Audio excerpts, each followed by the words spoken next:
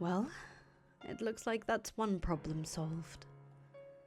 They finally reached the point in their relationship where they belong. If she could have come to terms with herself sooner, come to an understanding with him, then maybe she could have reeled in her ideals before she lost control of them. Yeah, maybe. This Nellie and the other Nellie seem to be of the same essence. They both have somewhat excessive love for their brothers, and that love expressed itself by transforming him into a prince. If she could have done the same thing then as she did here, then maybe their tragedy could have been avoided. This is before then, though. Since they were able to fix things up in this life, maybe it'll have a positive effect on their next life. This could change the future. They may share the same souls, but they lived in completely different times. Do you really think something like this could have any effect on the lives of people hundreds of years from now? There's no way to be certain, of course, but considering how tightly the two seem to be bound, I doubt it will have no effect. I hope it has some effect. Giselle. I was there in the mansion as it all happened, and I just stood by and watched. I feel so guilty about that. If I had done something, then maybe it wouldn't have turned out like that. I hate what I was then, what I was until just recently. From the memories left imprinted throughout the mansion, I showed you bits and pieces of their lives, and as I told you their tale, the only thing I contributed was disparaging commentary. I don't feel like you were that critical of them. I absolutely was. I talked about them like they were somehow beneath me. Yes, you did occasionally offer an opinion on someone, or something you showed me beyond the doors, but the fact that you were mostly detached from the events there is what allowed me to get to the core of their characters. If you hadn't been in the position you were, so you could tell me the story the way you did, I would never have been able to talk them into helping. You contributed more than criticism. Your words weren't for nothing. They made this possible. And it makes me feel a lot better hearing that from you. And if you still regret your inaction, then make up for it now by taking action here and have faith that it will bear fruit in their next lives. I will.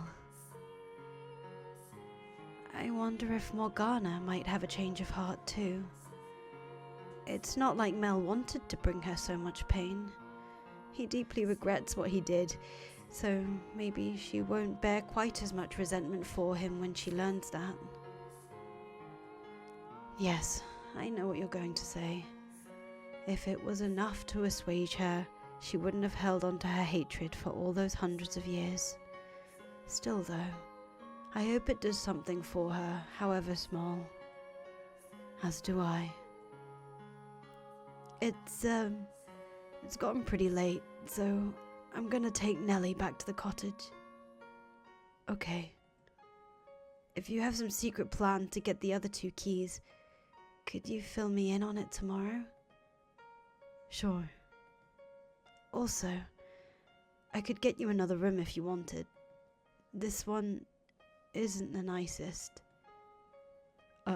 No, it's fine.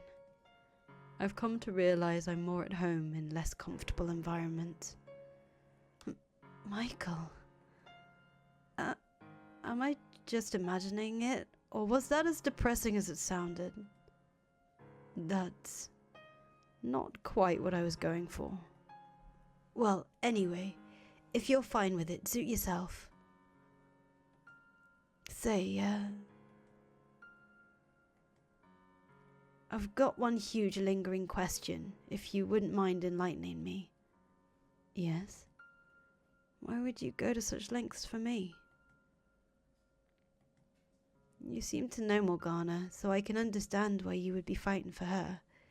But me? I had a part in putting her in that tower. You have every reason to hate me. So why would you want to help me? If this was all it took for me to hate someone, I would curse every last man and woman in the world. I bear no animosity for you, and even if I did, you've committed to take action. That doesn't explain why you're so concerned about us. It almost seemed like you actually cared about me and Nellie. But we're complete strangers. We just met today. Because some part of me couldn't think of you as strangers anymore. Huh? That's right. When he came by this afternoon to talk, he didn't feel like a stranger to me either. It was weird. Like he'd known me my whole life. So, I made him into my second brother. Your second brother? You're more than welcome to change the order, Nellie. Make him number 2 and me number 1. I wish I could join in and be big sister number 1. I'll have to think about it. After all that, you might be number 1 material. What? Whoa! Why is that even up for consideration? I'm just kidding, dearest Mel. Oh. I'm still kind of confused, but anyway, I'm glad someone like you showed up. I've actually been praying every night for God to send someone who can get me out of this. I really am useless all on my own, constantly looking for someone to help me, unable to do anything by myself. And trust me, I realize how pathetic that is. Now you must have had a pretty good life to be able to be so proactive in the face of adversity. I bet you had everyone's respect, helped people in need, had plenty of friends who had your back, and weren't tossed out by your family like I was. You must have been incredibly blessed. I'm jealous, really. Sorry, that came out of nowhere, I know. Well, I should be going. See you tomorrow. Good night, Michael, brother number 2. Good night. Michael. He wasn't trying to be. Yes, I know. I just thought it was rather funny. I'm not taking a stand because I've been blessed, but because I've got nothing left to lose.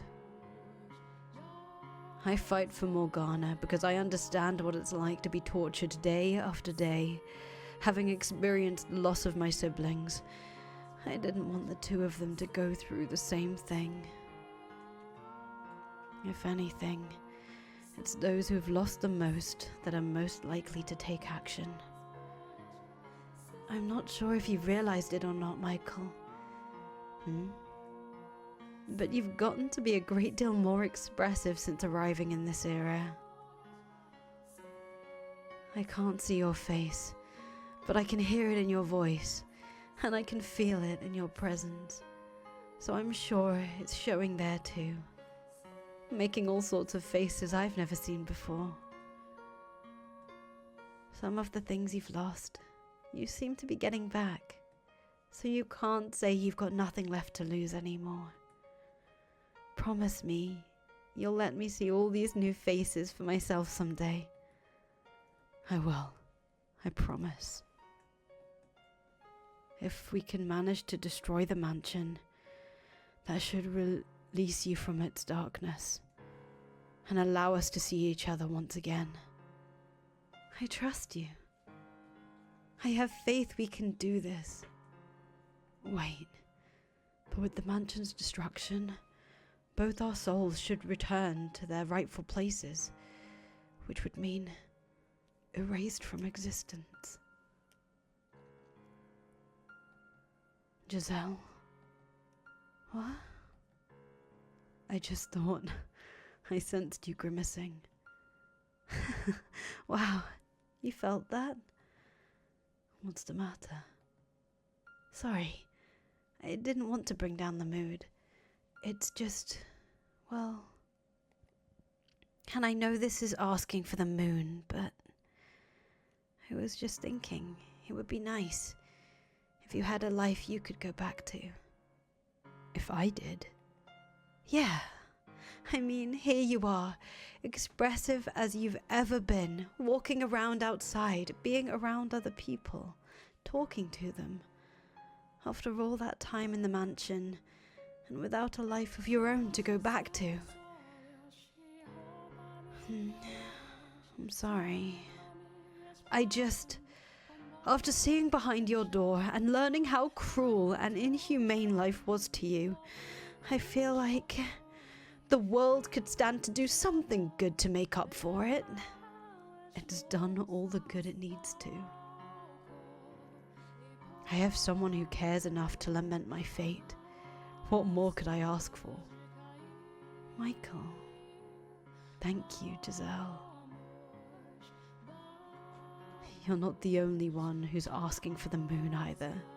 I wish I could have a life with you as the person I am now. And for that, knowing I have no future feels worse now than ever before. Alrighty. That's enough moping around for one night. We should start planning for tomorrow. Things are definitely looking up.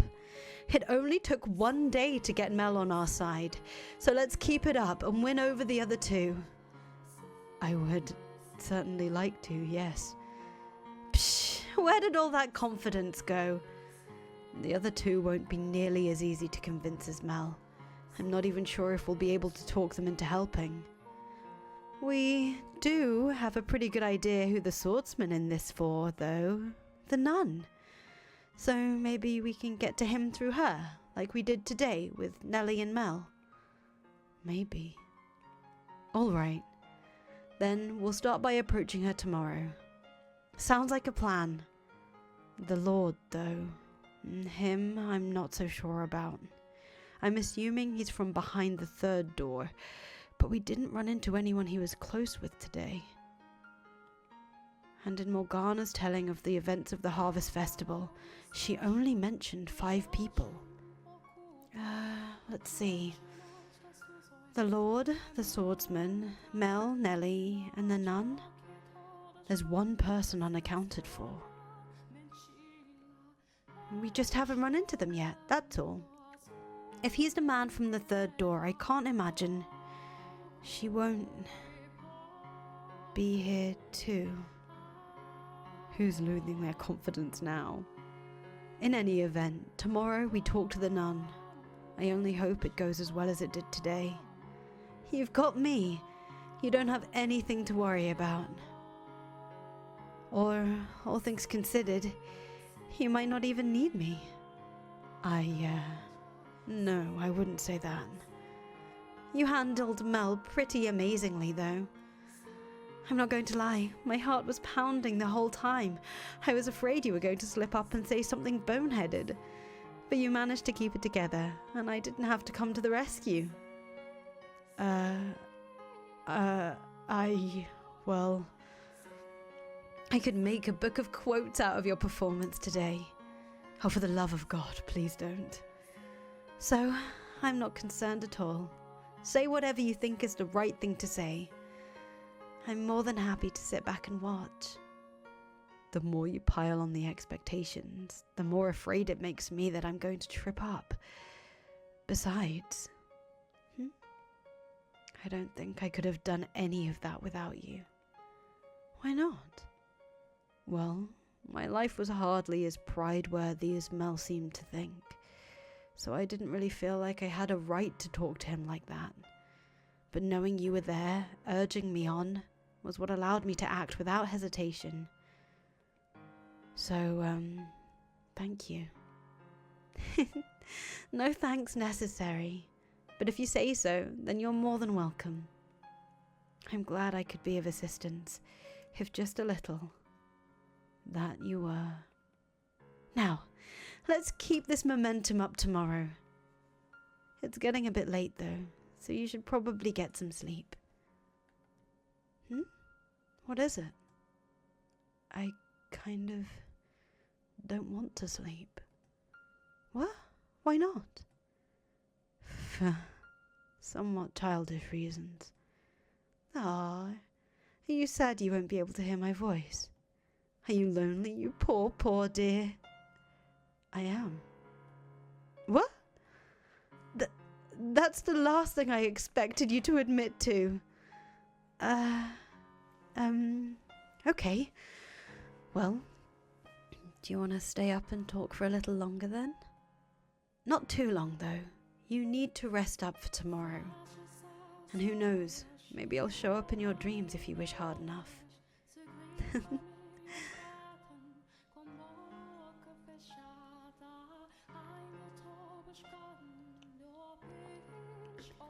The fact that I'm able to talk with Giselle right now is a miracle and a blessing.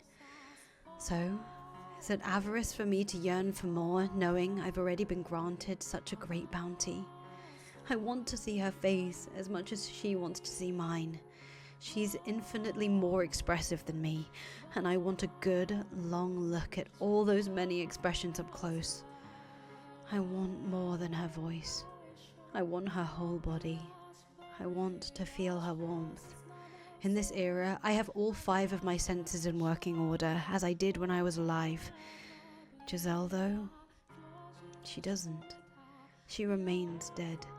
As lively as she may be now, that's one thing she did not get back. I truly wish she could have been here too.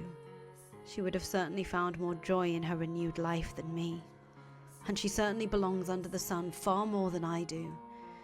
But she, rather than me, was the one left behind in that realm of darkness. A fact that frustrates me immensely. In life, I would have considered her remark about seeing her in my dreams silly and saccharine. But now, I very much hope it happens. 3 days until her death.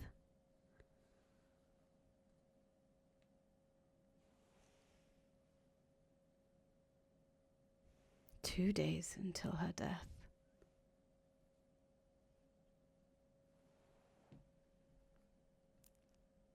Wake up. Come on. Wake up, please. Come on, up with you. Oh, thank goodness. You were out so good I was scared you might be dead for a minute. Good morning. How are you feeling? What? Huh? Why are you looking at me like I just kicked your cat? It's incredible how much more pleasant it is to be woken up by a woman than a boy. That's the thanks I get for waking you up? Or did I interrupt a nice dream? I did, didn't I? And it was a dirty dream too, I bet. You definitely seem like a mind-in-the-gutter kind of guy. I will murder you. What? Whoa. Let's not be hasty now. You said you were going to help me out. That doesn't sound very helpful. And the worst part is how similar his wake-up call was to Giselle's. I'm just kidding. And you know, I can get up on my own. Fair enough, I guess. Though, put yourself in my shoes for a sec. I came in, and you were as still as a corpse. It startled me enough I took your pulse. He touched me while I was sleeping. It was faint, but it was there. That's wonderful news. They're handing out breakfast in the dining hall. You can go get a plate yourself if you want. It's just some bread and wine, though. Dining hall? There's quite the crowd. All the people were helping with festival prep, so you should probably hurry if you want to get some. Hold on. I need a minute. My mind's still waking up. First off, I thought you said the church wasn't offering boarding at the moment, so why a dining hall? Right. It's not, but they do still offer breakfast. For free, of course. I see. Now, what do you mean by festival prep? As I mentioned yesterday, the heart of the festival is here at the church, but it's a city-wide event. There are all sorts of supplies that need to be purchased, decorations made and put up, that sort of thing. So we've got volunteers from the city here to help. I see. I believe today they're supposed to be putting up decorations outside the chapel, so the courtyard should be a bustle. The courtyard? Yeah. Less court, more yard, really. We passed through it on our way here yesterday. Oh, right. I think I know what you're referring to. So, as long as I'm here, I don't have much choice but to help with prep. I'd honestly rather set Morgana free right now, but the other two are bound to find out if either of us do anything too conspicuous. So for now, I should stick to my routine, at least where people can see me. That would be the smart thing to do. Yeah. Anyway, let me know when you're planning on doing anything. If there's anything I can do to help, I will. I'll let you know. Okay, well, I should get going. See you later, I guess. Mel, do you know where I could find the nun? Her? She should be in the dining hall. Thank you. And the other two men? The Lord and his bodyguard? They're only around early mornings and nights, so I doubt either of them are here right now. Why only then? That's when we go up into the tower. Though, even if they were on the property, you wouldn't be able to just walk up and talk to them, especially not the Lord. Also, I don't keep track of where they go or what they do, sorry. I don't really want to know what they're up to, so I've kept my distance. Understandable. Thank you, anyway. See you later.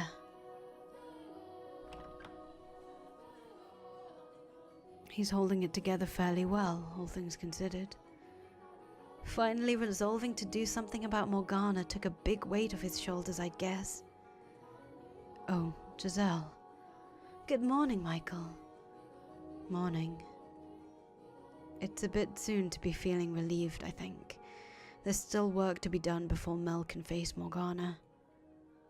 That first step is still a big one, though, at least for him. I suppose. Anyway, it sounds like the Lord is going to be difficult to make contact with, which is what I was afraid of. Our only opportunities are when he's here to feed Morgana.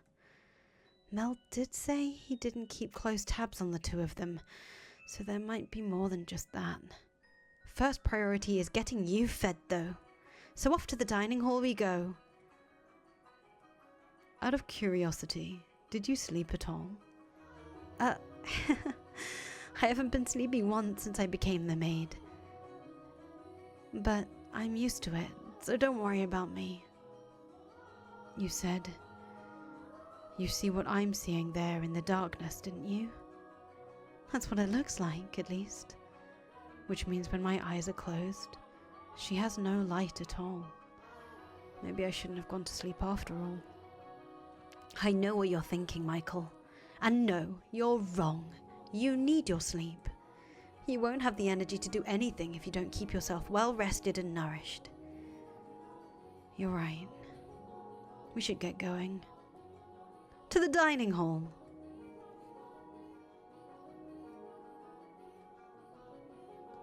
I make my way through the halls to the room with the fireplace, the area I used as a living room, the area currently serving as a dining hall. Sitting in the center of the room is a long table lined with bread and wine.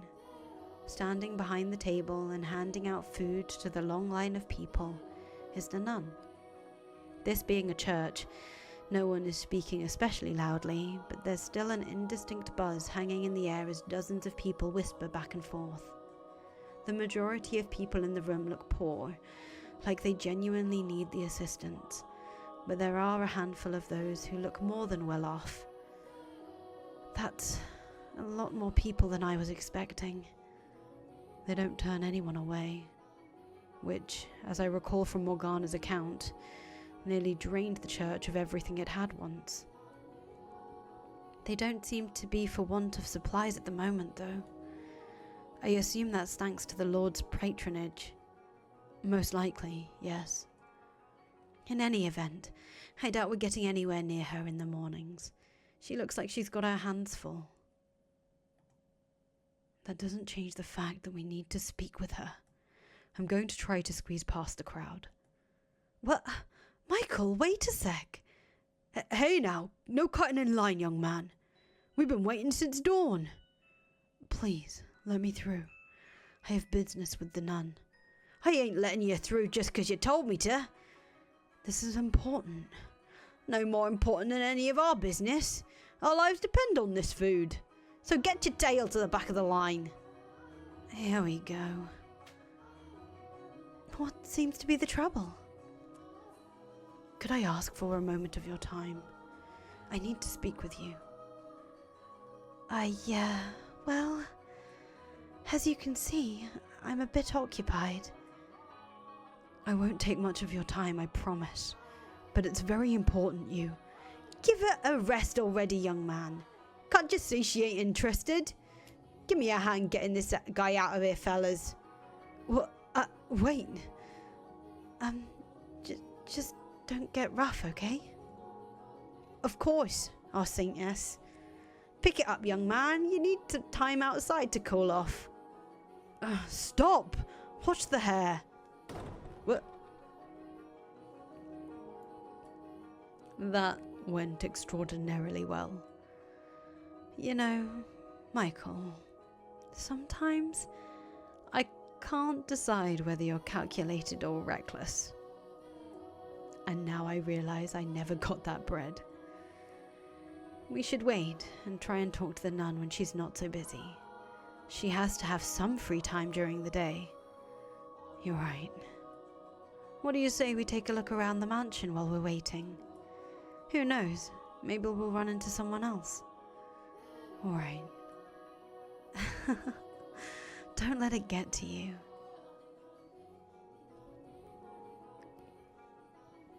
As Mel had said it would be, the mansion was packed compared to yesterday, and most everyone I saw appeared to be excited for the upcoming harvest festival. A number of them even greeted me as we passed the halls. They were so nonchalant about it, I wasn't quite sure how to react. I was amazed that anyone, let alone multiple people, would treat me so normally, considering how far from normal I looked. There were a few surprised looks, of course, but no one called me a demon or an angel based solely on my appearance. Perhaps they were just used to seeing people of all different colours around the city, so they had an easier time accepting the way I looked. No matter what the reason, though, it was quite nice being treated normal. After meandering through the mansion for a while, I make my way to the chapel. Despite knowing I have no way into the tower, part of me still wants to be near it. So I head around to the backside of the podium, where the stained glass window towers over me.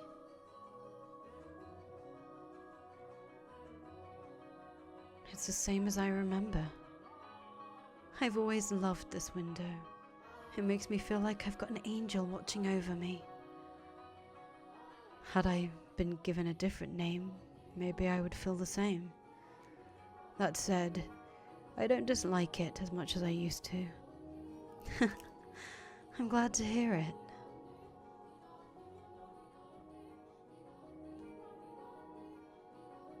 Off to the side, at the very back of the room, is the door leading to the observation tower.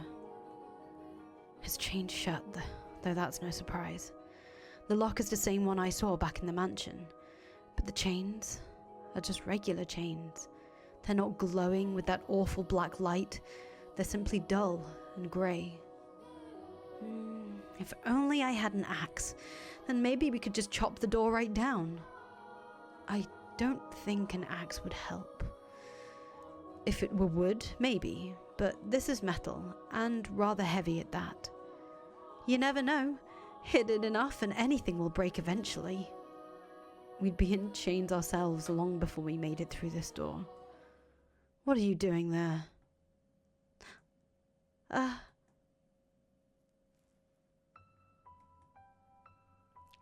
It's him. I was under the impression you and the Lord were only around mornings and nights. And why would you know that? Oops. Who are you? He's getting suspicious, Michael. I'll take care of it. I'm a friend of Mel's. A friend of his. Does that surprise you? Never once have I seen a friend of his before. He has plenty of friends, I'm sure. No one has had an opportunity to pay him a visit, that's all. Never mind the boy's social dealings.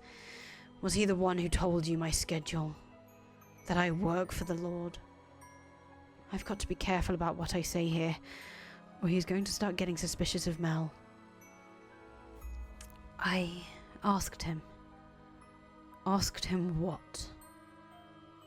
I heard some talk around town saying the Lord was seen coming in and out of this estate on more than one occasion. Naturally, that caught my attention. A lowly peasant like myself almost never has the opportunity to cross paths with the Lord. So, hearing he was a regular visitor here, I was hoping to have the honor of catching a glance at him. When I asked Mel about the Lord, he mentioned he had a bodyguard, which got me wondering, what kind of person would someone so distinguished entrust his life to? Dig around too much, and you're liable to end up in the ground yourself. So he told you I was the Lord's bodyguard? Was he not supposed to for some reason? No. It's true, I am his bodyguard. The question is, how did you know it was me? It wasn't difficult. You do rather stand out from the crowd. From Mel's description, I was able to recognize you almost immediately. If our roles were reversed, you would have similarly little trouble identifying me from a short description. The only thing distinct about me is my race. Where do you come from, if I may ask? Beyond the Silk Road. From the east, then? What country? Is that any of your concern? No, I'm just curious. Why is your hair white? Why are your eyes red? They're naturally that color. Is that so? Nature can be quite the ball and chain. Is it just me? Or does he sound like he's sympathizing with you? It's hard to say. Honestly, I'm still having trouble reading him. Either way, it sounds like he bought your explanation. So it does, which is a relief. Now what business do you have with this door? The door was not my objective. I came to look at the stained glass window. I happened to notice a door with an unusual lock off to the side, so I got curious and went to look at it up close. The area behind the pulpit is off limits. I was unaware. Maybe I'll have to put up ropes then. Why is it off limits, though? Is that any of your concern? No, but the way you're talking about it has piqued my interest. Do you not know how to keep your nose out of places it doesn't belong? Get out of here, and don't come back. As you wish. Hold on. Yes? Your name. Michael. Michael. Almost the same as the angel there. That would be because I was named after him. I see. What an unfortunate name. I despise angels. May I ask what yours is? I have no name. You don't have... What do you... No, never mind. Farewell.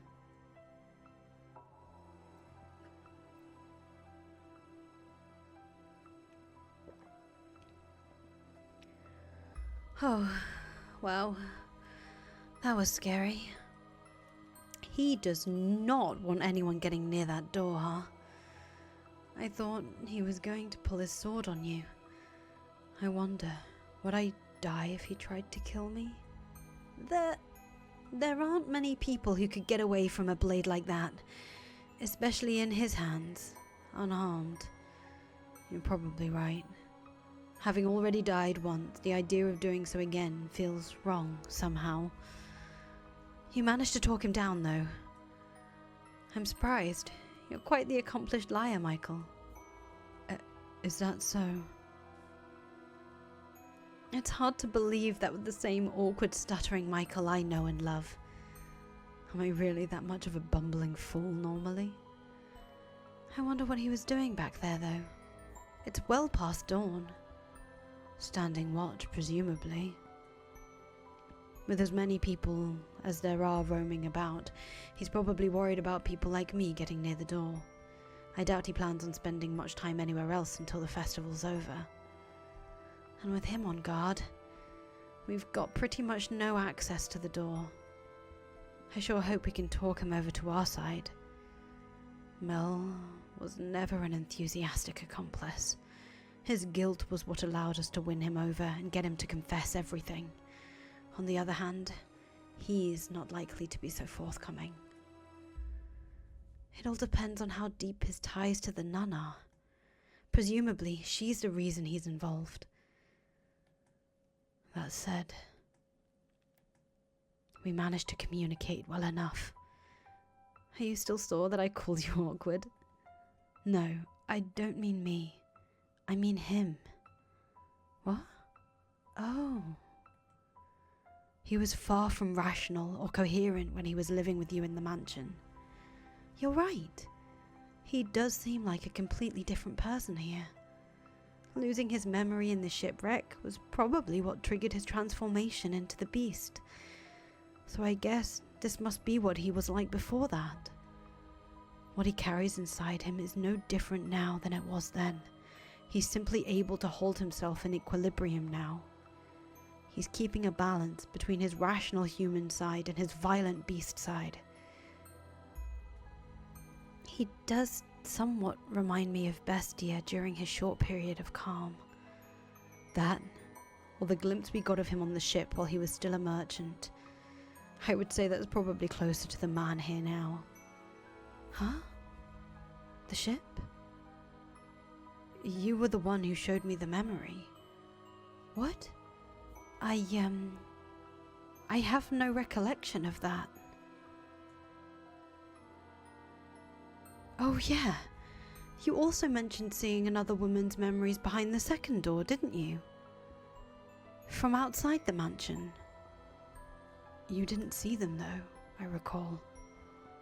All I'm aware of is what took place within the mansion, as well as whatever Morgana felt like telling me. Resonation. What? Nothing. Morgana mentioned something about me resonating. I don't know why I would be capable of such a thing. But because of what it allowed me to see, it's all but impossible for me to ignore the plight of these people. Anyway, the point is, however rational he may appear, we mustn't forget that it is not the whole picture. He is as much a killer in this life as he was in his next. He's a man of many faces. The gentleman he was around his lover, the brutal, merciless man he was on the ship, and the beast that lurks beneath it all. Everyone acts differently depending on who they're around, but there's something unsettling about how he does it. I do wonder what he meant when he said he had no name. As I recall, he was from somewhere far, far away in the second door. And he looks Asian here too. Maybe he's from the same country.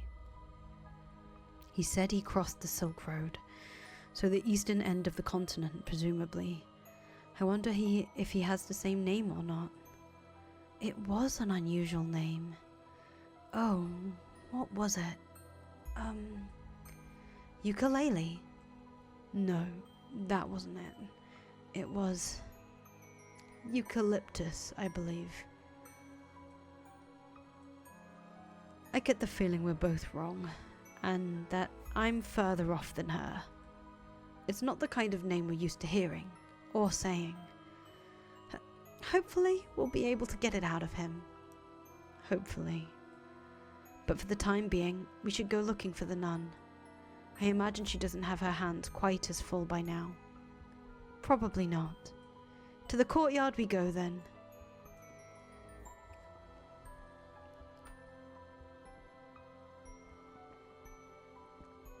Wow, the crowd just keeps on growing. Are they all helping with the decoration? It would seem so. Preparation for the festival is in full force. I found the nun. She's over there. She's got a bunch of people around her though. What should we do? I'll force my way through. How about plan B this time? Michael! Are you all right, Michael? You went down pretty hard. Oh, you're such a weakling, dearest Michael. I don't weigh that much. Not enough to knock you over jumping on your back. You gave me no time to brace myself. Pish posh! My Mel would have no problem catching me, and then he would have spun me around like a princess at a ball. Unreasonable doesn't even begin to describe your expectations. Are you sure you should be running around like that? I thought you were in rather poor health. Amazingly, I'm actually feeling pretty good, and I haven't even had any medicine today. Maybe because I cleared things up with Mel yesterday? I cried my eyes out last night, but I feel better now. I'm glad to hear it. They do say health is as much mental as it is physical, so you might keep getting better if you stay positive. Just don't push yourself. Why, thank you for your concern, my dearest Michael. She's taken quite a liking to you. How do you like that? It's nice, isn't it? I'm more not sure how to react. Oh, just go along with it. You know you want to. I wish I could be there too. I want to pat that sweet little head of hers. What do you think she is, a cat? Now that she's opened up though, I will admit she is rather sweet. Oh, there you are, Nellie. Don't run off like that, you scared me. It's not my fault you lost sight of me, dearest Mel. I'll try to keep a better eye on you. So, you came to check out the courtyard, Michael? You know, you really stand out from the crowd. You're so pale, I could tell it was you from way off in the distance. I'm well aware of how conspicuous I am, but everyone's acting so unconcerned. It's honestly kind of disconcerting. I can't say people don't think you look unusual, but no one's afraid of you or anything. It's not easy looking different from everyone else, is it? It comes with its disadvantages, yes. And she would have had to deal with the same thing. That's another thing I regret. I wish I could have treated her more like a regular person. I guess I just wasn't mature enough to accept her. You spent much of your life in a very sheltered environment, so it's only human that you would have had difficulty accepting something that didn't fit within your view of the world. That doesn't make you a bad person. Regardless, you did treat her like a regular person. That's the reason she accepted your invitations to go on walks. I guess. Question. You know what she looks like, right? I do. What did you think the first time you saw it? It's not I know that's not the most tactful question, but I thought nothing of it. I simply saw her as a person, as a girl. I see. Well, what do you know? It looks like I am the bad guy. And you're a right saint. No, I've simply seen much worse. You know, you kind of remind me of her. I do? I mean, you're much more personable than her, but, oh, what's the word? It's not just the way you look, but there's something a little different than everyone else about you. Like an aura or something. I'm not sure. Oh, I'm sorry if I offended you. I wasn't trying to insult you or anything, but I mean, like yesterday, you were talking like a prophet. I'm almost beginning to think that maybe you really did see a vision from God. Enough with all the grown-up talk already. You lost me ages ago. Yeah, sorry. Who cares if Michael is a saint or a prophet or the archangel himself? Michael is my second brother. Besides, he doesn't look all that weird to me. The saintess is probably just an ordinary girl too. I'm big enough now that I won't think badly of her no matter what she looks like. You are, yeah. And when she's free and feeling better again, maybe we can get together and bake something. That would be lots of fun. She'll forgive you, I'm sure of it. You know, maybe we shouldn't be talking about this so loudly. Wouldn't want anyone to overhear us. Oh, right. Sorry. But everyone's so busy prepping for the festival. I'm sure we're fine. Better safe than sorry, though. As you say, dearest Mel. So, Michael, are you here to help with prep? No. I was hoping I could find some time to talk with the nun. With all the people coming and going, she's going to have her hands full until the festival starts. Well, that's unfortunate. Is it that important you talk with her? She may be able to give us information that could assist in acquiring the second key. The second key? You're not saying she's involved too, are you? By my estimation, she doesn't know anything. She is, however, very much connected to the swordman. Much like you acted to help your sister, I believe the nun is his driving force. Are you serious? I find that hard to believe. I mean, she's such a loving, charitable woman, and he's, well, a savage brute, a murderer. It has to be her, though. Have you ever seen the two of them acting particularly close? Never. She's kind to everyone. I've seen them talking once or twice, sure, but she wasn't acting any differently than she does around anyone else. It certainly didn't seem like they had anything going on. Maybe they're hiding it. Surely there's something between them. I would certainly presume so. Nuns aren't allowed to be romantically involved, so they could be having secret trysts. A forbidden romance, how exciting! So you need to talk with her then, Michael? Leave it to me. You can do it? Well, right now she's showing people how to make the decorations, weaving straw into crowns and flowers and other things. I know how to make them too, so I can take her place teaching for a little. I appreciate it, but if anyone should be offering to help, it's me. There's a bunch of them already done, like over there hanging off the tree branches. Can you make those? They're very intricately designed. You'd have to be really good at weaving to make those, let alone teach other people how. You should take her up on her offer. You're right. Your assistance would be greatly appreciated. You got it. I'll let her know you want to talk, so just hold tight. And you, dearest Mel, are coming with me. You get to help make decorations. I'm not good at this stuff, though. Nope. I said you're coming, and that's all there is to it. With me as your teacher, you'll be a pro in no time. Yeah, alright. You win, let's go. Nellie seems to be in good shape, and it doesn't look like last night caused any problems for them. I'm relieved. Hopefully, they can continue down this path. They'll be fine, I'm sure. I pray that they will be. Now, we should have a little time before the nun is available to talk, so I would really like to find some shade. It is pretty bright out today. I thought you could see through my eyes.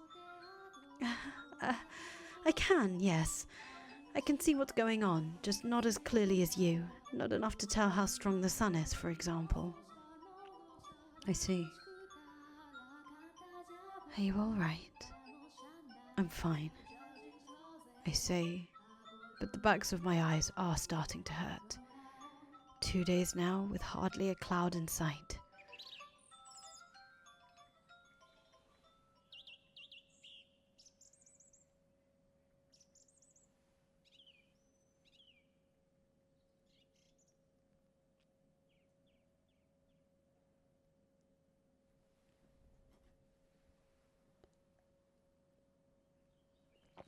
Ah, there you are. I hope I didn't keep you waiting too long. No worries. I apologize for pulling you away from your duties at such a busy time. After that little surprise this morning, I figured you must really have something you want to say. I do. Something very important. And if possible, I would like to discuss it with you somewhere more private. Let me guess. You're going to propose to me? Now, you should know better than that. I am a servant of God the Father. He is the only companion I'm permitted to have. No, I just want to... I know, I'm kidding. I just wanted to tease you a bit. I can't be away for very long though, alright? I will do my best to keep it short. Okay, let's head inside and find a room then. After you. May I ask you something, Giselle? What? Yes, what is it? Is there something about me that makes people want to tease me? No, not at all. What would ever give you that idea? If you say so.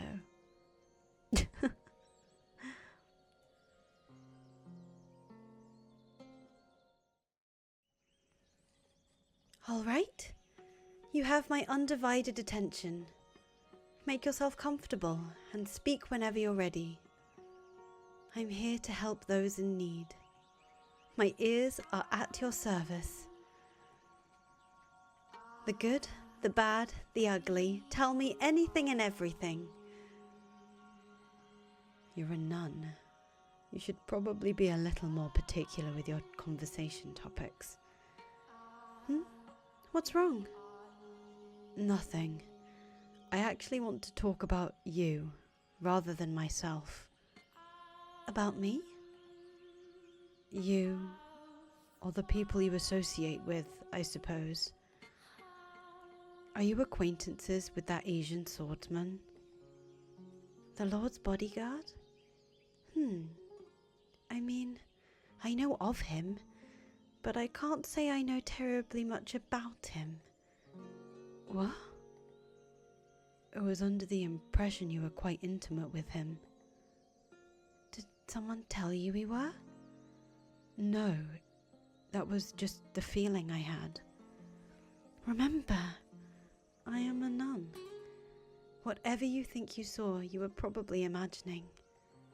I am not allowed to give any man special treatment, let alone be intimate with one. There's something between you two, though. What do you mean, something between us? Maybe you should try telling her what we know about him here. His primary motivation is to keep her church running, after all. Is he not here to keep this church, your church, in operation? Is he? What? Did he tell you he was? He did. Oh, really? That's a little... No, that's quite surprising. I hardly ever see him talking to anyone.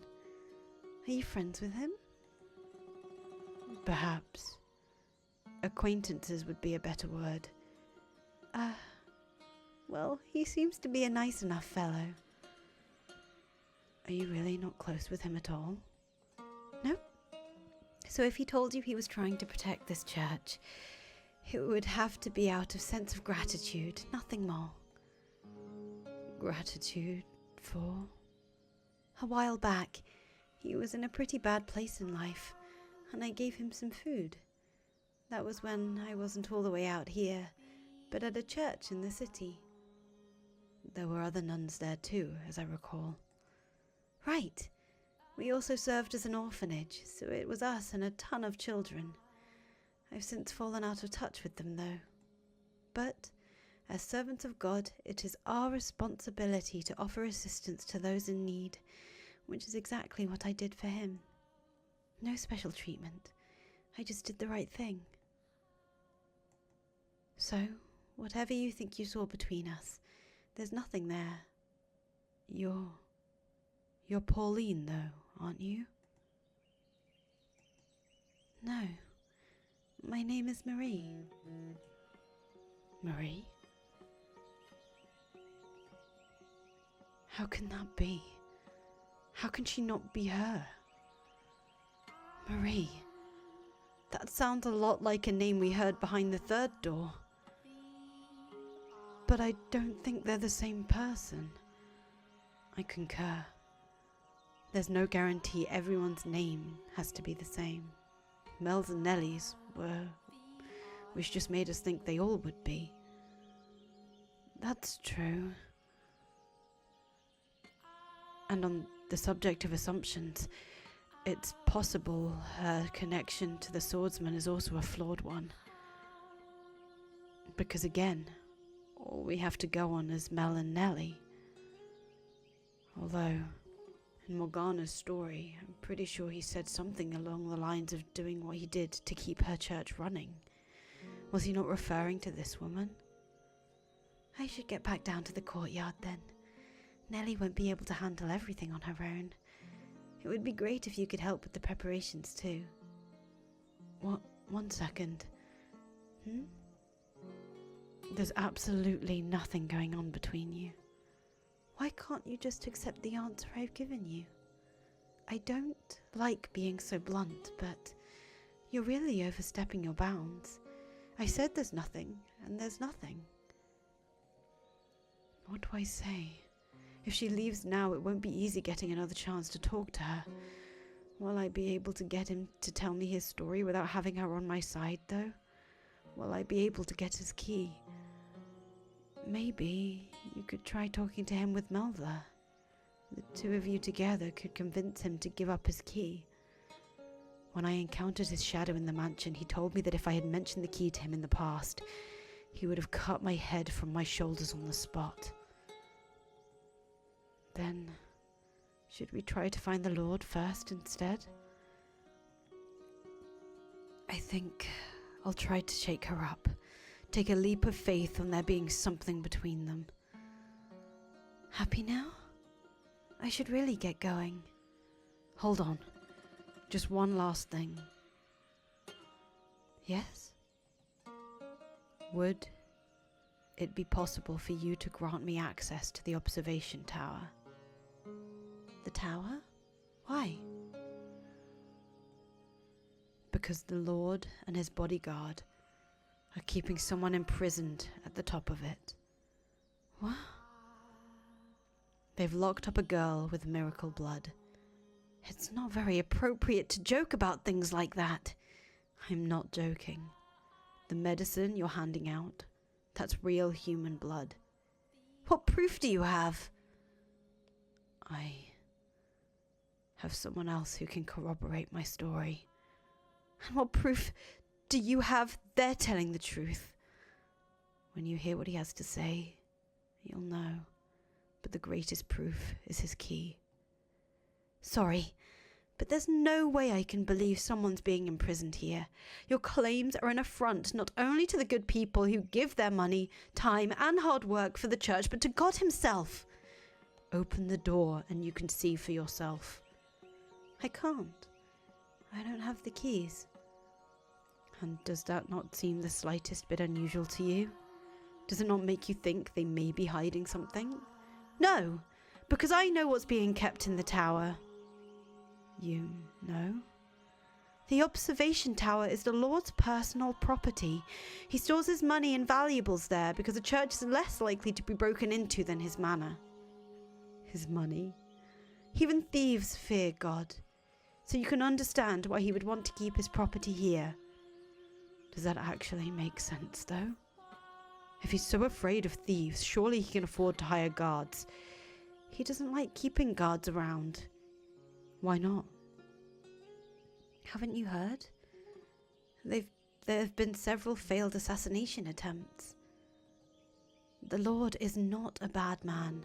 He can just be rather aggressive in his work, which has a tendency to make him a man enemies, some of whom want to see him dead. And keeping his wealth at hand only increases that risk. Now, are you satisfied? Insist all you like, but he's not keeping money in the tower. He's gotta... Are you after the Lord's wealth? Is that what this is about? What?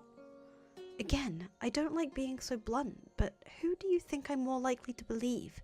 The Lord, who's been supporting me in this church, or you, who showed up out of nowhere demanding me to open the door? I'm telling the truth. There's a dying girl in that tower. I'm sorry, and I don't want to do this, but if you keep this up, I'm going to have to call the guards. I really must be going now. The swordsman. He helped imprison the girl in the tower so he could keep the money necessary to keep your church up and running. With your help, we could stop this. Take some time to cool off. Would it have killed her to be a little more open-minded? I really hope she considers the possibility we're telling the truth. Even just a little bit. Is she so defensive because she trusts the Lord that much? Or is her trust in the swordsman? Or maybe it's simply because she doesn't trust me. I think I'll head back to the courtyard. I need some time to consider our next move. That's a good idea. And there might be something Mel and Nellie can do to help too. Perhaps.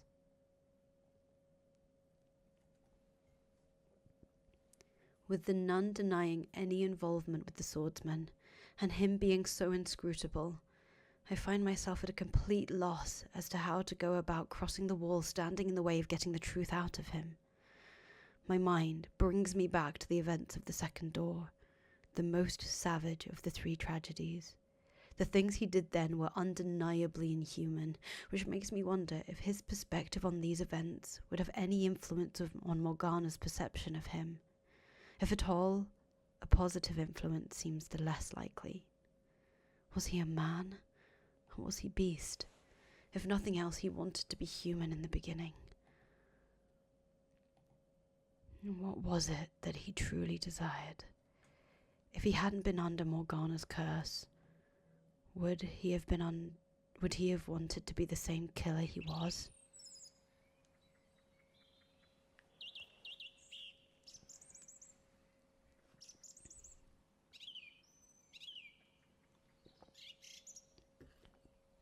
Blinding sunlight drags me from my thoughts, a radiance brighter, more intense than any I've been under today.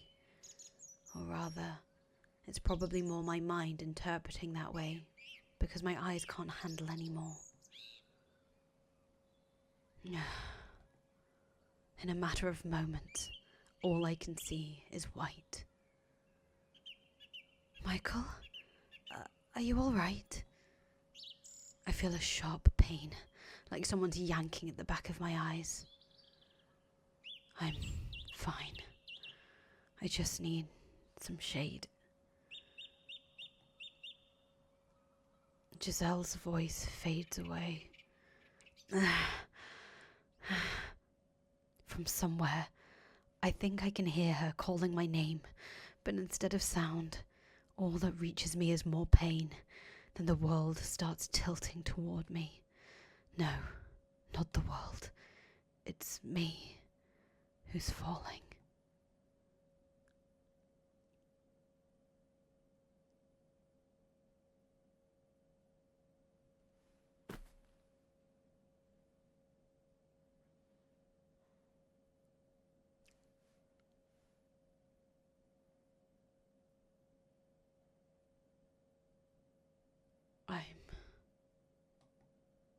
I'm not at the mansion.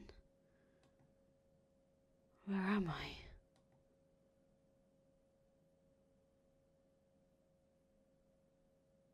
You're awake. Morgana? What are you doing here? Does my appearance disturb you? That is to be expected, I suppose. I'm hardly what you would call attractive after all. Morgana. How do you know my name? How do I know your name? I came to save you. Where is this? Aren't you in the... What just happened? I tried to say observation tower, and my voice completely disappeared. Where is this? I'm not sure how you couldn't know. This is the witch's cottage by the lake. I found you unconscious outside my door, so I presumed you came here in search of my herbal medication. Unconscious? Outside her door? Your arm? What? This is... before she lost her arm. Does that mean I've traveled even further into the past? Or could this be... You must get yourself far away from this place, Morgana. Better yet, escape to another country entirely. Where did that come from? I have no means of survival if I leave. In that case, beware of two men who will come to visit you. You must not open the door for them. What do you mean? They're a head boy and a...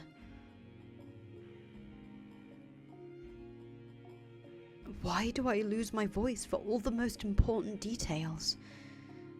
Is this really the cottage by the lake? Take a look outside the window and see for yourself.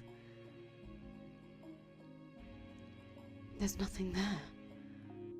Nothing outside the window. No, that's not exactly right. A reddish black fog churns beyond the window. A pretty lake, is it not? Not that I have any place talking about beauty. Now I understand. This isn't the real world. It is your world, then, Morgana. Or is it a world within our dreams? May I ask who you are? I once spent much time at your side. This is all so very strange. It was always you who was talking to me, and now you don't even know my name. Shall we talk for a bit, Morgana? If you're going to try to convince me to leave, I won't have it. And please watch what you say. There's something very unsettling about your choice of words. As you wish. In that case, let's talk about ourselves. For so long, I fought to fend off the things you said. Not because I had any particular dislike for you, but because I was afraid of how entrancing the sound of your voice was. I sympathized with, empathized with the feelings seething through your words, and that understanding almost allowed them to consume me. There was a mysterious magnetism into your voice, And as emotionally unstable as I was at the time, I couldn't possibly have withstood giving into it. You're saying my voice is unpleasant? Not at all. It was beautiful. Frighteningly so. I want to try again. I want you to tell me about yourself, the things you see and feel. I will not be telling you or anyone else about myself. Because they would have to be inhuman to empathize with you. In that case, we can start with me instead. Honestly, I don't want to talk about myself either, because it makes me feel pitiful, worthless. It's a story I would rather pretend never happened. And it's not a story I can tell just anyone. But you can tell me? Indeed.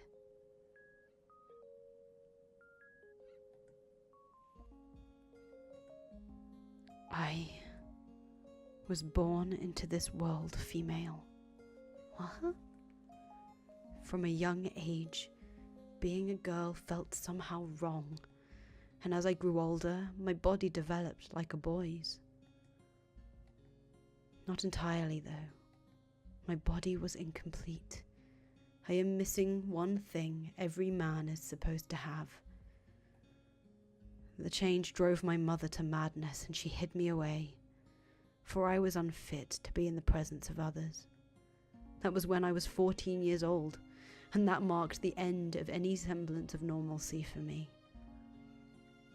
Morgana, you once told me that our fates were decided before birth, both yours and mine alike. I spent my whole life rejecting that notion, insisting I was a normal person, fighting to prove I was indeed male. But now that it's all over, I think you were right. My fate was always set in stone, and perhaps if I had stopped trying to fight it, if I had shut up and accepted it, I could have lived a longer life. I would have not left Giselle behind. Do you regret your choice? No, I do not. No matter what could have been, I had to hold my ground. I had to keep shouting, because if I hadn't, it would have rendered my very existence meaningless. No matter what misfortune the decision may have brought, I must not regret it. Everyone has some principle, some belief, some fundamental aspect of themselves they must always stand in unwavering support of, or perhaps must not lose sight of, would be a better way to put it. For if we do, we lose sight of ourselves. For most people, these beliefs have probably been internalized so deeply they aren't even aware they hold them. But what we carry inside us is unique. Difficult for other people to understand, to accept, forcing us to walk a path of solitude and persecution. I believe you genuinely do have miraculous powers. And who knows, maybe your blood is special too, but I think your real power lies in your voice, in its ability to enchant anyone who hears it. But it was something you were born with, not something you asked for. Was it not? I am a saint and the daughter of God. That is the lot I was given, and that is the path I must walk. If I stray from that path or stop walking, I will no longer be myself. It would make me worthless. We mustn't lament the solitude we were dealt. Maybe not, but I think if either of us had had someone, even one person who accepted us, it would have caused us to see the world in a much different light. I know you had people like that, who treated you like a regular girl. But they're gone now. And have you never leaned on their memory? It comes back to me from time to time, but even then, They were different than me. They were so full of kindness, so very human. And while they taught me to experience their joy, not even they could change what I ultimately am. I left my humanity behind far too early in my life. And what about you? Do you have anyone special? I do. And do they treat you like a normal person? She does. However, you still know that you're different, that you can't fit in with everyone else, that you're abnormal. You do, don't you? I am very conscious of that fact. That on a fundamental level, I am still grey. And that so long as I am who I am, that will always be so. Nevertheless, her acceptance allowed me to step onto the path she walked, a path wide enough even for me despite my abnormality. You are, I expect, only half right about that. You're a man capable of making compromises, with a spirit strong enough to try to walk the path of humanity, while still being an outsider to it. I could never do that. Someone could be standing there, some ordinary but incredibly kind and accepting person, holding out their hand for me, and I don't think I could take it. Because I know that if I do, it will only bring more pain. So if I am to take anyone's hand, it must be someone inhuman, someone fundamentally abnormal, and not just mentally or emotionally, but on a deeper level, intrinsically different. Morgana, maybe you could do it. Maybe you could understand even the tiniest bit of my fate. You could do that, couldn't you? Then do it. Understand me. Empathize with me. Take some of the weight off my back. Morgana, I have every intention of doing anything I can. But you have to understand, I am not from this time, Morgana. I cannot promise you I will be around much longer. So instead, take as much time as you need to find someone who will accept you. And with them, slowly bring yourself back onto the path of humanity. It will not be easy, I know. Constant fear at the looks people give you, dreading the things they think and feel about you. Terrified by the thought they might abandon you at any moment. The ever-present anxiety about whether you're able to fit in with them. But I know you can do it. I know you can bring yourself back to a place you can love, like you had 4 years ago. You really are.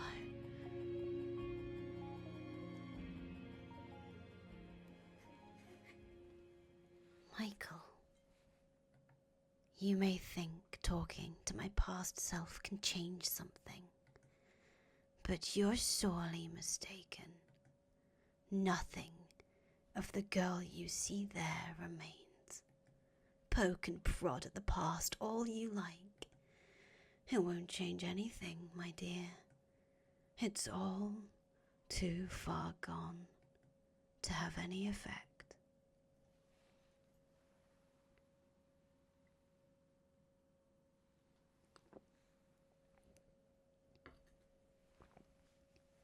Michael? Michael, are you there? Are you all right? Get up, Michael, please.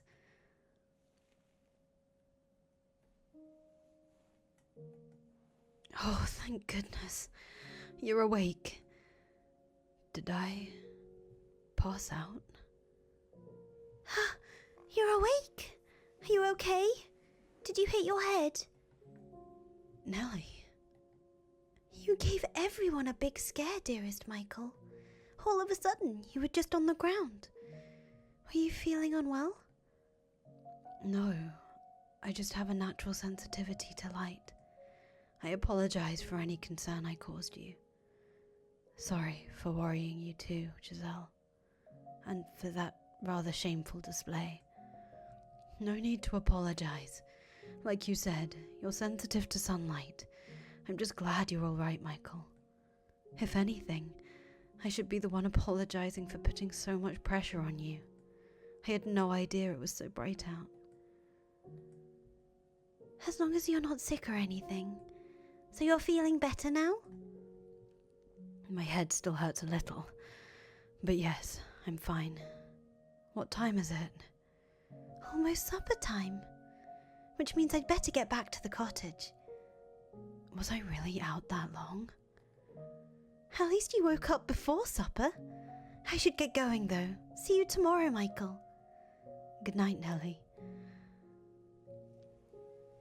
Tomorrow is the day before Morgana's supposed to die. Our time is limited enough as it is. That said,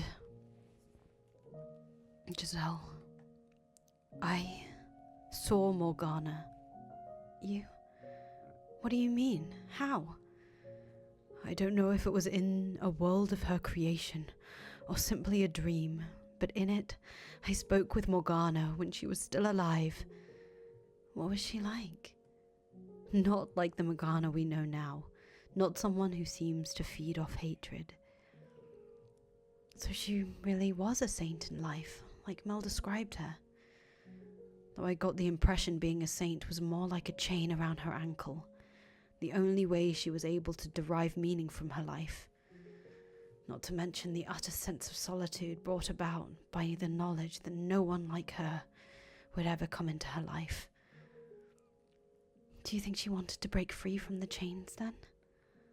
Even if she were able to, she would never be able to return to anything resembling normal.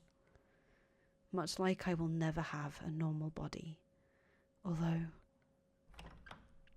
Oh, you're awake. That's good. What? You came to check up on me? Don't act so surprised. I'm plenty capable of showing concern for others. That said, no, that's actually not why I'm here. He looks pale. I know you're not feeling well, but if you're up to it, would you mind joining me for supper? I don't know why you would make such a big deal about asking me to. He's the one asking. I think he's getting suspicious. I see. I apologize for not handling my encounter with him better. Don't be. If he was sure I was playing with him, I wouldn't be here. So don't blame yourself. Though, I would still appreciate it if you came. Absolutely. Turning him down would only give him more reason to be suspicious. True enough. I'll do my best not to let anything slip. You try and do the same, all right?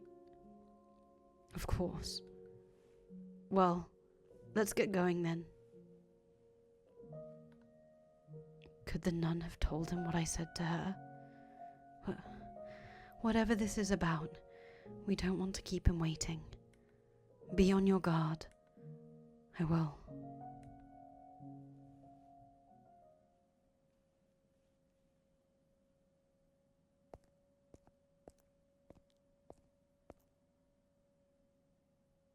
There he is. I see that. I've been waiting. I saved you a couple seats, so go on. Sit down.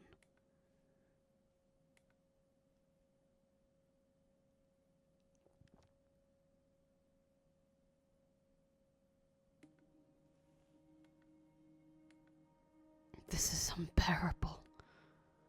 What's the matter, Mel? You've hardly touched your food. Lost your appetite? I've never been a very big eater. No, Then why don't you give the rest to your friend here? It's a bit bland, but it's passable. Wouldn't you say? This pressure is nothing if not overwhelming. How does he expect anyone to eat with air so tense? And Mel refuses to even look at him. Considering he's the reason Mel's involved in this at all, I can understand not wanting to make eye contact, or even be in the same room. Are you not going to eat either? Don't worry, there's no poison in it. The thought never even crossed my mind. Why would you think I would be concerned about my meal being poisoned? It was only a joke. I don't see the Lord anywhere. He's gone back to his manor. I thought you were his bodyguard. He's a lord. He is more than one guard. Why did you invite us to supper? Is there a reason I shouldn't have? There are plenty. Such as... like... I imagine anyone would feel a bit overwhelmed dining with the Lord's personal bodyguard. Like that. In fact, I'm surprised you two knew each other at all, let alone were on good terms enough to share supper together. You haven't told this man anything, have you, Mel? Nothing. All I told him was that you were the Lord's bodyguard. I see. You want to know what kind of terms we're on? What? We're accomplices. Such a shame this was how your reunion had turned out. You finally get to see him again, only to learn he's a criminal. Wait, what crimes might you be referring to? Take a guess. What sort of atrocities do you think we're committing? What is he doing? Why would he tell you that? He wants to gauge my reaction, I assume. I have to choose my words carefully. I can't say too much, but I won't get anywhere saying nothing either. How should I handle this? I have no idea. All I'm asking you to do is guess. Just say the first thing that comes to mind. You're putting me on the spot, telling me my friend is a criminal and asking me to guess his crime. Did you honestly think you would get any sort of answer out of me? You make a fair point. Then allow me to change the question. If you found out a friend of yours was a criminal, would you still be able to be their friend? That question make you uncomfortable too? Consider it a sort of sideshow to liven up our meal. Don't take it too seriously. It would depend on if they feel guilty about what they've done, and if they have any intention of making penance for their crimes. And Mel, well, he's someone who would be ashamed of any wrongdoing he might or might not have participated in. I see. What about you? If you had done something you knew to be wrong, would you be ashamed? Would you make penance? Maybe, maybe not. You have one hell of a friend here, Mel.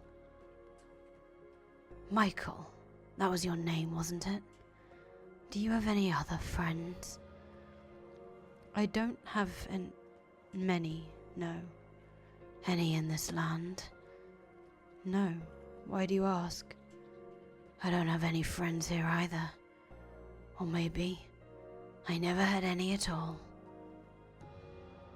Maybe he wants to be your friend, Michael. Somehow, I doubt that. Yeah, guess not. Any family? I left home some time ago. Are they too far to visit regularly? Why do you want to know? I'm in a similar situation myself. I thought it might be nice to find some common ground. I find it difficult to take him at his word. So you made the long journey all the way out here so you could see him? That I did.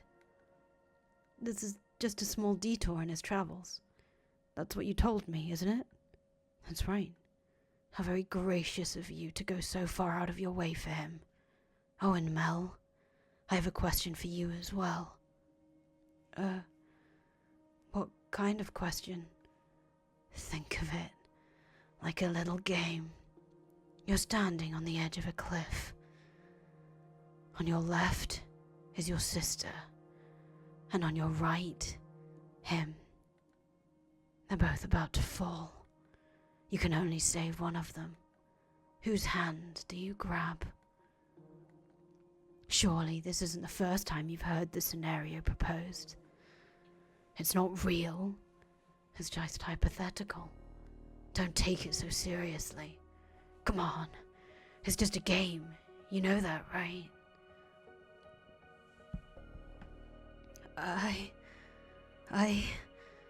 You don't need to answer. As you said, I'm only here to see him. When I heard there was going to be a festival, I requested permission to remain until then. If that displeases you for any reason, I apologize. But hypothetical or not, a question like that makes it uncomfortable for everyone involved. Or are you trying to make him feel cornered? Not at all. It was merely a question. I never meant to make him uncomfortable. My apologies. Now, I suppose I should take my leave, as it seems my presence here makes it hard to enjoy the food.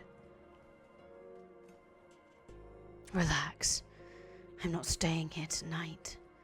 I won't get in the way of your reunion anymore. You said you would be here until the Harvest Festival. They're supposed to be putting on quite the impressive event. Look forward to it. May I ask you one thing before you go? What do you think of the nun? Are you very close to her? I am not close to anyone.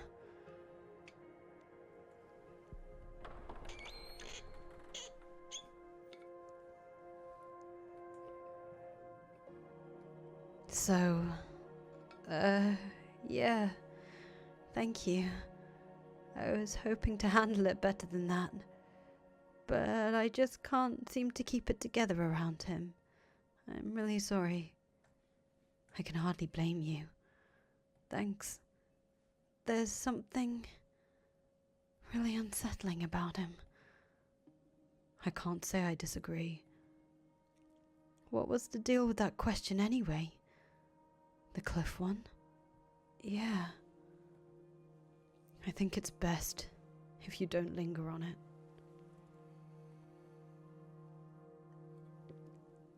Any way you look at it, he had to be... Never mind. Anyway, keep your eye out. You probably want to be extra careful tonight. After all, I'm scared he might be up to something. There's no saying where he actually went. I'm with Mel. I have a bad feeling about what he might do. After a conversation like that, he'd be crazy not to be on high alert.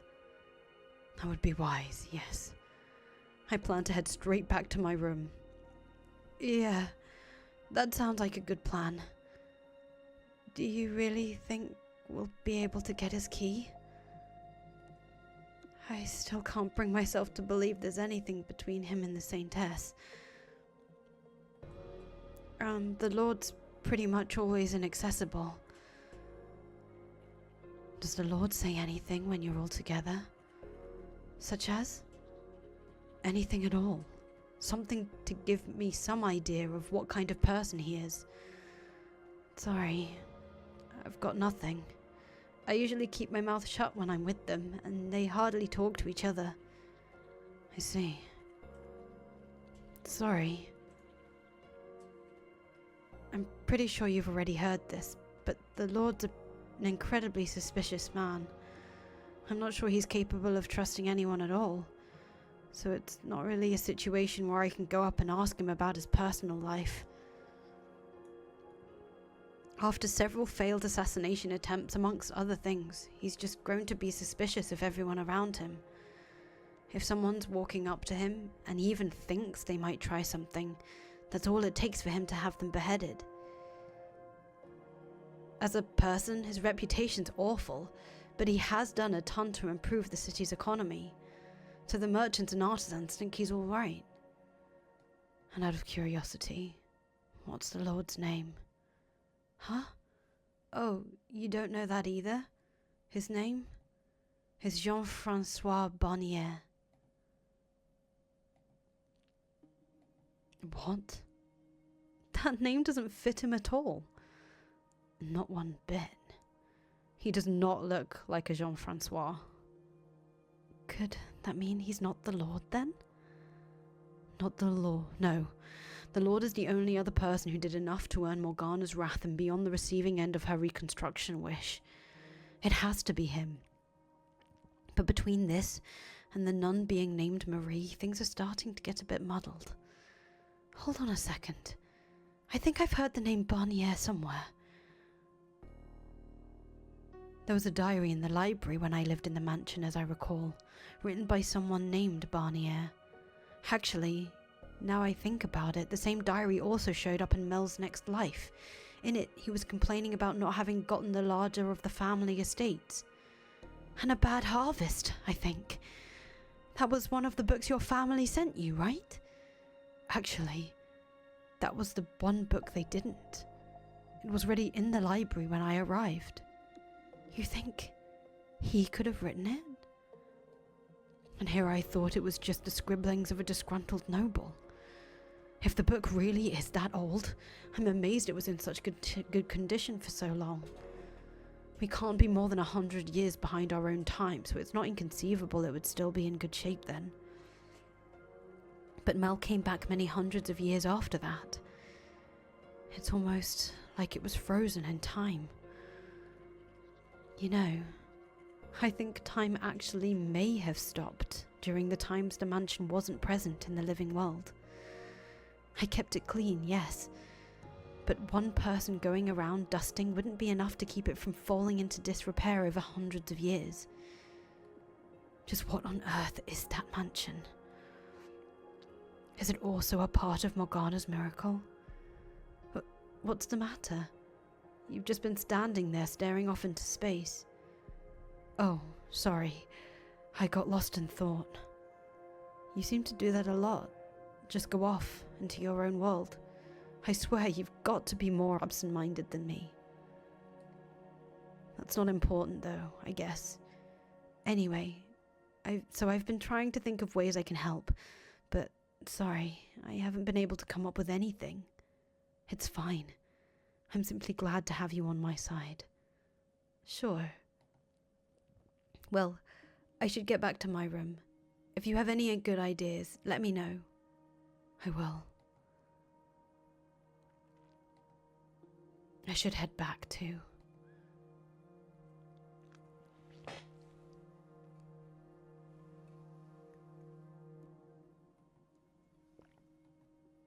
I know we don't have much time, Michael, and that concerns you, but don't try to agonize over it too much. Sorry. After how well it went yesterday, it just feels like we've come to a screeching halt. Honestly, I'm having trouble processing everything. How about for now, we just focus on the immediate issues, I suppose. To start with, we're going to want to talk to the nun again tomorrow. We might have an easier time of it if we brought Mel or Nellie along. She'd probably be more inclined to believe us about the observation tower if it came from them. That might work. Though, it presents another potential problem. What if she doesn't believe them? It could put the two of them at risk. And there's also the chance she's not involved with the swordsman at all, as she claims. In which case, convincing her doesn't get us any closer to getting the truth out of him. Maybe it would be better to approach it from the Lord's. Did you hear that? It came from over by the window. Maybe it's a cat. I'll go check.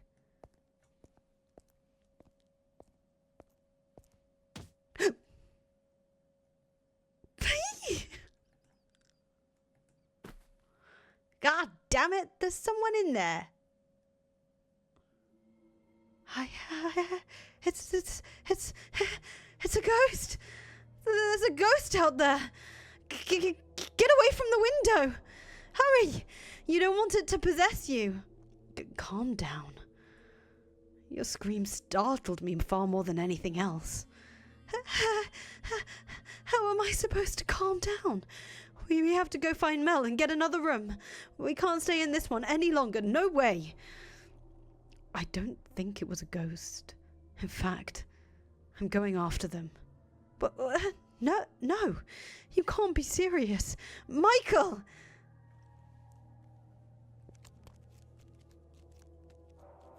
I'm pretty sure they went this way. Let's go back to the mansion. You're chasing a ghost. You're out of your mind. You know, now I think about it, she's essentially a ghost herself, afraid of another ghost. I think I saw movement in the bushes over there. Is this the one? Yeah, you found me.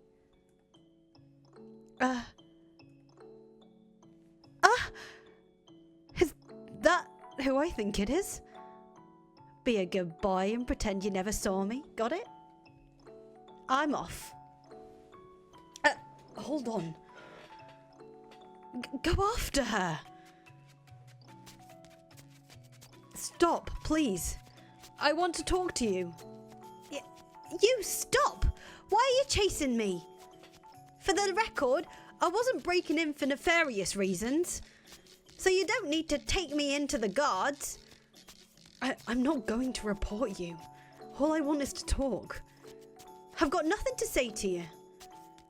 Well, I do, so please stop. What's your deal anyway? You some kind of creep?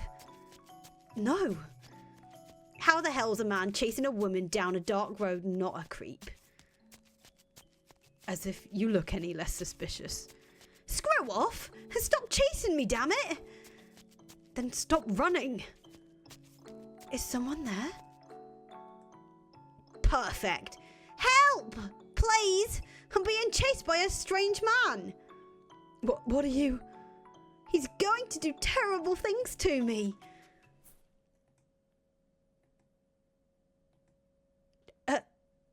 Is this as bad as it looks? It's worse. What's going on here? Wait a minute. Don't do anything rash. I can explain. I'm completely innocent. Maria? Well then. Things are suddenly looking better for us. So it would seem. What are you doing here, Maria? Wait, is that you, Pauline? What? They know each other? And she called her... So I was right. That is your name. That is my earthly name. It's not who I am now. I am Marie. I no longer go by that name. Marie? That's your name? That's a fucking laugh. You joking? I am not. And that outfit, you become a nun or something? That part of the gag? That's why you call yourself Marie, huh? Name suits you a hell of a lot better than me. And the Virgin Mary's namesake grows up to be a whore, while sweet little Pauline grows up to be a genuine Virgin Mary. What do you say? Want to take my earthly name and I'll take yours? You don't have to be so crude. This seems like it could go south very quickly. That reminds me, I heard word there was a Saint S or whatever in the church here. That you? A Saint S, huh? That's just what people call me. I don't actually consider myself a saint. Pure as ever, I see. If it were me, I'd let them put me up on that pedestal, bask in their worship for a while, then swipe all the tithes and get the hell out. You're unbelievable, Maria. Oh, I'm just kidding.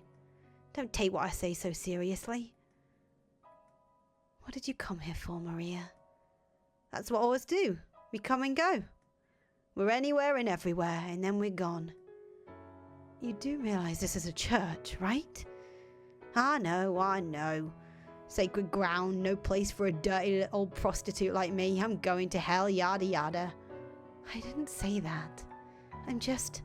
I would prefer you refrained from working on church property. I was on my way out, in fact. But then that white-haired dude came after me. I do believe you tried to break into my room first. What? You keep your mouth shut. You tried to break in? What for? What's it that for? I'm a whore. Maybe someone hired me. Or maybe I came to pillage the tithe box. Was it the Lord? Is that who you came to see? Huh? Why would you assume the Lord of all people? There are plenty of other men in need of my services. I thought there might be something between you two. There's nothing between us. Everyone's denying their connections to each other. So, since you're here, Maria, do you want to stop by my place for a bit? So you can grill me about what I'm here for? No. I will admit I'm curious, but if you don't want to talk about it, I won't try and force you. We just haven't seen each other in so long. I'm sure we've got plenty to catch up on. Come on. Surely you can stay for tea, at least. They don't call you the Saintess for nothing, huh? You even invite a whore into your house for friendly chit-chat. I wish you'd stop calling me that. You're an old friend who I haven't seen in years. It's only natural to want to catch up, is it not? There. Old friends? Not sure that exactly applies to us, you know. But sure, why not? Though, to tell you the truth, I have no idea what the hell we'd even talk about, so I agree to come on one condition. White hair here comes with. What? Who? Me? You can't let this opportunity go. Now that we know the nun is Pauline, we might be able to get more out of her. That's fair, but still. I'm not sure how comfortable I am bringing a man into the house with only girls. And I'm not sure how comfortable I am going. What's the big deal? You afraid he might turn feral? No, he ain't that kind of guy. You got nothing to worry about. You seem to trust me quite a bit for someone you just met. Not so much trust. More like the air you give off. Air? You don't look like you got the balls to do it. What did you just say? Damn it. That stings worse than she has any way of knowing. Don't let it get to you. There's nothing you could do about that. Well, what are you waiting for? Go on, get your butts moving. Okay. I'm not sure I like where this is going. Giselle's right, though. This could be a good chance to get some new information. Ah! What is it? I just remembered. Something vital? She called me a creep. In the third door, she kept calling me a creep. It just occurred to me now that she was talking about me like that behind my back. I can't believe she would do that. Let it slide for now. It's something she does in the future after all. I'm not a creep, am I? Well, considering what you were like at the time, I can't really blame her for thinking that. Ugh, I wish I could erase that phase of my life entirely. Even I get shivers thinking of the made me. I honestly don't think it was that bad myself. I'll take that as a compliment. Please do. That maid outfit, though, is quite all right.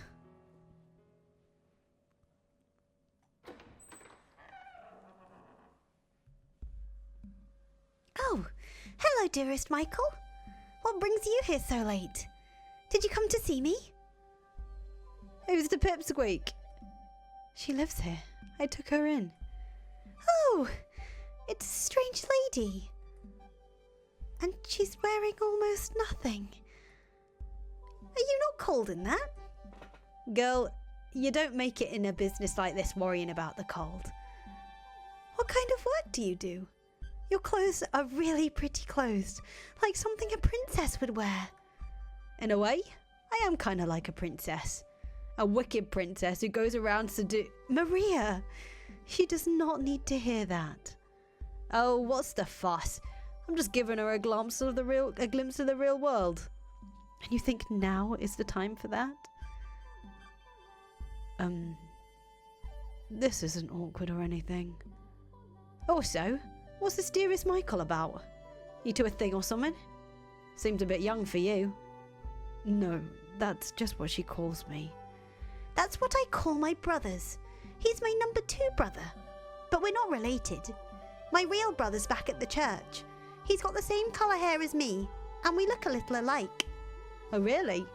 Must be a pretty good-looking fella if he's related to you. Of course he is. I wouldn't let him be my brother if he didn't look good.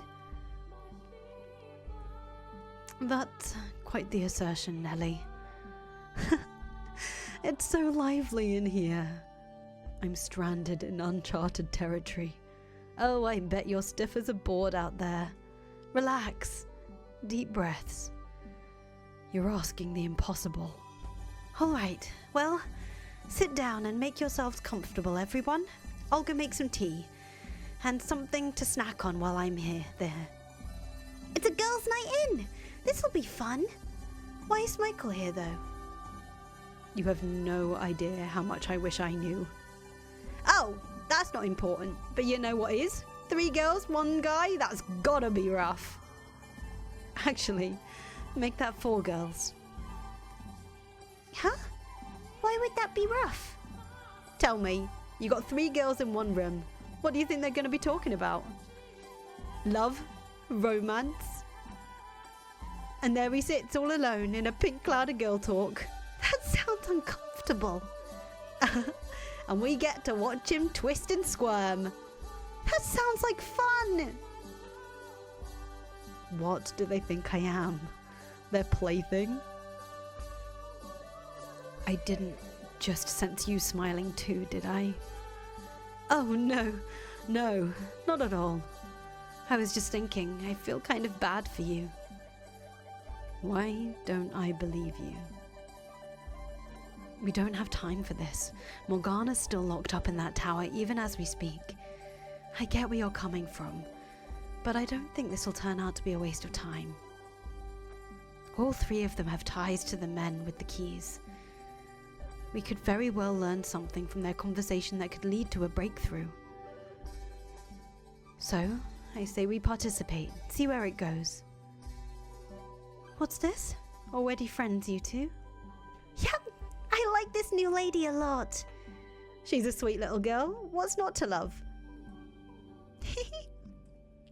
You know, that kind of makes me jealous. It took you a long time to warm up to me, Nelly. What? No, it didn't. I don't think. I don't know. It felt to me like you were keeping your distance. Well, you know, it's not easy to work up the courage to talk to a real-life saint. Oh, Nelly, you know it's not that big a deal. I'm not even a real saint. So, what's the conversation? Love, romance.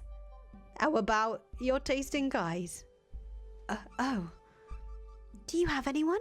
A crush? A special someone? You do, don't you? I am a servant of God the Father. So no, I do not have anyone. Oh, come on. We won't tell. Promise. Forbidden love. So romantic. So exciting. You know, I think you should go first, Nelly. I like princely boys. My brother is the closest thing to my ideal. Oh, and I mean my real brother. You don't say. And you, Maria? What kind of guys do you like? Me? I like me a nice, subservient man. Someone who knows I'm in charge. Subtlety isn't her strong suit, huh? Why not someone you can always count on? Or encouraging and supportive? Or sweet and kind? Someone like that would be... Guys like that only light you little tween girls' fires. Things get a little more complicated as you get older. Life stops being quite so simple. So you start wanting to find someone who'll make the daily load of shit even a little bit easier to swallow. Really? I'm not sure I want to grow up anymore. Though I guess that's partly a result of who I am. So who knows? Maybe you'll have it a little better. I hope so. Okay, now it's your turn, Sister Marie. Me? I suppose I could tell you who my favourite angels are. No, it has to be someone real. You have to have someone. I already told you. There's someone who hasn't gone yet. I can go after that, can't I? Who else is there? You know, that's not a half bad idea. Agreed. I want to know too. No dodgy answers either. What kind of girl do you like, Michael? What? You're not supposed to bring me into the conversation. Lighten up, loosen up, let's have it. But it's a very complicated, personal matter. Then how about we make things simple? We turn it into a choice. A choice? Of the three of us, who ticks the most boxes in your complicated tastes? Don't think too hard about it, just pick one. Me? The teensy tiny one? Or the nun? Who will it be?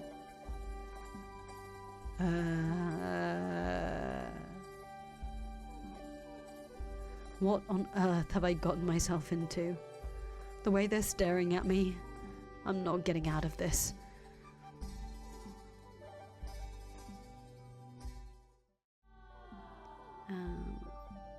Well, we'll tell the truth. I already have someone. What? Really? Psh, that's no fun. You can still tell us what lights your fire at least, even if you've already got someone. Loving someone is a beautiful thing. I will pray for God to grant you both his blessing. What's she like, though? I want to know. Tell us about her. What's she like? She's always smiling. She's a very cheerful, energetic person. The opposite of me in many ways. So, is she staying at the mansion with you? No, I'm here alone. Does she not feel the same way about you? Unrequited love, is it? You poor thing. It won't be cheap, but I'll keep you company for the night if you want. She loves me too. Then why isn't she here? If you're a couple, you're supposed to stay together. Did you leave her behind when you left? Circumstances prevent us from seeing each other right now. I can always feel her there by my side, but I can't see her. What circumstances? Now, Nellie, don't be prying. It's a personal matter, one I'm sure isn't easy for him. Will you ever be able to see her again? I have faith that I will. Because when I see her next, in the flesh, I need to take her by the hands, look her in the eyes, and tell her something very important. Michael, is she somewhere really far away? Or is there something else getting in your way? Women are fickle creatures, though. You may think she'll always love you, but spend enough time apart, and who knows how those feelings might change. You're not as bull-headed as you guys tend to be. We're not as bull-headed as you guys tend to be. While you're here away from her, she could find someone else she likes. Or maybe she already has. I would never. Her feelings will never change.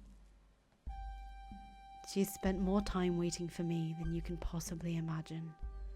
though there were times she lost sight of what she was waiting for.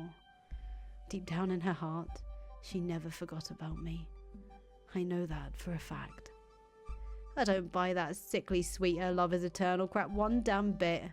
It's short-sighted, ignorant. People change. Their feelings change. It's the ones who think you care most about who will inevitably stab you in the back one day. That's what people do. You've just never had the pleasure. But one day, you will. You'll taste the bitterness of betrayal. Is there anyone in your life you care about more than yourself? Not a one. You wouldn't understand what we have together then. But someday, if you ever find someone who means that much to you, I think you'll come to understand that it is possible to love someone even if they do sometimes cause you pain. You're telling this to a whore that already has me out of the running. I don't think that's true. Anyone can find someone, no matter who they are. It doesn't matter how old you are or what kind of work you do. Or if you're a noble or a peasant. Oh, come on. You're making it sound like I'm the bad guy here. In this case, she might actually be more mature than you, Maria. Oh, shove it. Now that Michael's answered, it's your turn. What? Do I really have to? You do. Everyone else has answered. Like I said, I don't have anyone. Oh, don't forget about the tea I made. It's going to get cold. Anyway, I'm more interested in catching up with you, Maria, than talking about boys. What happened after you left? Alright, sure. We can talk about that.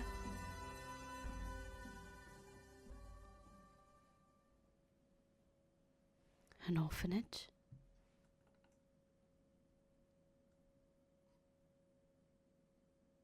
Yeah, neither of us had parents or family, so we were raised in an orphanage. Beyond the second door, Pauline had a family and seemed to be quite well off.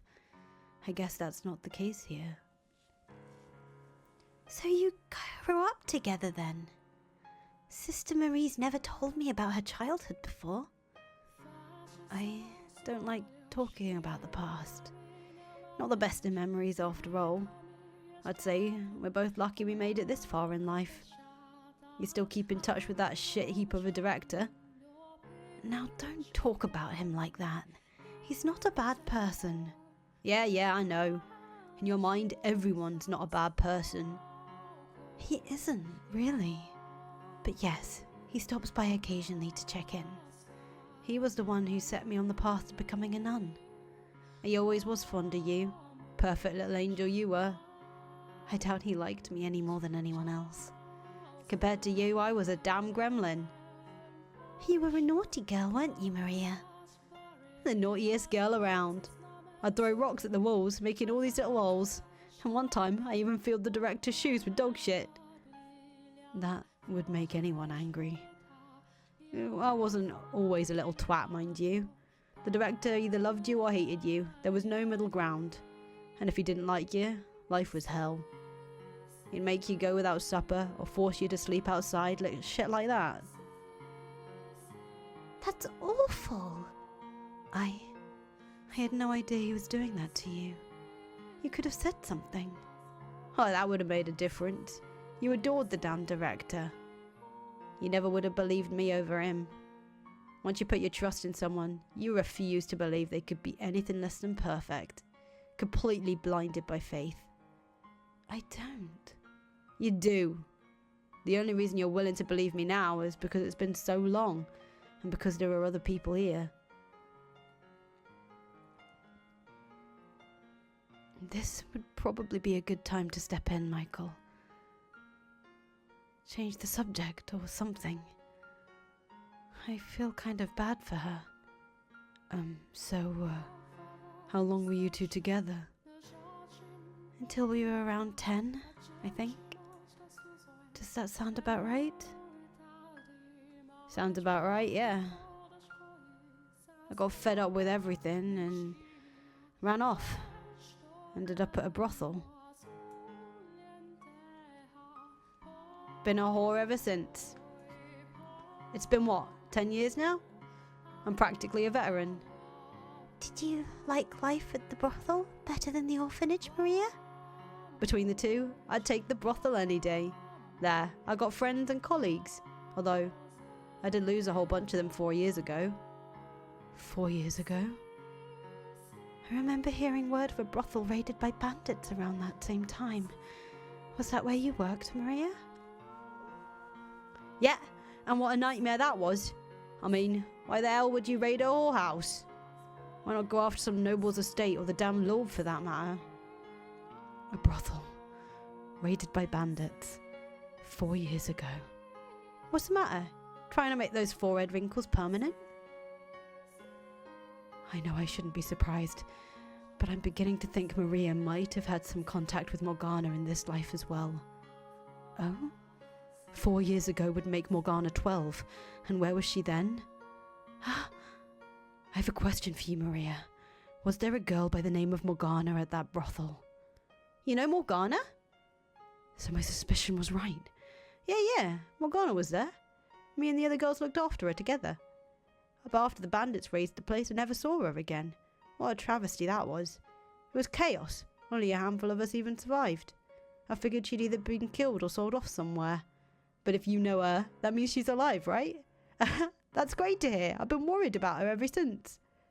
Michael, Morgana's the Saintess's name, isn't it? That's what you told me. Huh? Saintess? That's right, Nellie. That is indeed the name of the person who performed your miracle. And she's locked up in the tower now. Locked up? You told Nellie all that nonsense too, Michael. It's not nonsense. Mel told me everything. It's all true. He feels terrible about what he's done, but he can't set her free by himself. Now you too. We need the other 2 keys. The Lord has one, and his bodyguard has another. After learning the truth, I knew I had to tell you, but I was too afraid you wouldn't believe me. And if you didn't believe me, something bad might happen to Mel. It's not good to tell lies, Nellie. And the same goes for your brother as well. What? The Lord stores his valuables in that tower. That's why it's locked up and you can't get in. Or are all 3 of you after his wealth? Of course not. And you, Michael, you need to stop planting these strange suspicions and... See, this is exactly what I was talking about. You haven't changed one bit. You won't even give someone the time of day if they're saying anything that contradicts someone you've already decided to trust. Can the watchtower, was it? Can you not bust the door down? I'm still as lost as hell here. But the long and short story of it is Morgana might be in that tower. She is, yes. It might be possible to break the door down with a dozen or so people to help, but that's unfeasible. Besides, opening the door isn't our only objective. So we need the other keys? Correct. It's not true. He would never do that to someone. People think he's scary and mean, but they're wrong. He's a sweet, respectable man. He would never lock up an innocent girl. Even though everyone else is saying he would? If I don't believe in him, then who will? So you are more than acquaintances.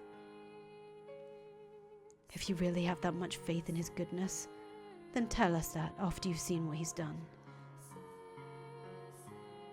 Pauline, assuming, hypothetically, there really is someone in the tower, there's nothing I could do about it. I'm a nun. I have no real authority here. I'm just a pretty face. Nevertheless, he started this to help you. So if you tell him to stop, he might actually listen. Please, Sister Marie, help us set the Saintess free. Your ability to trust someone so completely is actually pretty amazing. But if you let it turn into blind faith, it'll come back and bite you in the ass. Could I please ask the 2 of you to leave? An old friend of mine might be being held prisoner right now, and you expect me to just scamper on home? Go. She's a little too innocent, perhaps, but I don't think her faith is entirely blind. You are a woman who is capable of making decisions for herself. I know you are. Yes, you've placed your complete faith in one man, but that hasn't stopped you from considering what you should do with your own life. You were never short-sighted. We only met yesterday. What could you possibly know about me? Give me some time. Until tomorrow. Time to think about what to do. As you wish.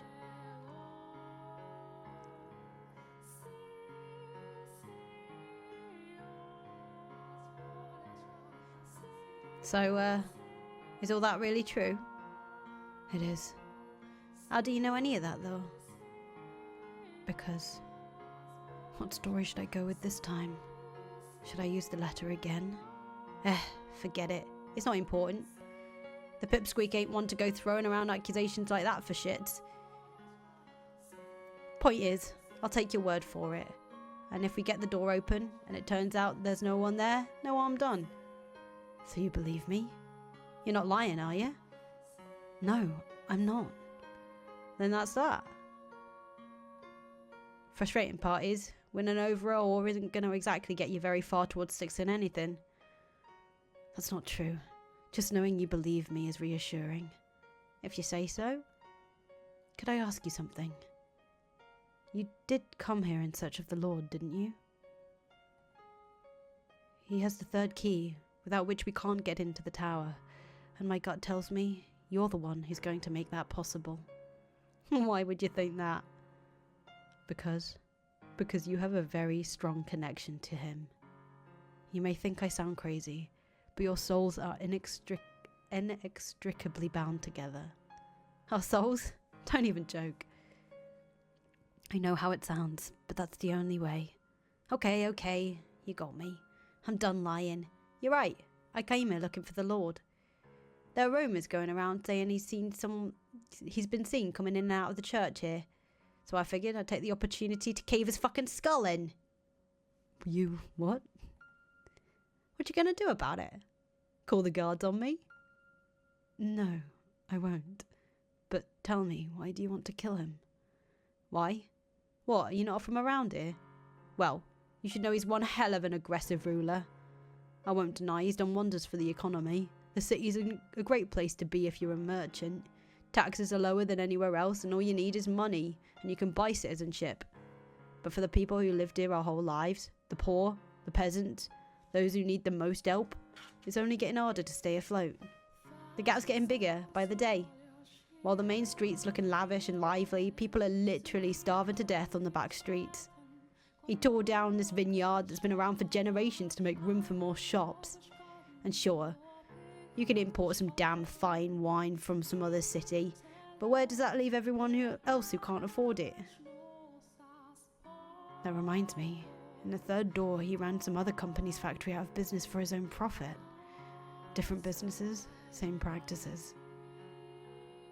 Giselle, the merchants, especially those who came in from other cities, get treated like kings, but the Lord still has plenty of enemies. I see. So you're someone who doesn't think highly of him then? Pretty much. What would killing one man accomplish though? Not much, probably. It'd make me feel a hell of a lot better though. Do you not actually know the Lord in person then? I met him before, so I know who to look for. That's about it. There's none of this, oh, what do you call it? Inextricably linked souls crap. No fucking thank you. Maria says she's met him. And Morgana mentioned seeing prostitutes at the Lord's Manor when she was first taken there. Could you have been one of them then? Changing the subject a bit, there's something I wanted to ask you about Pauline. Frankly, her being a nun doesn't make a damn lick of sense to me. What do you mean? I mean, this isn't what she wanted with her life. When we were kids at the orphanage, she wasn't exactly this pillar of faith. We said grace before meals, but only because those were the rules. All ceremony, nothing more than that. She appears to be quite devout to me. I'm thinking, something had to have made her that way, forced her into the role. The girl I knew was pretty unexceptional. Had her head in the clouds though, so we never really got along. But she was always talking about how when she left the orphanage, she'd find the perfect man, fall in love, get married. You could practically see the hearts in her eyes. They'd buy a comfortable house, have a few kids, maybe get a dog. It'd be a happy family, warm, peaceful. And every time she told me this, I'd snort and tell her she needed to get herself a more original dream, at which point she'd start crying and calling me mean. Wow. Maria was an impressively jaded 10-year-old girl. She was a girl in love with love. And now she's a bloody nun. I guess it kind of makes sense as an extension of her unwavering trust shtick. But I mean, come on. Surely she could have chosen someone better to put that trust in. Anyway, I guess what I'm trying to get is, as unreceptive as she was back there, she wasn't doing it maliciously. Not that I have any right to defend her after all the shit I gave her about it. You know, you're making it very hard to tell whether you like her or not. Don't think too hard about it. Just sticking up for an old acquaintance. Anyway, I think I'll head back. As concerned as I am about Morgana, there ain't much I can do. Guards ain't gonna believe the ramblings of some more. Especially not when she's making accusations about the damn Lord. That part's gonna be the real bitch, I figure. If there's anything I can do, let me know. You can find me at the brothel in town. Well, I'm off. It's late. I'm not sure how safe it is for you to be wandering around in the dark alone. Maybe I should accompany you. Don't worry. This is my home turf. And besides, if someone did attack, I'm pretty sure I could outrun you. And overpower you at that. The worst part is that she's probably right. But if you're certain, very well. I appreciate the thought. See ya. Hold on a second. Something else you need? I would like, if you could, for you to tell me about the time you spent with Morgana. Anything you can, no matter how insignificant it may seem. I want to know what kind of life she had there. How's tomorrow sound? Tomorrow? I'll sneak into the courtyard tomorrow night. Meet me there and I'll tell you what you want to know. Why not now, though? No real reason. Just need a little time to sort things through. See you tomorrow night. Stay warm. Not even a chance to get another word in. Also, I feel like I'm dressed much warmer than her. Tomorrow night. That doesn't leave us with much time. Giselle? What? Hello? What is it? You've been so quiet. I was getting concerned. It's good to know you're still there. I guess I sort of dozed off for a bit. I'm fine though, no need to worry. Are you sure? I think we should head back too. We've done about everything we can today. You're right. Running into Maria was a great stroke of luck. Thanks to her, we now have confirmation that the nun is indeed Pauline. And we've potentially convinced Pauline to try and talk to the swordsman. Depending on how things pan out tomorrow, we could be getting very close to accomplishing our goal. I'm sure it'll be smooth sailing, just like with Mel. I certainly hope so.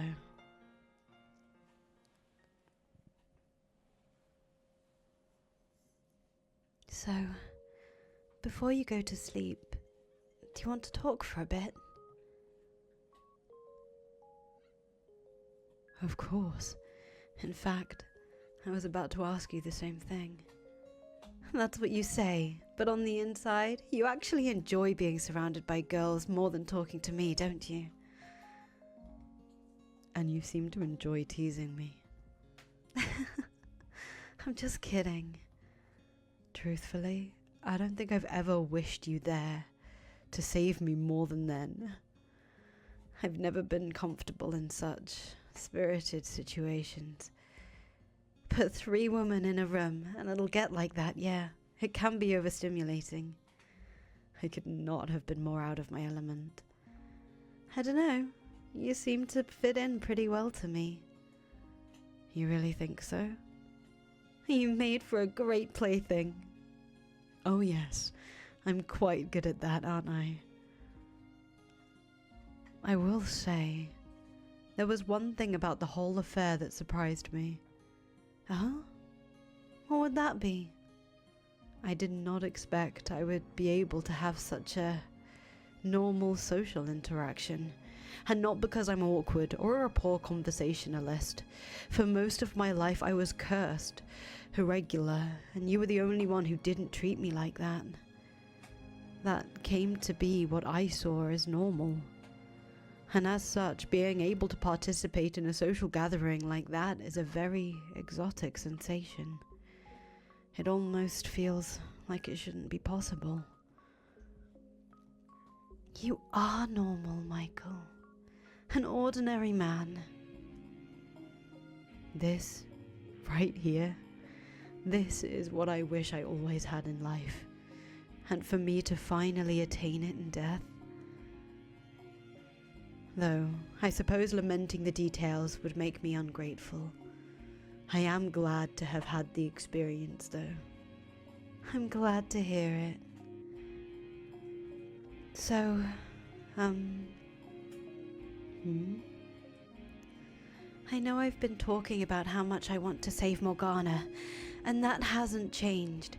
Neither has my desire to change everyone's future.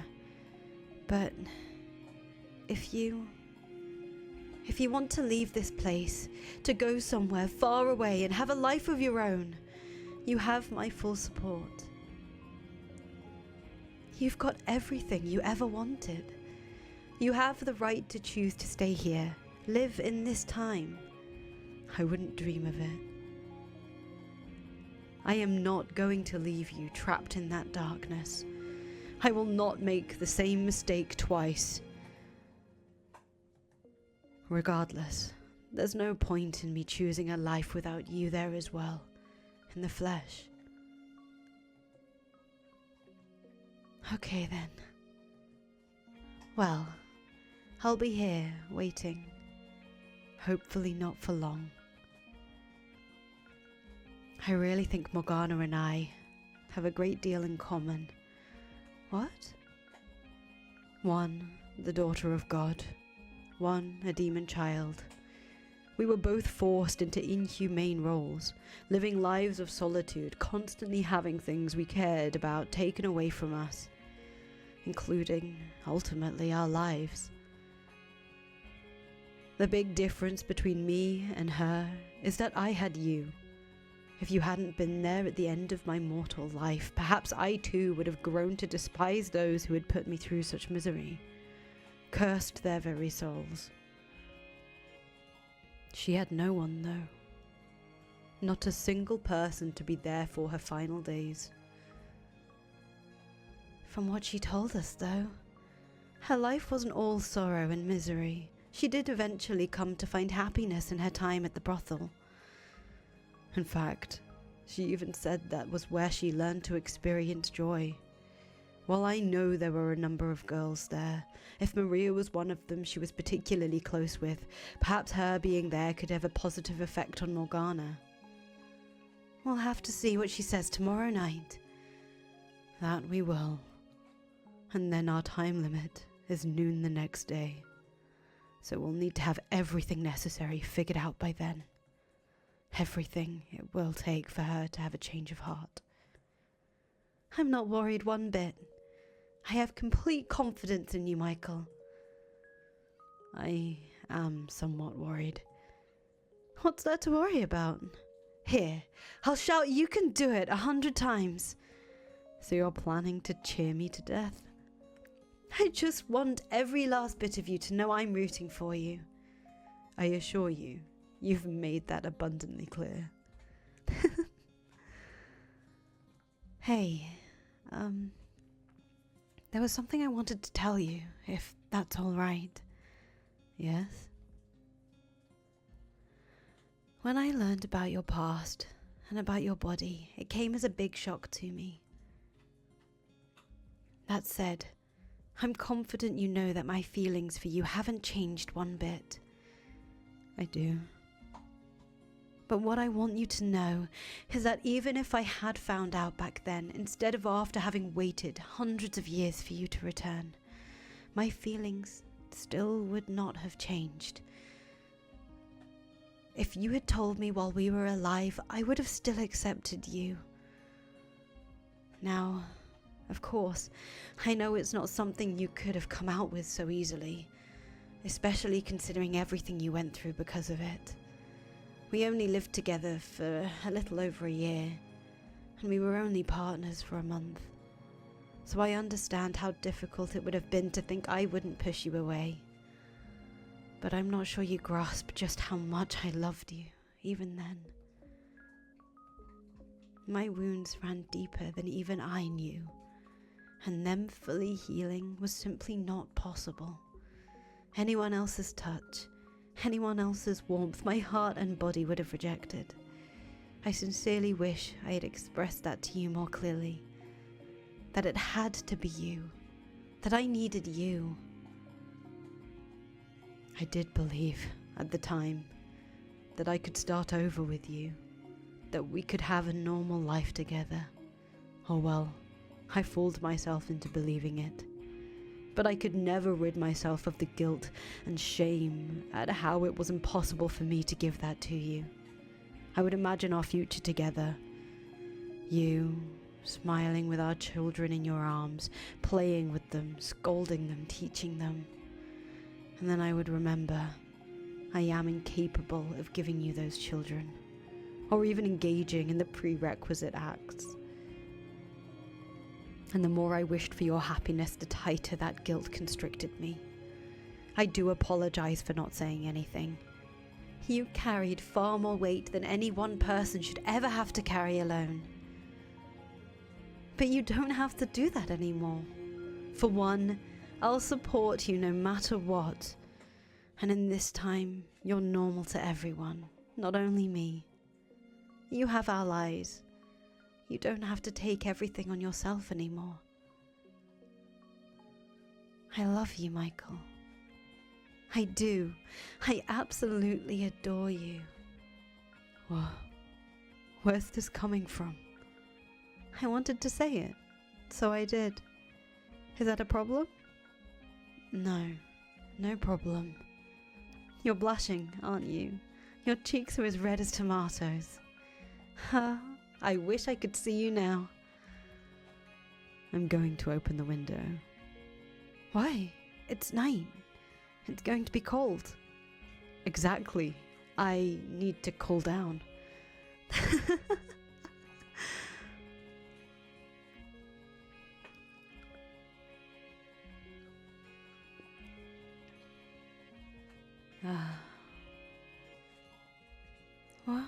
What are you ahhing at?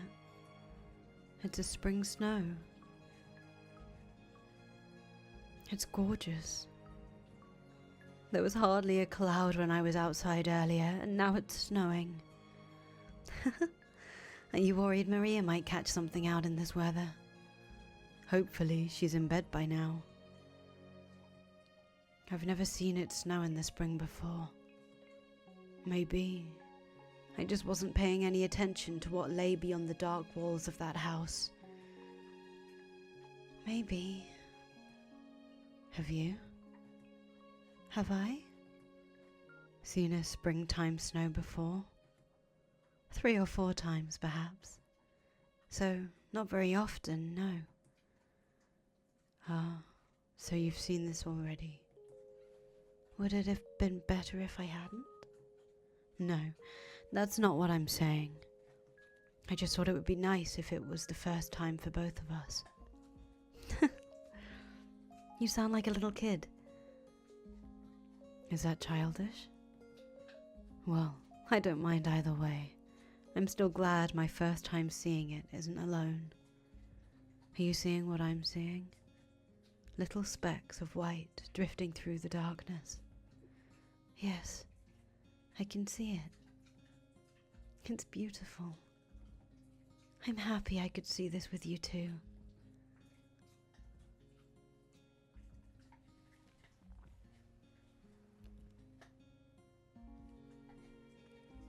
You don't want the wind to cool you off too much now. I think it's time for you to warm back up. Sorry, I was so engrossed by the sight. Maybe it'll stick and you can see it again tomorrow. The grounds would be quite lovely covered in snow. But for now, you should get some sleep, I suppose. You already passed out once today. You need to make sure you're well rested. Hard to argue with that. I'll be counting on your help again tomorrow. Our success or failure depends on how tomorrow goes. That it does. Let's make it count. Good night, Giselle. Good night, Michael.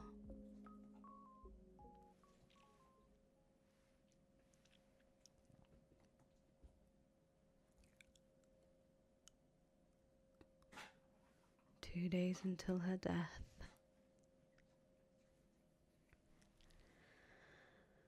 One day until her death.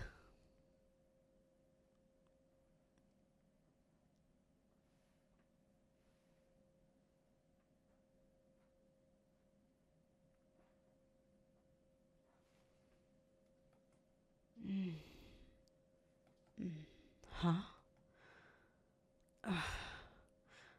My head feels like someone drove a spike through it. What's going on? Am I in the cellar? What? My hands are tied up behind my back. What am I doing down here? Wait. Giselle? Giselle? Say something, Giselle! Unable to make any sort of sense out of my circumstances, it's not long after I regain consciousness that panic begins to set in. And the most unsettling thing of all, the most frightening detail, is the fact that I can't hear her voice. Awake, are we?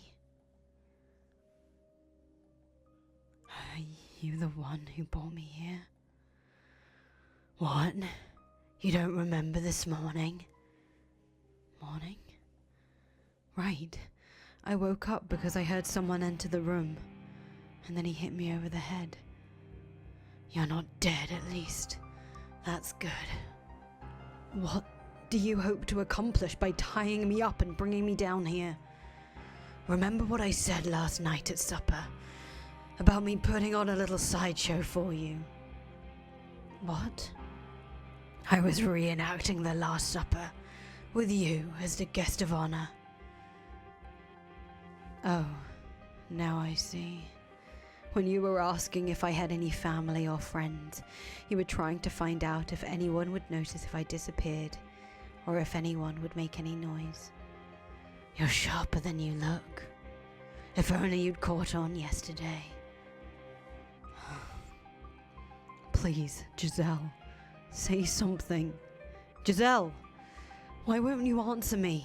Why can't I hear your voice? Why can't I feel you there? You're a quiet one.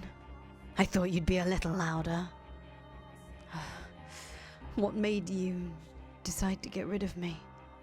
Did the nun say something? She has nothing to do with this. I have permission from the Lord to act at my own discretion, should I come across anyone acting suspicious. This doesn't seem in the least bit wrong to you. I wouldn't say that. You're an acquaintance's friend who made a long trip to come see him, and I have you tied up in the cellar. That's not what I would consider right, no. But seeing as you're good enough friends for him to let you stay here, I assume he's also spilled everything. He never had what it took, that boy. If I were to guess, it got to be too much for him to handle, so he went to a friend, to you. Leave him out of this. I see. So how much did he tell you? If you come clean, I might even let you go.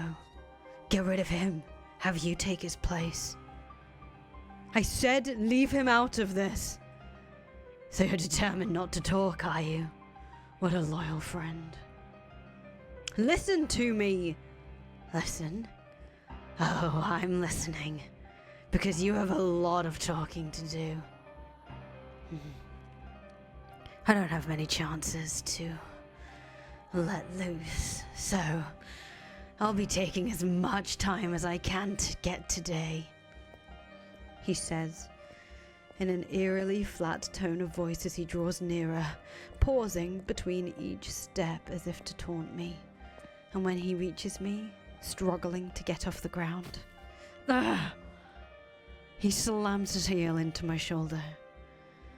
Not being able to use your hands makes you appreciate how much easier it is to stand up when you can, doesn't it? Help! Someone, please, help! Don't waste your energy. No one ever comes back this far. And the door's so heavy, your screams would never make it out. But that's the least of your worries. The door to the cellar's been locked, and the only key is right here. There's no getting it. If you can run fast enough, you might have a chance of making it to the door and escaping. Want to test your luck? I doubt you can make it. He puts the full weight of his body into his heel, pressing down on my spine, turning my breaths into gasping stutters. I gather together all my strength, but even that isn't enough to overpower him. Now, you're going to tell me everything. What are you and the boys scheming? What's your endgame? Who else is in on it? Damn it. I don't have many options here. What can I even do in this situation? Tell me what I want to know, and maybe I'll let you live. I guess I have no choice but to tell him the truth. Alright, fine. I'll tell you everything. Just know that this isn't some attempt to beg for mercy. I came to this mansion in order to unlock the door to the observation tower and free Morgana. Mel was not the one who told me about her, though. I went to him and asked for his assistance. He didn't have to tell me because I already knew. Both about her and about what you're doing to her, stealing her blood and making medicine from it. Who told you then? Morgana did. Morgana's soul told me everything. I am not from this time. I lived in a time after her death. It takes me several moments to process what just happened. A fire runs up my arm from my little finger, only turning into pain when it finally reaches my brain. I twist my head back to see the man on top of me holding my right hand. My finger snapped backwards at the second joint. I'll ask you again. Who told you? Morgana did. She dies on the day of the Harvest Festival. Next up is your ring finger, and then your middle, if you insist on keeping this up. I'm telling you the truth. She bears so much hatred, she cast a curse on your souls. I've seen what happens in your next life.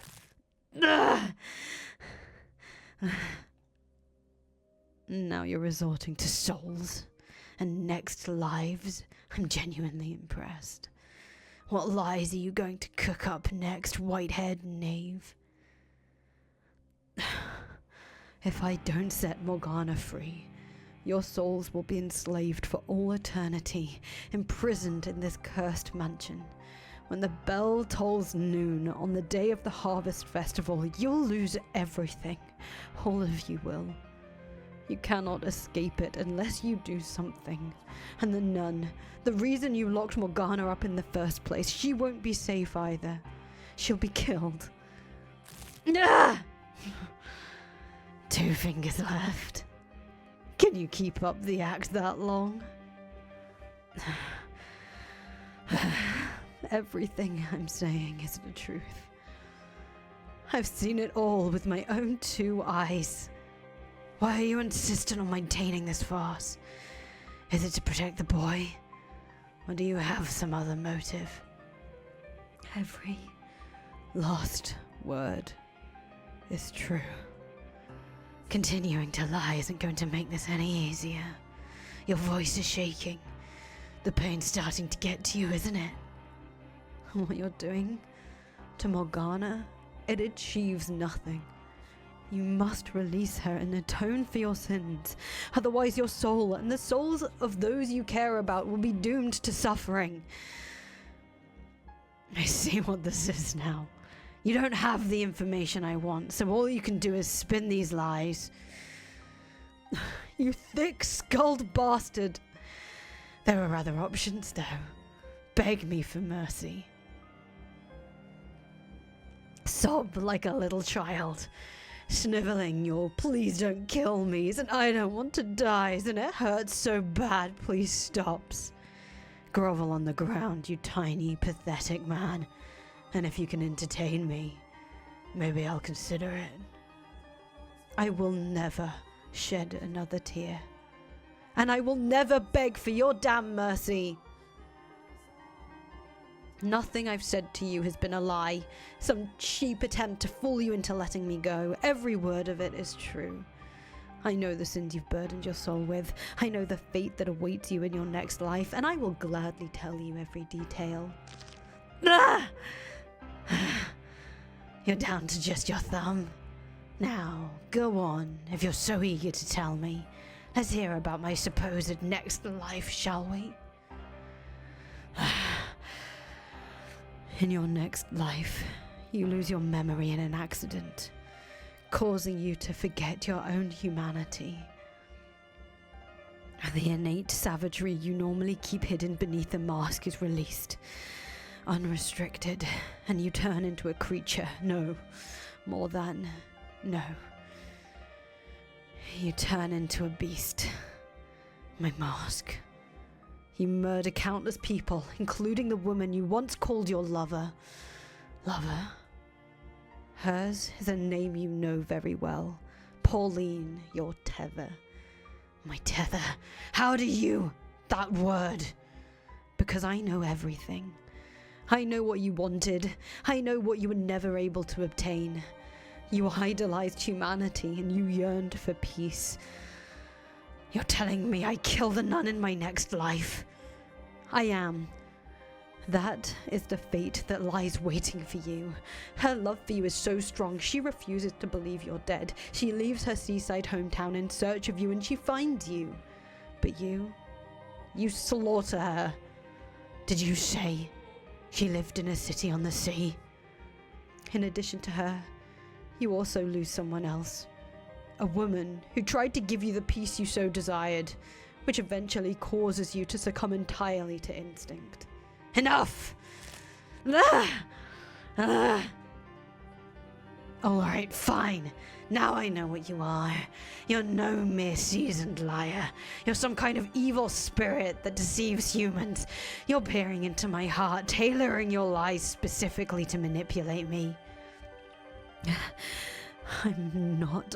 I swear, I have seen everything that happens. Enough! But there's a chance you can change your fate.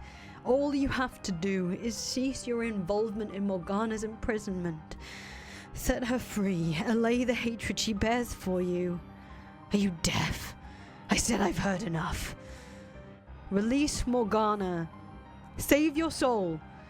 Give her a better future. Silence! Ugh. I think I'll take your arm off first. Cut right through your shoulder, nice and slowly. Don't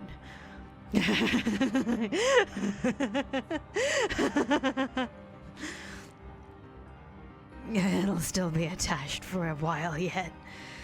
Don't you worry. You hear that, spirit? That's the sound of your flesh ripping apart, the sound of your muscles being severed. Not gonna be doing much talking anymore, are you? Not through the pain you want.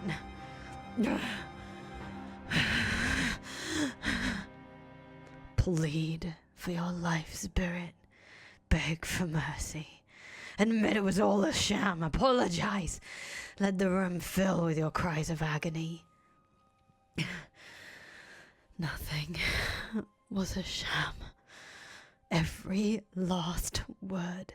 It's all the truth. I'll rip that head right off your shoulders. I don't care who or what you are anymore. You're dead. You will do no such thing. Get back! You will not harm him further. Pauline. What? What are you doing here, Pauline? I told you to stay away, and the door was locked. I opened it. You. One of Nellie's hairpins was long enough to get into the lock and undo it. She won't be getting much use of it anymore, though. Busted it up pretty bad in the process. The locks on the tower door are too complex, but the one here is a lot simpler. But you never expected me to go cat burglar on you, huh? You stupid boy! Oh, what was your question last night again? Something about being on the edge of a cliff or whatever? Well, here's your answer. I'll do everything I can to save both of them. This is terrible. How could you? Oh my, you're badly hurt. Sit tight, I'll call for a doctor. Don't worry about me. You need to talk to him, to get him to talk. We've got to do something about you, though. I'll get that wound patched up at least until you can get it properly looked at. Thank you. Was it you who went to get Pauline? No, I ran into her while I was looking for you, which is when she told me she was looking for him. Neither of us were having any luck, so we scoured the mansion together. And when we reached the stairs to the cellar and heard the screaming, my worst fears were confirmed. So I picked the lock and here we are. Sorry we didn't make it sooner. This could have been avoided. God, look at what he did to you. There's so much blood. And your fingers. No. You made it just in time. My arm's still attached. And I'm not dead. Neither of which would be true without you. So I guess that means I actually did something good for once? Did something good for someone other than myself? That you did.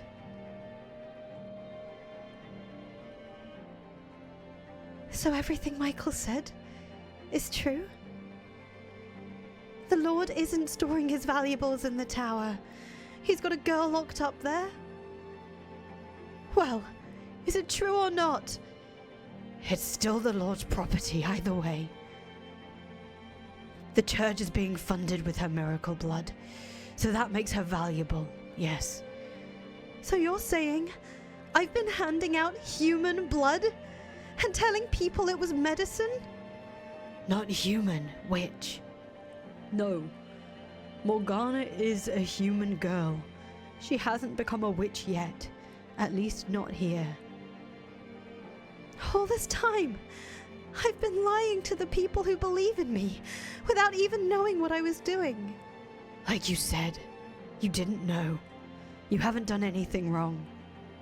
Ignorance does not excuse sin. All that time I spent with you, and I didn't notice anything wrong. That was the idea. You weren't supposed to notice anything. It's not your fault I deceived you. It's unreasonable to think that you should have been able to. All that? You did it to help me though, didn't you? Like a stupid little girl, I assumed it was all out of the good of your heart. Never once stopping to think any deeper than that about where it was all coming from. Maria was right. I was blind. I was content to be pleased about the people I thought it was helping. I want you to do something for me. I want you to set this girl, set Morgana free. Please, do not make your sins any greater than they already are. But without the witch's blood, we lose the Lord's patronage and then the church. What good is a church that isn't actually saving anyone? Actually, no. That's avoiding the point entirely. What do you mean? To tell you the truth, I never really cared about the church at all. You... what? How can you say that, when you've been so unconditionally charitable, even if it meant giving away food or money you needed yourself? People call you the saintess because that's what you are, a saint. It's true, I do that, but the fact is, I'm no saint. I don't deserve to be held up as one, nor do I belong in that position. I'm just an ordinary girl. I never wanted to be a nun, you know. I just didn't have any other options available to me. And I sure didn't have the confidence to make it out there on my own like Maria. So I did as I was told. And to keep myself from thinking it was a mistake, from feeling dissatisfied with that choice, I put everything I had into my responsibilities to the church. My unconditional charity was rooted entirely in selfishness, and the longer I kept it up, the harder it became to stop. I forgot what I really wanted. And what would that be? A normal, happy life as an ordinary girl. In a city on the water. What? That's what you said your dream was for your next life. Oh, right. Yeah. A quiet life with the man I love. You might get that wish, in fact. Huh? That's what you said, wasn't it? That in her next life she lives in a city by the sea? That is correct. In your next life, Pauline, you are not a nun. You're an ordinary girl who lives in a seaside city. A sweet, cheerful, energetic girl who wears her heart on her sleeve. You have both your mother and father. And I... So you believe me now? I don't know. Your claims are utterly ridiculous, but it's getting harder to think you're lying. If that's what you really wanted, Pauline, what should I have done instead? I envied what you had. That solace. The last thing I wanted was for you to lose it. But you're saying you found no peace in that life? That's right. So what should I have done? I wanted you to take me away from this place, somewhere far away. I wanted you to make it so I could be Pauline, not Marie. That would have been my ideal life. To live with you. To have a family with you. How was I supposed to know? You couldn't possibly have known, I realize that. And that makes me every bit as complicit as you. Set Morgana free. I will be expected to pay for my crimes. That itself is not a problem. I have every intention of facing the consequences. But we have done terrible, gruesome things. I don't know what the usual punishment for such is in this land. But if I had to guess, I would say execution. And me being an outsider makes it easier for people to place the blame on me. I won't be able to take you away.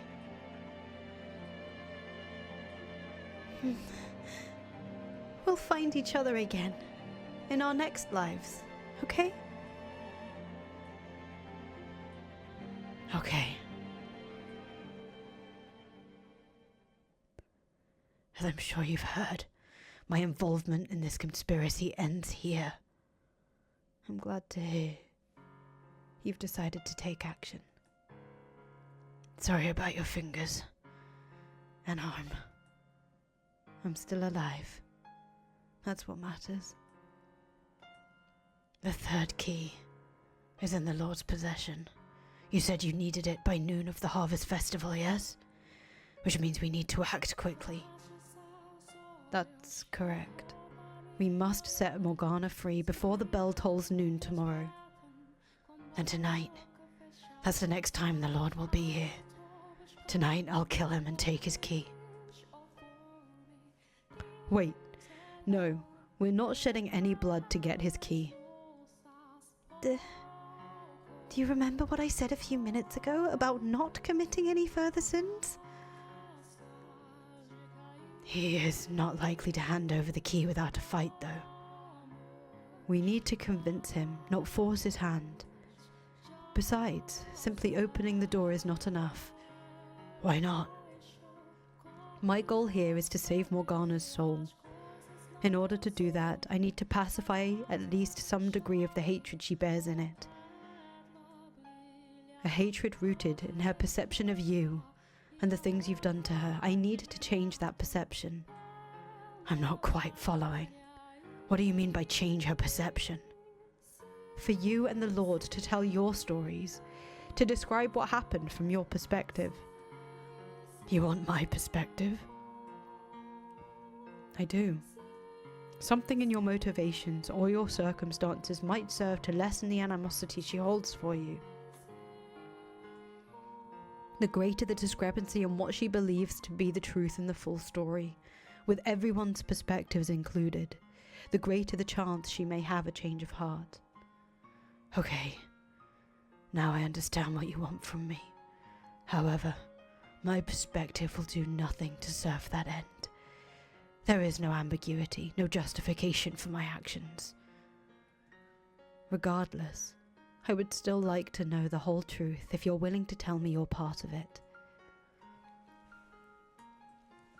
Okay. I'll come by your room later today. Hey, is it all right if I'm there too? Sorry. I would rather if you weren't. Why? Everything you need to know. I've told you already. I captured a witch.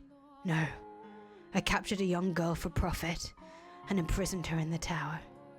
My motivation, as I said, was to keep your church funded. Those are the facts.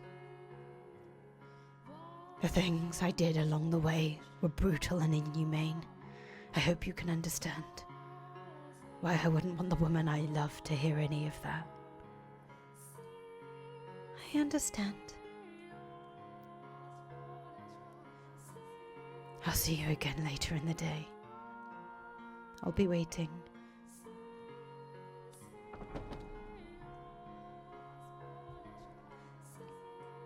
I should get going too. You're going to need medication and something to get that arm dressed properly. And if there's anything else I can get you, let me know. If you want to see a doctor, I'll find you the best I can. I'm so sorry for ever doubting you. No, I understand. I'm glad you came at all. Me too.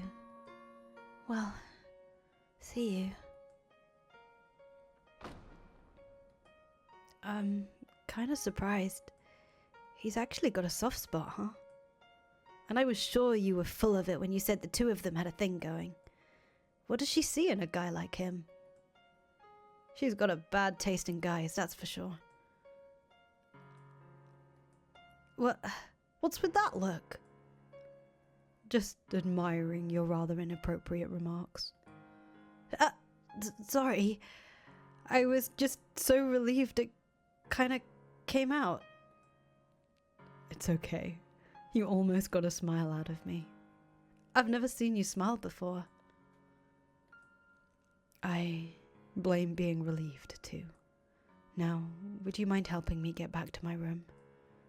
Sure, no problem. My shoulder's all yours.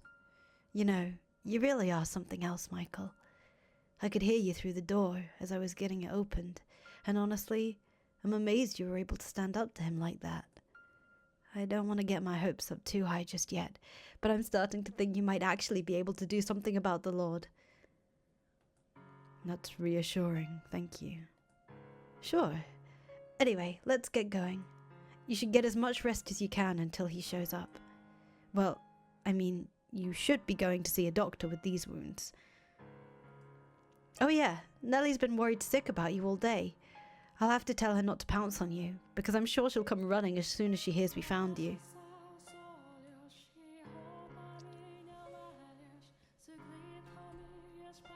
Giselle, you were right. I do have people here who will support me. People who are grateful for me and who show concern for me. But you have to know, Giselle, that it's your voice I want to hear more than anyone else's. Why can I not hear you? Where are you, Giselle? Giselle.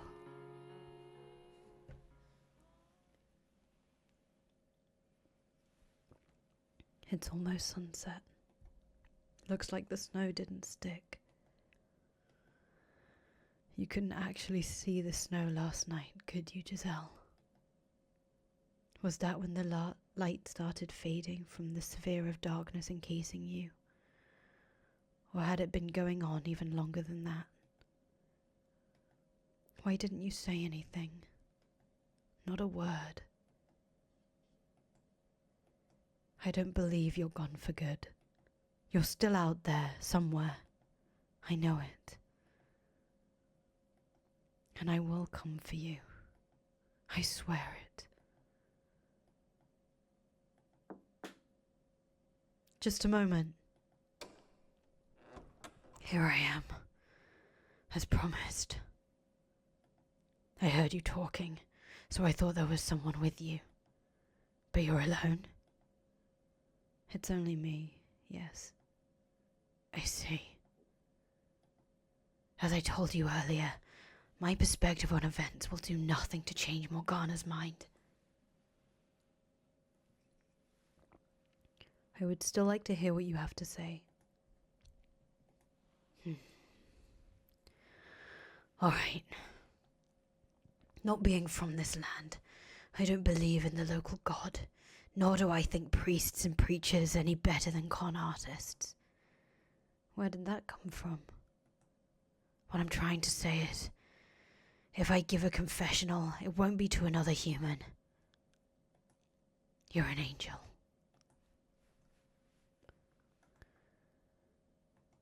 Come again? The angel from the stained glass window. That's you, isn't it? Wait, how on earth did you come to that conclusion? I was thinking about everything you said earlier in the cellar. The fact that you knew about Morgana, the fact that you could see into my heart, and in particular, all your talk about saving people's souls. Salvation is not a man's job. Which means you must be something else. I will tell you everything. Every foolish mistake. Every terrible crime. And in exchange, I would like you to tell me what I am to do next. To lead me down the path I am to take. I terrify myself. With every passing day, my ability to tell what direction I'm supposed to be heading in dulls. So after I tell my story, I want you to do that for me. Please, will you show me the way? I can no more decide the path you will take than you, but you soar into my heart. Giselle, if you were here, you would encourage me to agree to his request, wouldn't you? Okay. I can't guarantee that anything I'll have to say will be of use, but I will do the best I can to lead you in the right direction. Thank you. Now, Before I begin, there's one thing I need to clarify. I am not in love with Pauline. She does play an important role in my life, though. That much is true. She's your tether. Exactly. I also, I suppose you could say, admire her. She is everything I'm not, everything I cannot be. Is that something I should tell her, you think? That I don't love her? That I'm incapable of feeling love? Should I tell her that, knowing she genuinely loves me? My instinct tells me I shouldn't. I know very well I'm lying to her. But there are circumstances in which a lie is preferable to the truth, or they're not. With that said, I'm ready to begin. You have my full attention.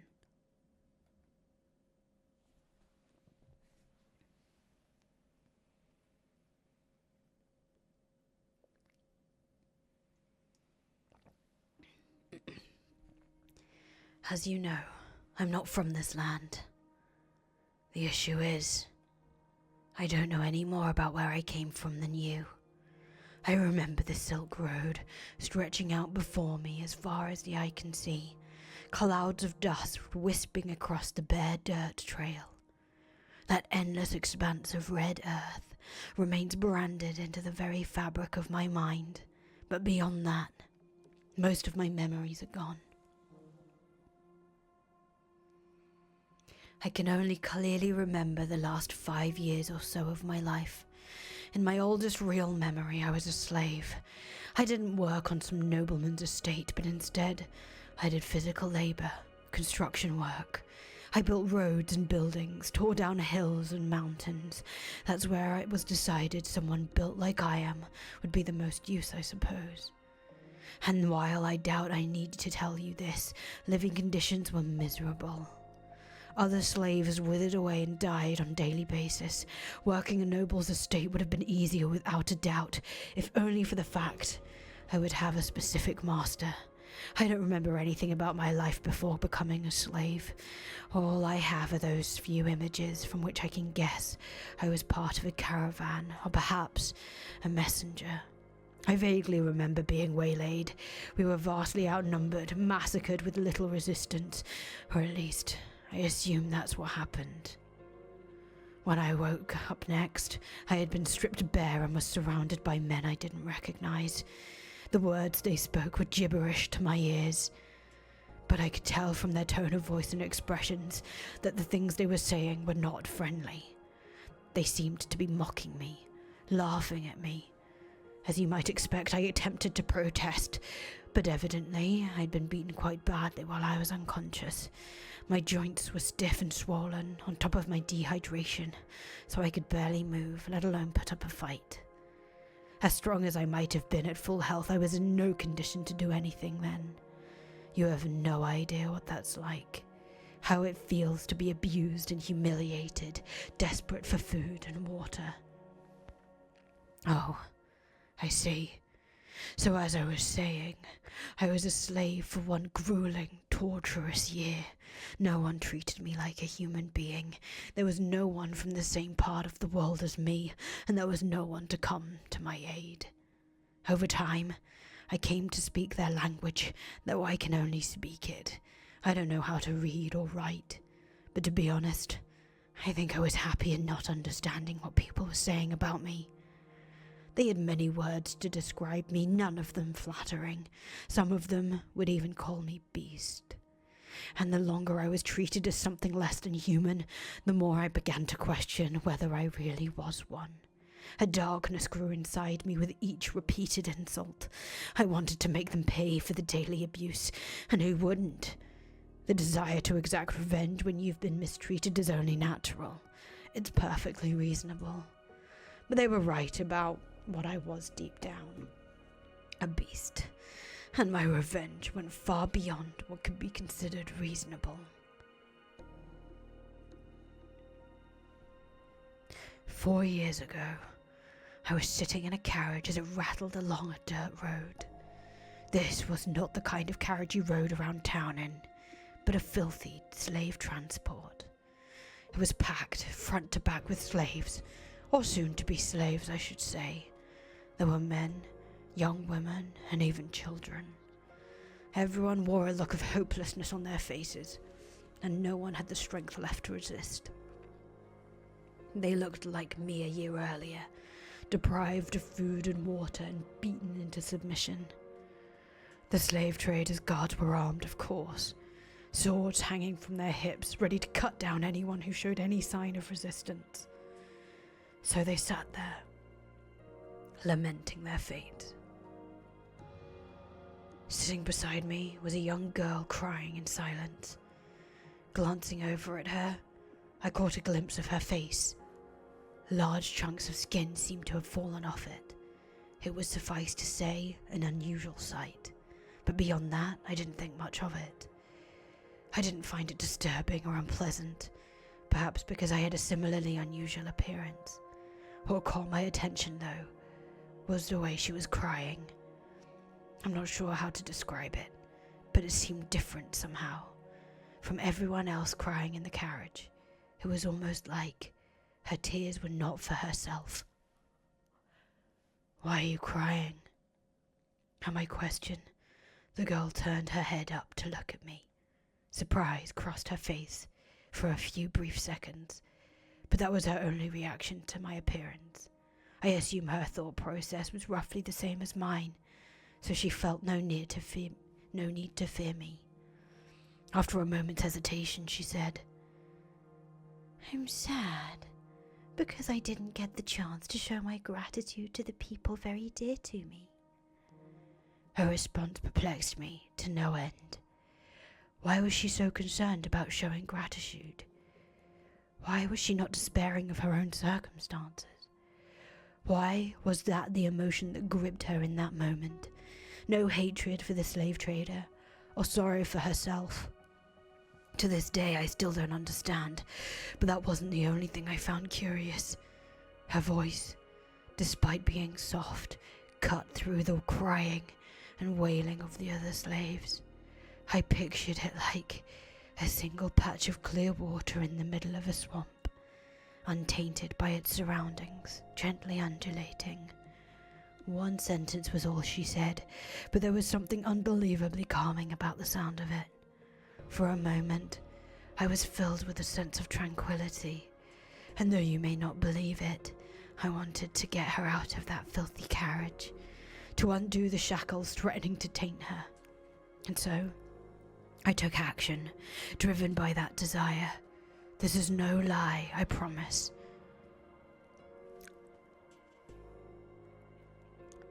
"No, don't kill me! Please, you can have all my money. You can go free if that's what you want. I'll apologize, anything." "What? Why are you laughing? Please spare me." I have a wife and children. Please. I'm begging you. And why should I care? Holding a sword in my hand felt amazingly right. Whatever work I once did must have required me to use a blade. Even with the shackles still around my wrists, I had little trouble slaughtering the slave traders and their guards. They let their guard down because we were restrained. The thought of anyone resisting never once crossed their minds. Dead bodies sprawled out around me. Corpses I had made. Lives I had snuffed out. Look at this. See? No one can defeat me. They stood no chance against my strength. More. I need more. I need more. I don't have the words to describe the high it gave me killing those men, the power I felt over them. I was driven mad by the stench of blood filling the air. No, it just drew out what was always there. If I weren't already deranged, the corpses would have had nothing to stimulate in the first place. After taking the keys of one of the slave traders, I returned to the carriage, doing my best to act calm and suppress the bubbling exhilaration. Hey, you! Unlock my shackles for me. I would do it myself if I could. You! Say something, would you?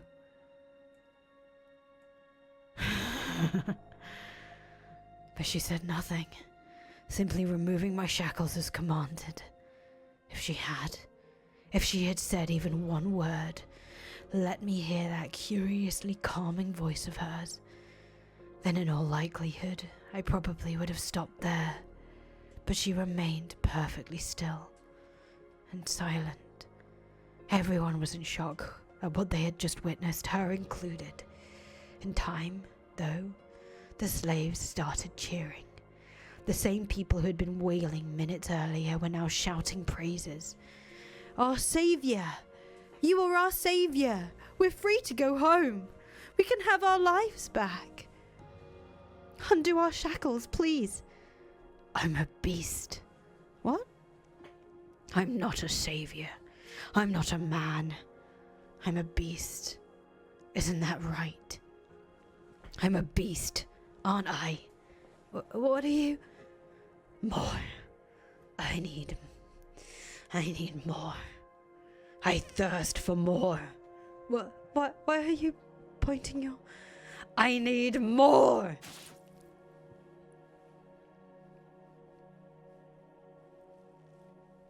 In that moment, the last of my reason dissolved. I went into a frenzy, slaughtering the helpless slaves I had never intended to kill. I was euphoric. I couldn't get enough. I reveled in it. Never before had I felt such utter ecstasy. Their cries for mercy as I ripped through them were delicious. The look of fear in their eyes, the way their faces twisted, the splatters of blood around their mouths open in screams, the despair that filled them. I didn't care anymore that they were just as victims as me, that they had suffered the same abuse and humiliation. All of that was buried beneath the waves of bliss that ravaged me. Everyone who asked to be spared, I skewered. I worked my way around the insides of the carriage, killing dozens upon dozens of slaves. Heads went rolling off shoulders, hot geysers of blood spewing from open necks. I was practically wading through blood by that point. Some bodies I completely dismembered. Others I disemboweled, leaving their entrails to hang open out of their guts. All of them had looks of agony frozen into their faces as death took them. I don't know if I was unconsciously avoiding her, or if it was just coincidence, but the girl was the only one left alive. She, of course, hadn't been spared the mess, so she sat there, drenched in sticky, red gore. Her lips appeared to be trembling, though I couldn't tell for sure, with so much of her skin missing. The fire inside me still burned white hot. She was the reason I had done any of this in the first place. I had stood up because I wanted to set her free. But my original intentions were long since gone from my mind. Raw pleasure overwhelmed any sense of reason. I approached the girl, pointing the sword at her neck. I expected her to scream, to beg for her life like the others. But she did nothing, simply stared up at me. Why don't you run? At my question, the girl finally spoke. Why did you kill them? The sound of her voice quelled the furor within me. It baffled me. I had no control over it, yet this strange girl could pacify me with a single utterance. The words she used didn't matter. It was her voice. She could have called me a monster, and it would have had the same effect, because I felt like it. I couldn't explain my reasoning for murdering the slaves. I didn't have the words to express the things that drove me. All I could tell her was that I did it because I felt like it. And why? Haven't you killed me yet? I couldn't find a sure answer for that question in my somewhat rattled mind either. In retrospect, I realize now that her voice was my first tether, but at the time, I had no idea why I didn't take her life in my frenzy. I had killed other children, other women, young, old, sad, miserable, it didn't matter. Nothing had so much prickled my conscience. I don't know, I said, and then I stepped off the carriage and walked away, left with questions I couldn't answer. Was I really a beast? Was I unleashing my innate savagery and reveling in the massacre of helpless people really what I wanted? I don't know.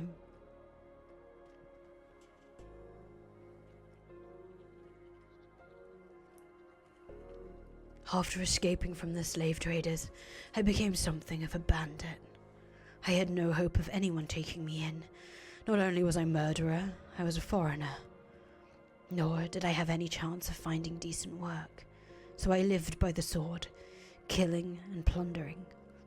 The money, I honestly didn't give a damn about. I had no desire to be wealthy. I was simply a matter of survival. That, and quenching my thirst. I went on for about 3 years like that. Until finally encountering something I couldn't defeat with my sword.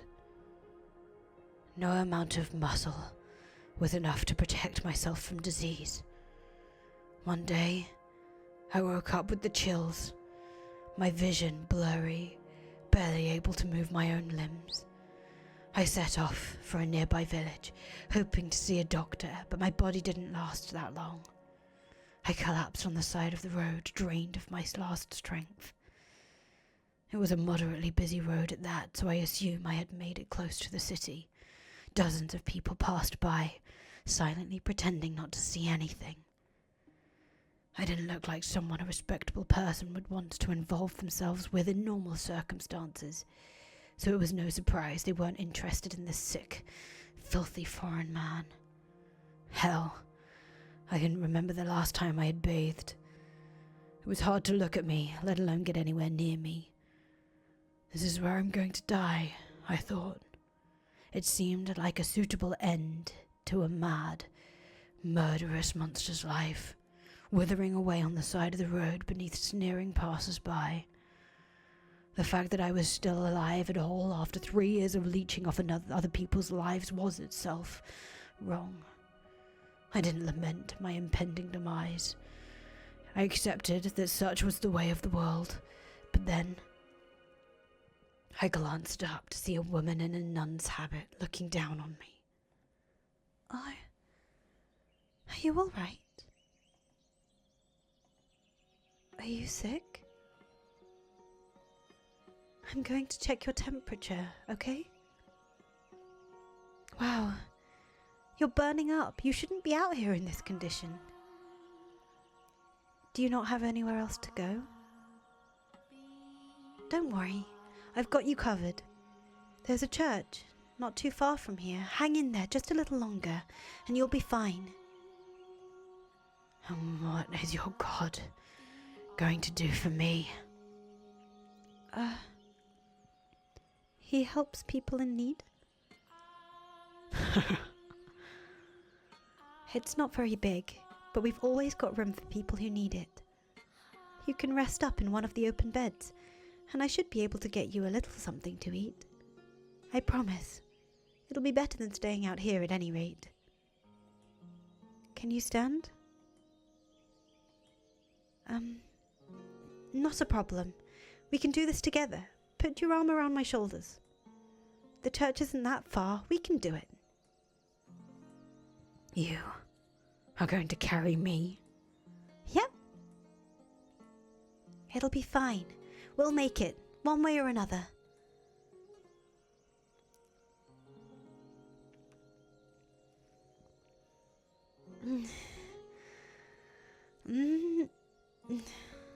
Almost. We're almost there. Just a little longer. I'm heavy, aren't I? Very, very heavy. But that's not a problem. I can do anything if I put my mind to it. Just throw me into a ditch. Now. God doesn't like his children talking like that. Almost there. We're almost there.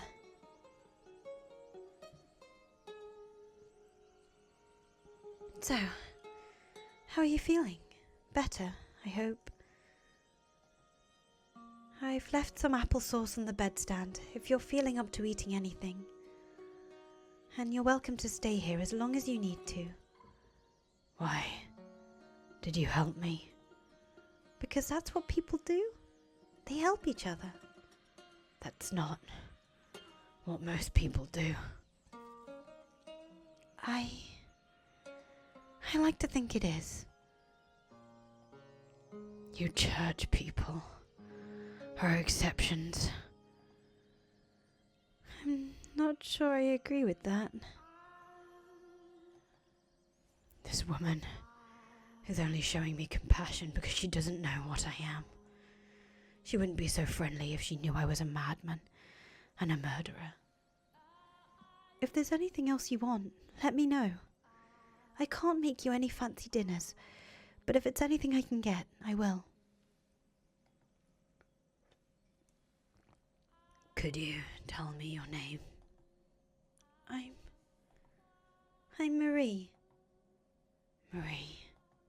After her. Who was it? The Virgin. You're not familiar with the Virgin Mary? Just look at me. I'm clearly not from these parts. Yeah, I can see that. So that would make you a traveller, huh? You speak the language very well, though. I take it you've been here a while, then? Yes, I have. How exciting. So when you're feeling better, maybe you could tell me about the country you came from. I've never been far from home, so I'm curious what it's like elsewhere. There's nothing I could tell you. It can be anything. Tell me about yourself if you want.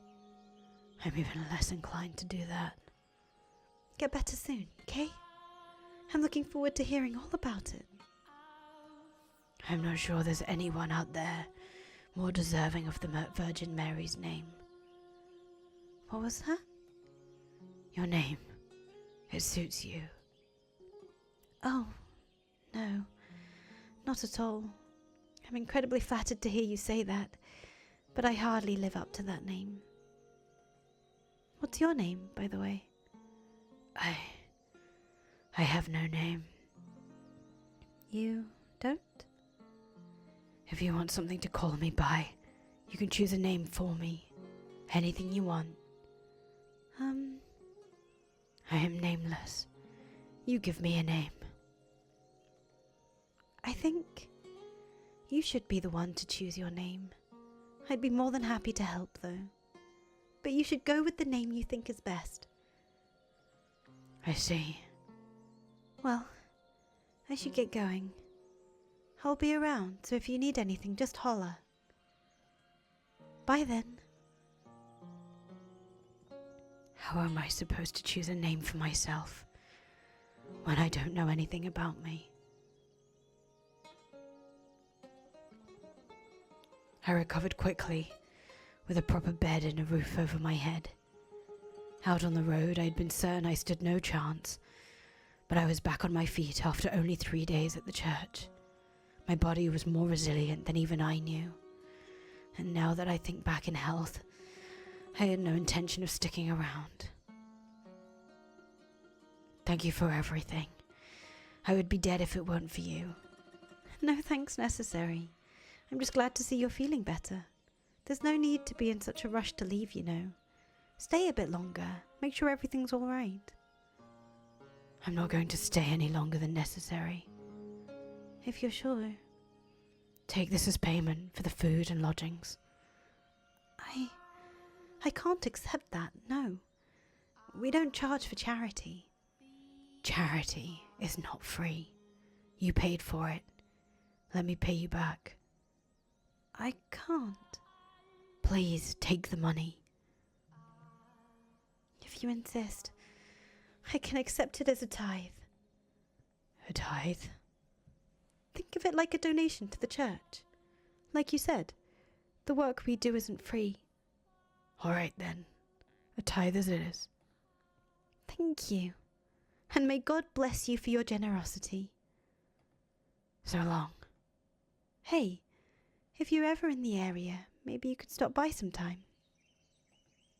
I never did get the chance to have that talk with you, and I was really looking forward to it too.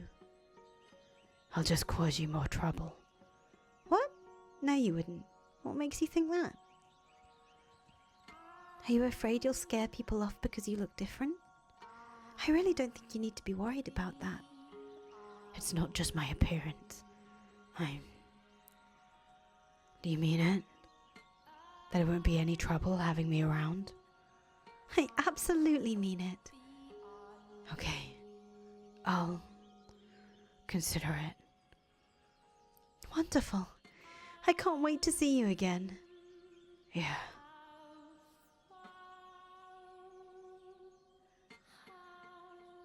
Believe me, I knew I had no place involving myself with her. A killer making himself comfortable in the house of God. I don't even believe in their deity, and I still knew that it was nothing, if not extremely disrespectful. The money I had donated to her church wasn't even clean. It was stolen. I didn't feel the slightest bit guilty about it, though. I was more than conscious of what I was doing, but none of that mattered to me. She had smiled when she took it. That was enough. Seeing the nun smile put my heart at ease, much like the sound of the slave girl's voice I heard several years before. It restrained me, suppressed my urges.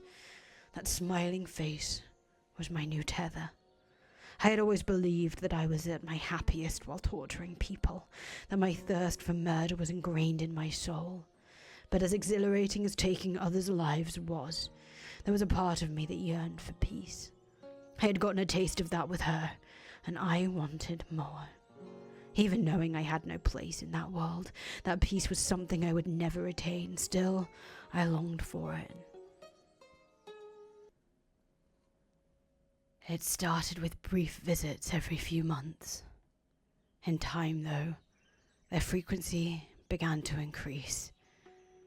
Soon, it was once a month, then twice, then once a week. The length of my visits gradually grew as well. Every time I showed up, the nun greeted me with a smile, quenching my thirst without the need for blood. The more we met, the more I endeavored to be a normal man around her, or to play the part of one. I thought if I acted like there was nothing wrong with me, then I wouldn't be out of place at her side. I wanted to feel like I belonged in that peaceful world where she lived.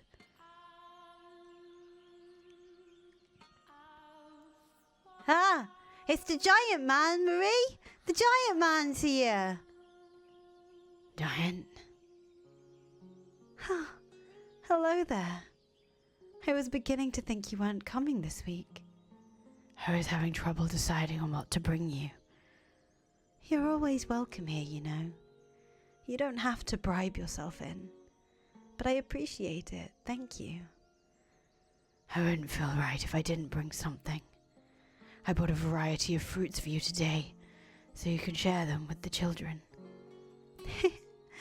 They'll be delighted. Thank you so much. It's nothing, really. So have you decided on a name for yourself yet? Not yet, no.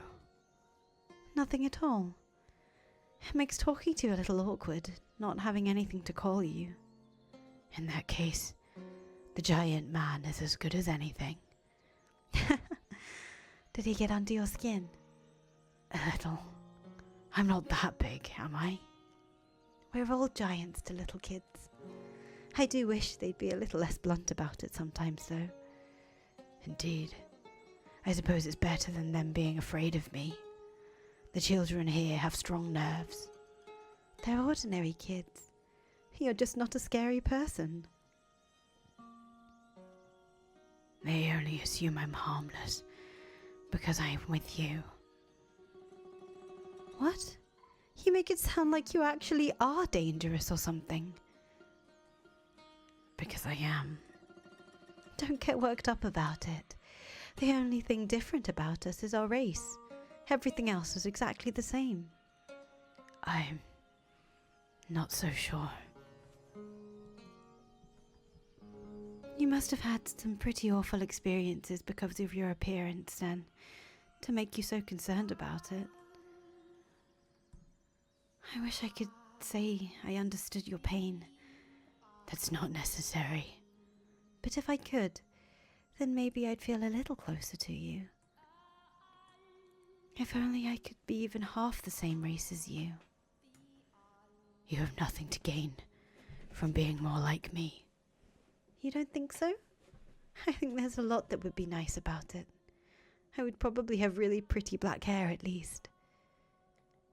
If I'm ever reborn, I'd like to be more like you. Why are you obsessed with being like me?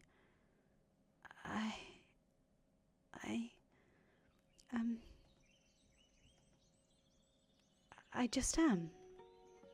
Oh? Yeah.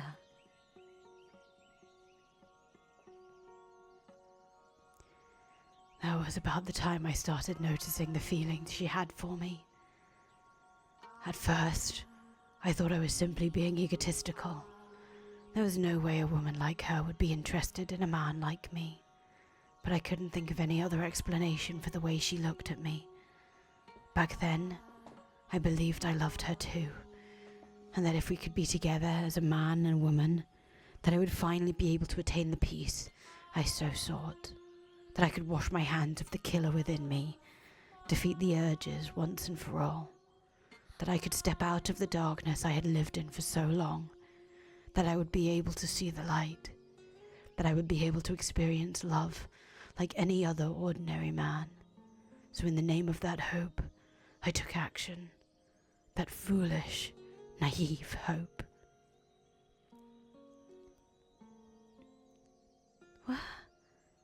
What are we doing out here so late at night? Sorry for asking you to meet me on such short notice. I hope it wasn't too much trouble sneaking out. It certainly wasn't easy. So you had something to tell me? What I'm about to tell you, every last word is sincere. And then once you've heard me out, I want you to turn me down. What? Over these past few months, I've come to at least somewhat understand the responsibilities and restrictions placed on you as a nun. But even ignoring the obligations you have, I know good and well I'm not a suitable match for you. Which is why I said I would like you to turn me down. I still want to hear it. I love you. I fell for you the moment I saw you.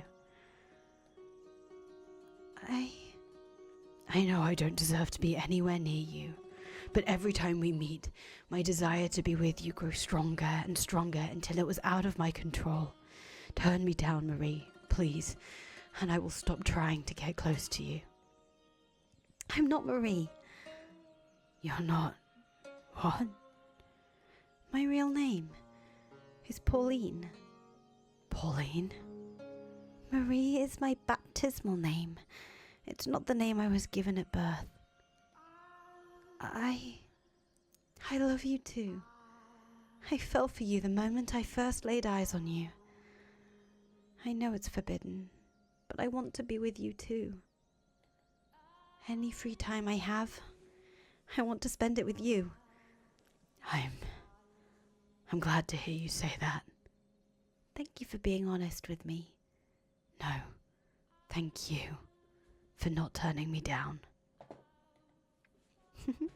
Wow, what an anxious day. When you asked me to come meet you out here tonight, I wondered if that might be what it was about. It felt like my heart was going to explode all day. Heart? Explode? Guys get nervous about telling girls how they feel too, don't they? Yeah, we do. Until now, I had no idea falling in love was so hard on the nerves. Just thinking about you makes my mind turn to mush. It's hard to work like that, you know. Is it really that stressful? Is it like that for you too? Yeah. Thinking about you makes it impossible to concentrate.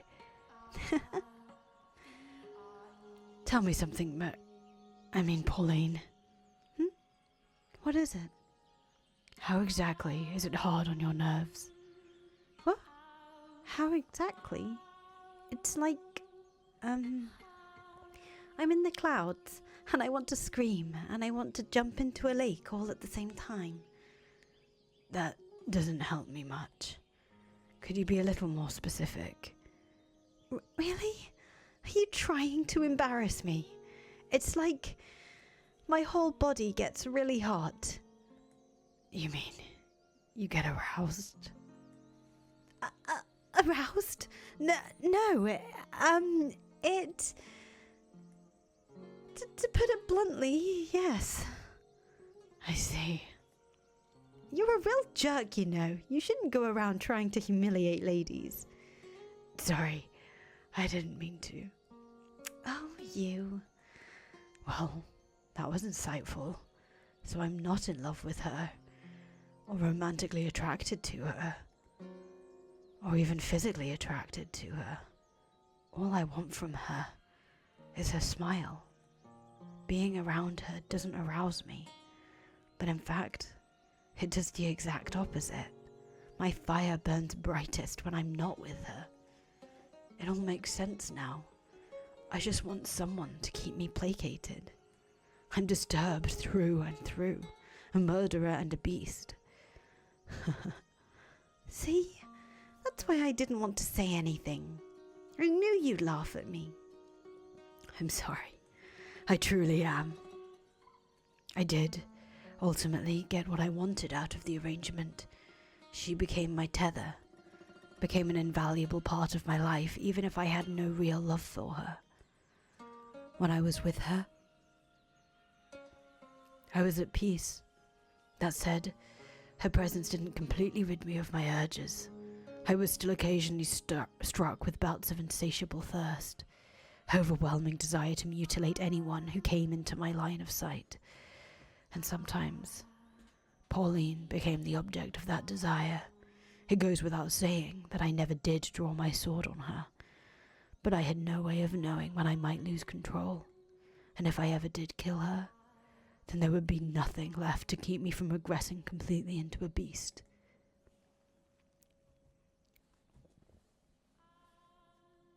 Pauline and I arranged regular nighttime meetings, though never once did I tell her how I truly felt, and I had no intention to either. When I was with her, I was in the role of her lover. She never questioned my love for her, and expressing hers for me caused her to smile even more than normal. The happier she was, the more beneficial it was for me. Spending time with her in this capacity, I was able to gain a deeper understanding of what kind of person Pauline was. She was a deeply generous and compassionate woman. While I now understand her near-compulsive deeds of charity were a result of the stress and uncertainty she felt about herself, at the time, I believed she was doing it because she genuinely wanted to. I believed she wanted to save absolutely everyone to be the saintess she had become to be known as. She gave assistance to anyone who sought it from her without question, and as a result, the church's coffers quickly dried up. Her God did not supply her with an endless source of bread, and wine neither.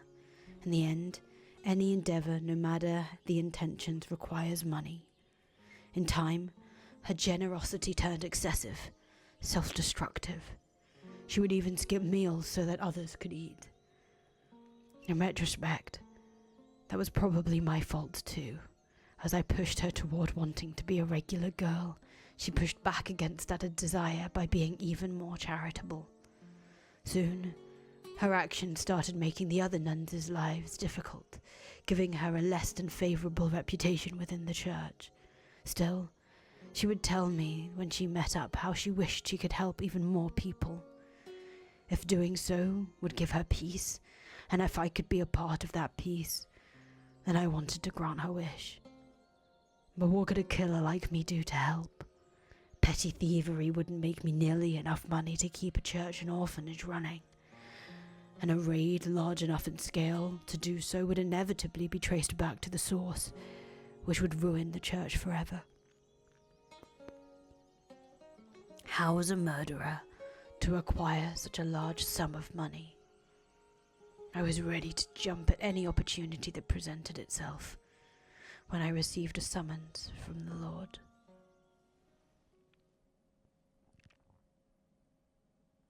I take it you're the Oriental man who's been seen buzzing around a local church of late? When I first saw the Lord, I was surprised at just how young he looked. There couldn't have been more than a couple years difference between us. I had envisioned him as an elderly, or at the very least a middle-aged man. That would be me, yes. What of it? Who do you think you're talking to, you impudent rat? Show some damn respect. Apologies. I'm not very familiar with the local customs or language. Very well then. You're fortunate I'm such an understanding man. Now, for the reason I called you here, you're the one who killed that cart full of slaves 4 years ago, aren't you? So you know about that?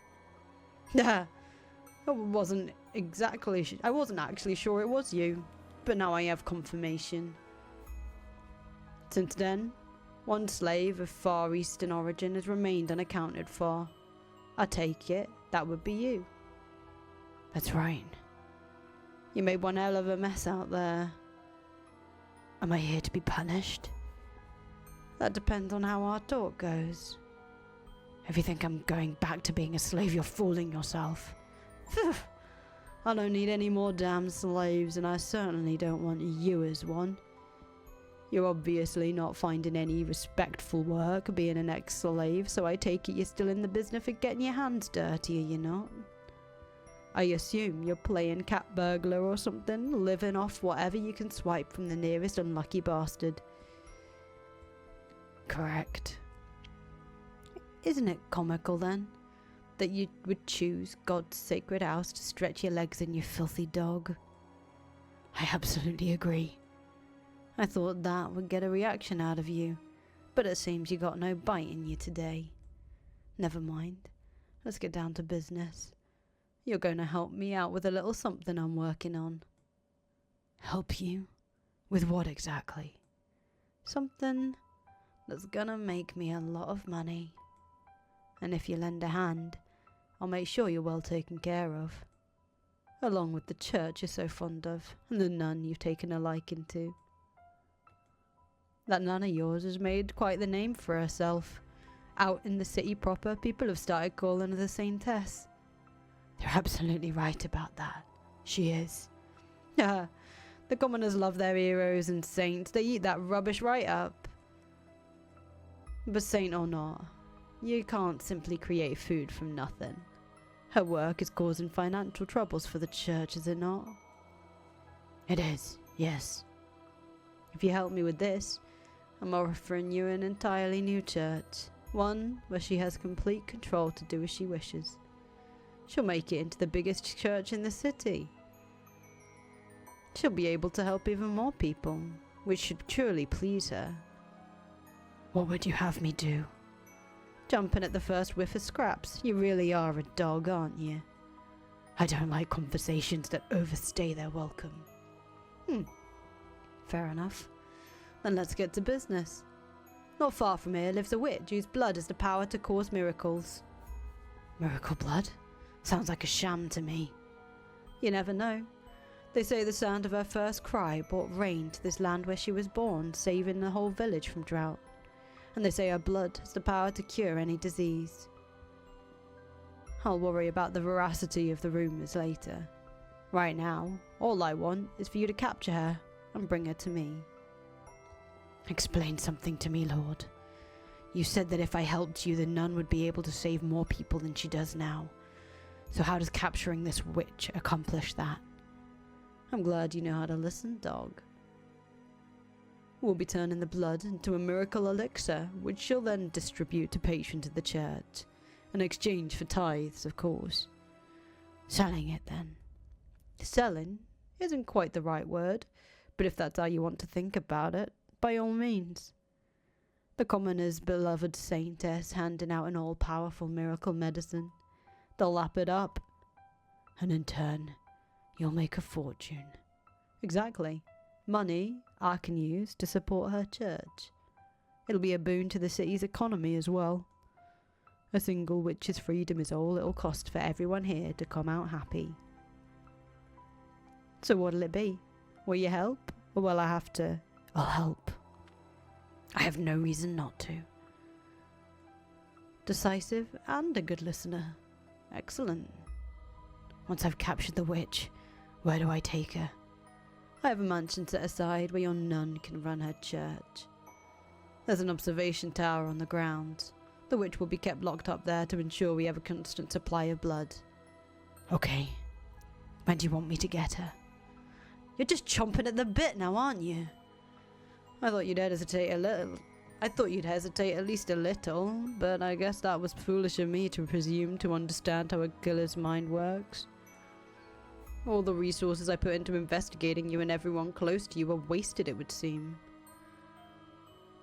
Do you even have a conscience? Don't act like you're any different. I assure you, I have a conscience. I wouldn't be doing this if it wasn't necessary for the growth of the city. No, I mean you're as much a murderer as me. You would never come up with a scheme like this if your hands were clean. Watch your mouth, dog. Don't you dare insinuate I would ever condescend to your level.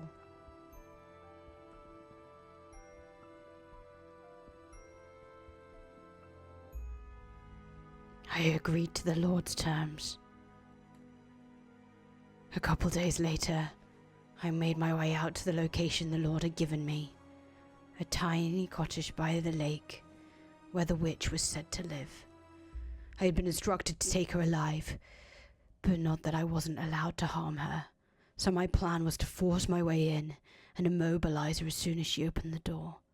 The Lord was right. I didn't have anything resembling a conscience. I was too far gone to be bothered by the prospect of disabling a witch. Not even the fact that I had found a degree of solace in my relationship with Pauline would change that.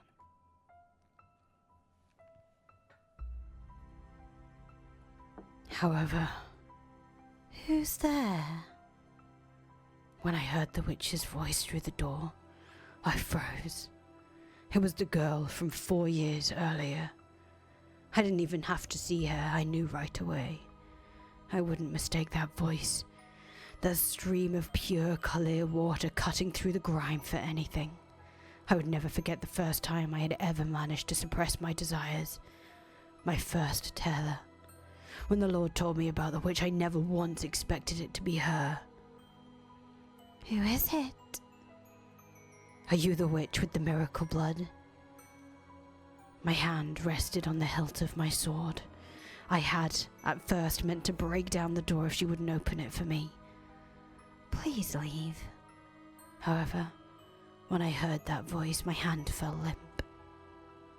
Please, stay away from my home. I am in need of your blood. Could you not spare a little? I have nothing to spare for a man like you. My blood is only for the sick and the needy, so please go away. Stay away from me, I'm begging you. Get away from this place. You're a murderer. I want nothing to do with you, so please, just go away. As you say.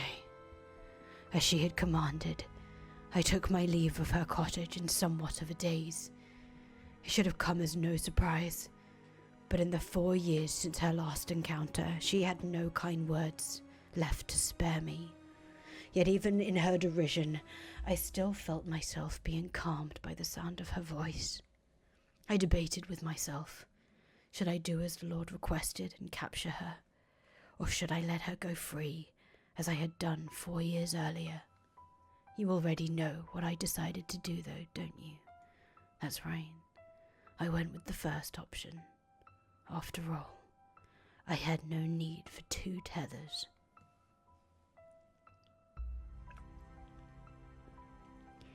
While breaking down her door was still an option, the witch was wary of me. If she were to somehow manage to escape, there was no saying how the Lord might react, so I stood watch waiting for her to step outside. The problem was, she never opened her door.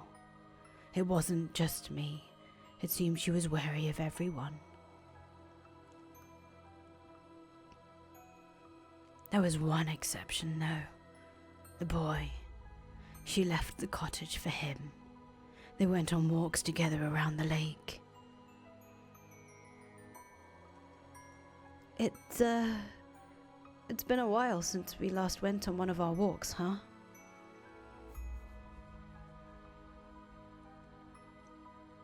I haven't been sleeping much, taking care of Nellie. Is her condition worsening again? Yeah. Rest assured, I will give her my blessing as many times as she needs. Thanks. I really appreciate it. The weather's kind of not that great today, huh? Looks like we might get rain. It's probably not smart to stay outside much longer. Yesterday, I should get going. See you. Watching the two of them, it occurred to me that I could make good use of the boy.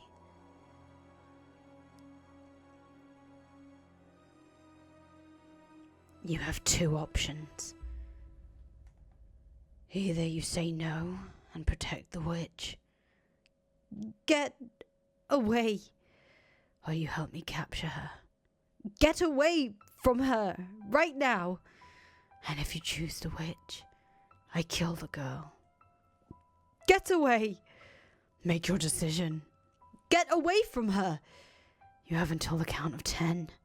If you don't choose, I kill the girl. 10, 9, 8, 7, 6, 5. Okay, I'll do it. I'll help you, so get your sword out of her face. Don't kill her. I thought you'd hold out until the last second. Well, what are you waiting for? Let's get going. Get moving. You pitiful little boy.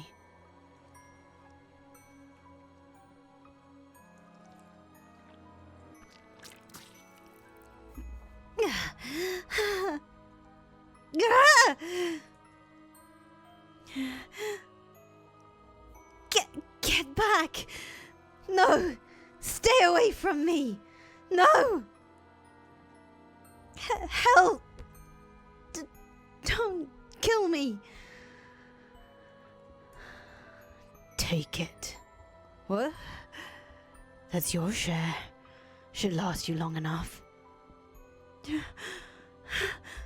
Why? Why? Why? Why did you take my arm? What do you mean by share? Why?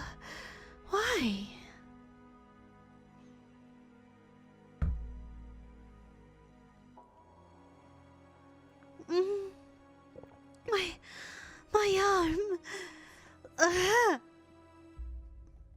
My arm. No. Put me down, please. Help. Somebody, please help. The witch, with the miracle blood, had regressed into an ordinary girl, and she screamed in pain like a small child. I wasn't going to get very far with her wailing, So I gagged her, tied her up, and threw her into a burlap sack.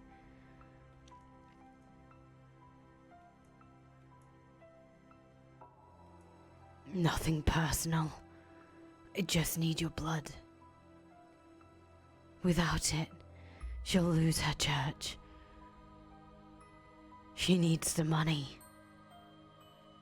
I needed some way of getting enough money to keep her church running. So the Lord made me an offer. If I brought him the witch with the miracle blood, he would finance a whole new church for her. So don't take it personally. I tossed the sack into the cart I had waiting outside, then made my way to the mansion as per the Lord's instructions. The two of us then locked the witch in the observation tower. When I told the Lord I had used a boy as bait to get her to open her door, he gave an exasperated sigh and said, "Involving a third party was not part of the plan. Is there anything at all in that head of yours, dog? I can kill him if that's the problem." "Don't be hasty. Describe him for me. Did he seem like he came from a wealthy family?" "He's young, still in his teens. He lives with his little sister. He looked reasonably well off, probably of noble blood." "You picked one hell of a target to use as your bait. Should I kill him?" "There are people in this world you can make disappear quietly. People no one will notice have gone missing. You're one of them. The boy? He most likely isn't." "Was the boy at all interested in the witch's blood?" "He seemed to be." "Well, that makes things a little easier. We just have to make him into an accomplice then."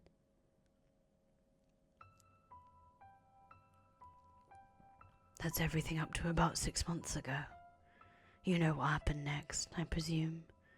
I threatened Mel, forced him to join us. He needed the blood for his sister, but even without that excuse, he didn't have the courage to run. Me, on the other hand, I involved myself of my own will. I had no reason to try to get back out.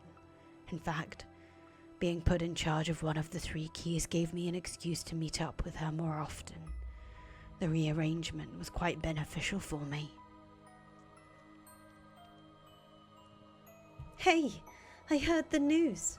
You were selected to be part of the Lord's personal guard. Now you've got it made. Congratulations. You exaggerate. It's nothing. Oh, now, no need to be humble. He wouldn't have picked you if he didn't really trust you. Everyone around here knows just how hard it is to earn the Lord's trust. If you say so. It hasn't been easy for him, I hear.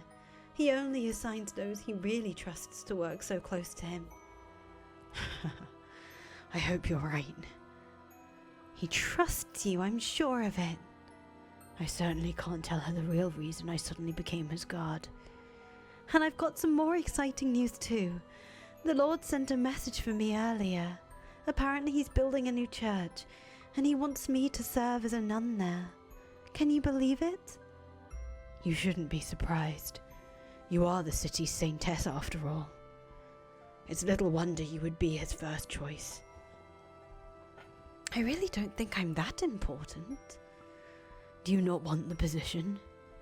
No. I'm delighted to have such an incredible opportunity. This will allow me to help so many more people than before. It's wonderful news. That's good to hear. Tell me, I'm not wrong in thinking helping people is the one thing you want more than anything else, am I? Right. That's what I want more than anything in the world. I see. Hey, smile for me, would you? Huh? I've been smiling this whole time, haven't I? Not just now. Forever. Of course. When I'm with you, nothing could possibly take the smile off my face. I'm glad to hear it.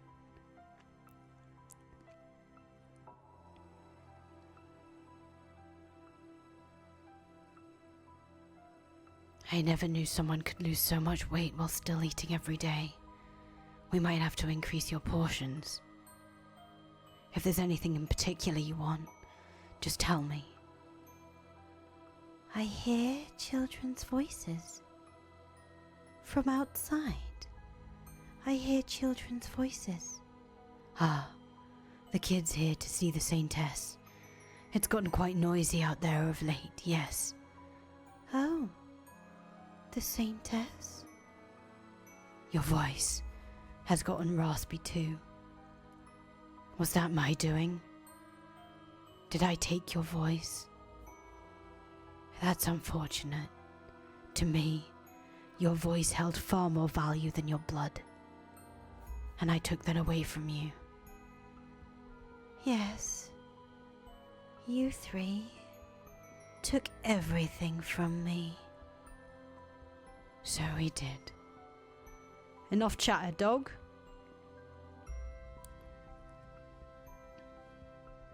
The Lord's scheme was a success. The witch's blood brought with it an influx of donations which the Lord invested in various businesses in the city. I have no idea if the blood actually has miracle powers, but there were certainly people claiming to have been healed by it. It wasn't long before people who weren't sick started making use of the supposed cure-all medication, saying it had preventative properties as well. As word of the elixir spread, the Lord's prophets grew in kind.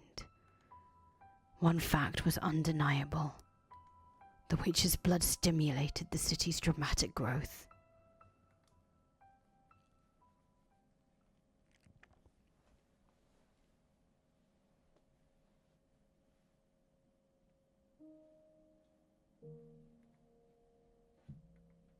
And that's everything. Appalling, is it not? Morgana. If you hate me for what I did to her, I can take this sword and kill me with it. You can take this sword and kill me with it.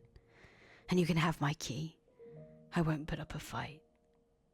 You have the right to exact punishment on me. Killing you would accomplish nothing.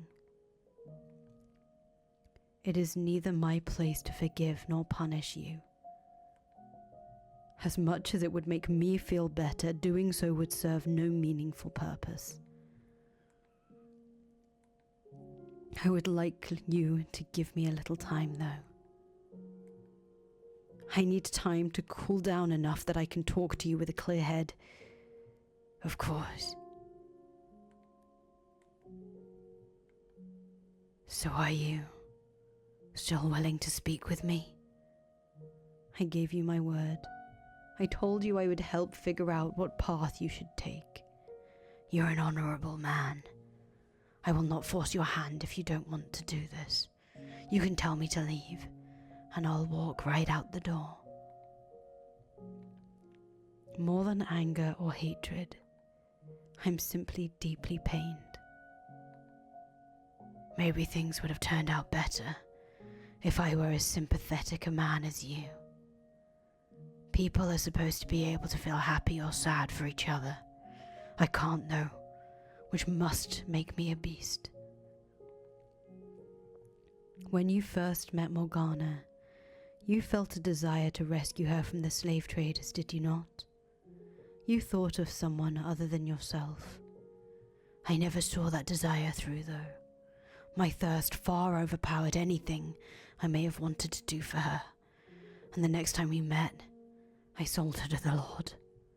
As I said before, there's no room for interpretation in the things I have done. Whatever I might have wanted to do at one point, it's all meaningless now. Regardless, anything I do for someone else is ultimately for my own benefit, because that's what I need. No matter how selfish your motivations may ultimately be, please let me believe some part of you does genuinely want to help her. All right. I know I'll sound like a hypocrite for saying this, but sitting back and waiting for her to die is not what I want. When I cut off her arm, I didn't feel any of the thrill or euphoria that I usually do when I take my sword to someone. I can't say whether that means I had a conscience, but if for a moment, or I just wasn't myself at the time. If you can save her though, please do. I can't do anything. If I try, I'll only make things worse. I cannot do everything on my own either. Give me your word that you will atone to Morgana for your actions. While I doubt making reparations will clear me of my crimes, if that is what you want me to do, that is what I will do. Can I ask you something? What is it? Tell me more about my next life.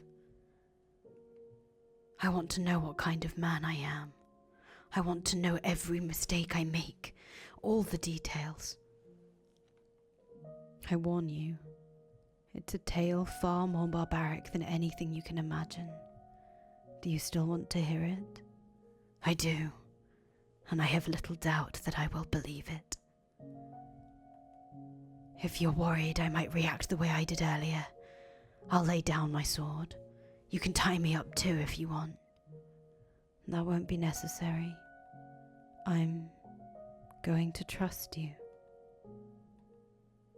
I'll tell you the whole, hopelessly tragic truth.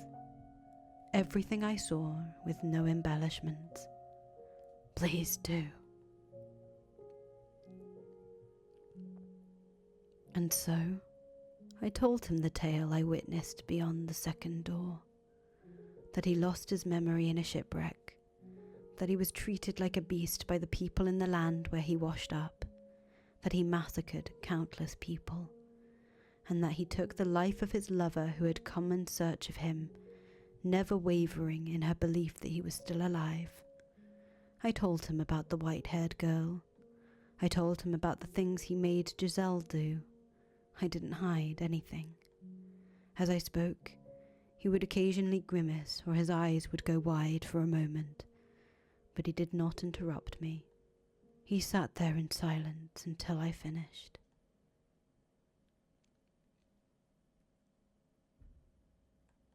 You weren't kidding. That was far worse than I had imagined. It is the truth, though. You become the target of Morgana's loathing, and you were led back to this mansion. That is what lies in your future. As difficult as it may be to comprehend, that person is you. The man who does all those things hundreds of years from now is you. I really am a beast. A horrendously precarious creature. As I interpret it, when you lost your memory, you also lost everything you used to suppress your nature. You lost the foundation you had built, and as a result, you were no longer able to maintain that balance. Would that mean that what I am now is, comparatively speaking, human? No, I'm no different now. I have no more control over myself when I'm killing people than the man you described. You've seen me do reprehensible things, and in spite of that, you were never condescending or insulting, never acted disgusted or afraid of me. Are all angels as compassionate as you? I am not an angel. I was simply biting my tongue. Are you afraid of me then? I'm not afraid of you, no. What are you then? I don't understand. I am of the belief that now is not the appropriate time for me to allow my personal feelings to influence my actions. My task is to save Morgana. If I'm to be honest with you for a moment, I despise the man you are in the future, but I'm also equally frustrated at myself. You're right. The things you did were inexcusable. You murdered innocents. You killed the woman who came searching for you. But on a personal level, What angers me the most is that you put blood on the hands of the woman I love. I know very well that to you, it's something you haven't done yet, but it was still your soul. It tears me apart inside that I couldn't return in time to stop it. You'd be hard-pressed to find anyone who wouldn't be angry to know someone they cared about had received that kind of treatment. I suppose. If that's how you feel, though, aren't you interested in taking revenge on me? As I mentioned before, there are times when allowing your emotions to take the reins is the wrong course of action. This is one of those times. Seeking vengeance is the wrong thing for me to do right now. If I can eliminate Morgana's hatred, the three of your souls will be set free as well. So you're going to save me too? Yes, I am. I don't consider myself worthy of redemption, especially not after hearing about the things I will do. I'm a beast through and through, a twisted, psychopathic monster. You were conflicted, though. You struggled against the creature that dwelled inside you. It's true that you found perverted joy in violence and murder, but you also felt kindness, which caused a part of you to seek peace. And the same can be said of you in this time as well. If you actually were nothing but a beast, or rather nothing but a man that derived pleasure in killing, maybe then I could have truly reviled you. Then you would be irredeemable, no matter what had turned you into that. No matter how much pain and suffering had driven you to that point. But your instability, your constantly shifting desires, your mental frailty, all appear to me as very human traits. Tell me, how should I live my life from here on? What is it you want most? The easiest road for me would be the one I walk now, to continue being a killer. No fighting my desires, no resisting what's inside me. Would that be my salvation? To abandon my humanity entirely? I don't know what I should do, what I'm supposed to do. I'm at a complete loss about everything. I would like to believe that your desire to live in peace is sincere. And that's what I want for you too. It will be the more trying path, yes, because you will have to fight against your nature to stay on it. But we live in the human world. And you also have Pauline, who wants the same thing, extending her hand for you, inviting you to join her. So I encourage you to suppress your urges. Your life will not be easy for it, but I implore you to take the rocky road for your own sake, and for hers. Even if it means my entire life is built on a foundation of lies. Before today, I believed it was wrong not to be true to oneself. But as I listened to you tell your story, I came to realize that maybe there are exceptions. Some things you can, and possibly should, keep locked inside you where they can't hurt anyone else. However, I also think you have a tendency to try and act too perfect around her, both in this life and the next. You cover up so much of yourself, you become an entirely different person. You can be your conflicted, imperfect self around her. The man you are right now, lost, and trying to find his way. I have little doubt she will accept that man. What you need most is restraint. I see. So tell me, do you think my future can be changed? I don't know for certain, so all I can do is speculate. But as you share the same soul, I expect any changes you make now will be reflected in your future incarnation. I have my work cut out for me then. Pauline, she believed in me. She put her faith in a beast and went out in search for him. I cannot allow myself to be the kind of monster that would murder a woman like her. I have to change. I will change the future. You can do it. When my life here comes to an end, I vow to make my next one better. Thank you for listening to me and for giving me guidance. I can't say I'm particularly suited for the job. Knowing that my words are going to influence the direction of another's life is an unimaginable amount of pressure. I don't know. I'd say you'd pull it off well enough. If you ever decide to quit being an angel, you'd make a damn convincing missionary. I have no interest in being a missionary, and as I've told you, I'm not an angel. That's too bad. I joined the Church of Michael. Don't look at me like that.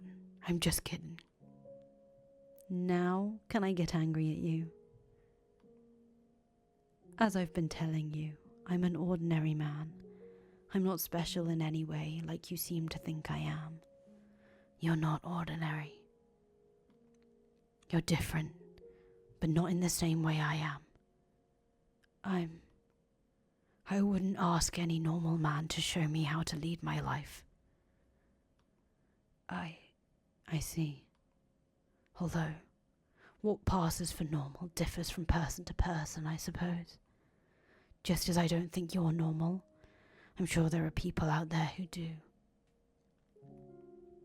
Perhaps. Or maybe they're just able to see my desire to be normal.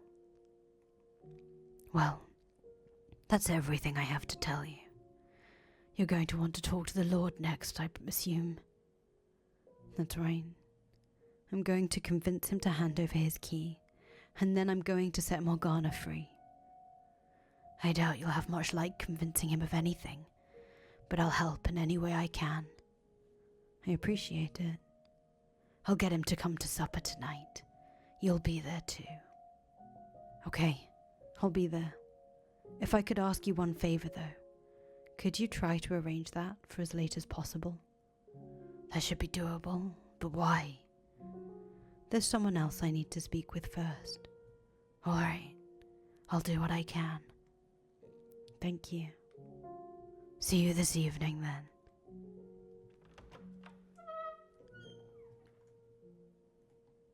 Did I lead him to the correct path?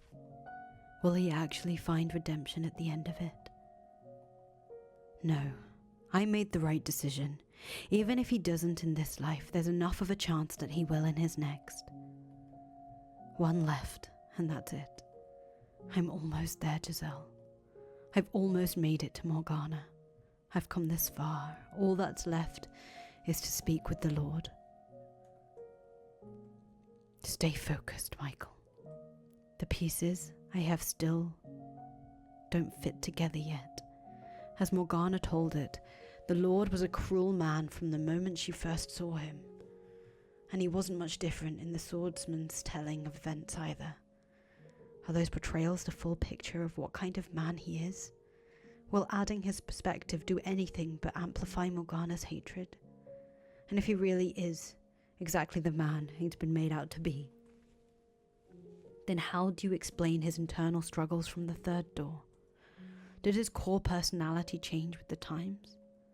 Everyone else I've met has been fundamentally the same, though. Are you the exception? Jacopo?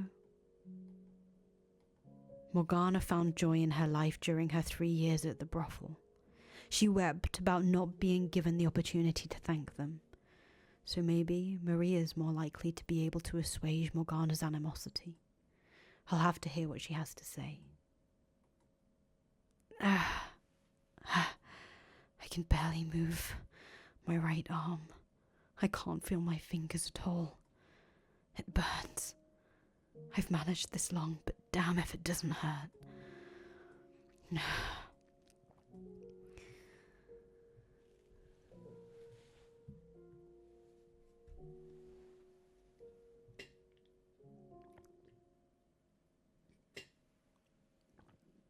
Why must you hand out miracles for nothing? I know that voice. I'm looking up at someone. A woman. She's draped in black fog, and I can't make out any details, but even through the darkness I know immediately who she is. She is Mother. No, she is not my mother. She is... Why would you even ask such a question, Mother? We're barely holding on as it is, my dear. It's not wrong to expect a little remuneration for our services. No, Mother, it is wrong. Miracles are not to be bartered for. God, the Father, does not charge for his miracles. So why should we, when I'm only borrowing his power? Listen to me, Morgana. Every time you give someone a blessing, you're hurting yourself. If not for the miracle itself, you still deserve some degree of compensation for the pain. I know you're concerned for me, Mother, and I appreciate it very much. But I'm happy with the way things are. I'm happy to be able to help others with my Heavenly Father's power. A power you won't have much longer, my dear, if we can't afford to keep ourselves fed. I'm a saint, aren't I? Yes, you're my sweet little saint. God will not forsake his saint. No matter how difficult it may get, he will always provide me a way to continue doing his work. And you're the mother of that saint, aren't you? Yes, that's right. I conceived you untainted by the hand of a man. Then you must respect his will as well, Mother. It must be our highest priority. You're right. I was wrong, my dear saint.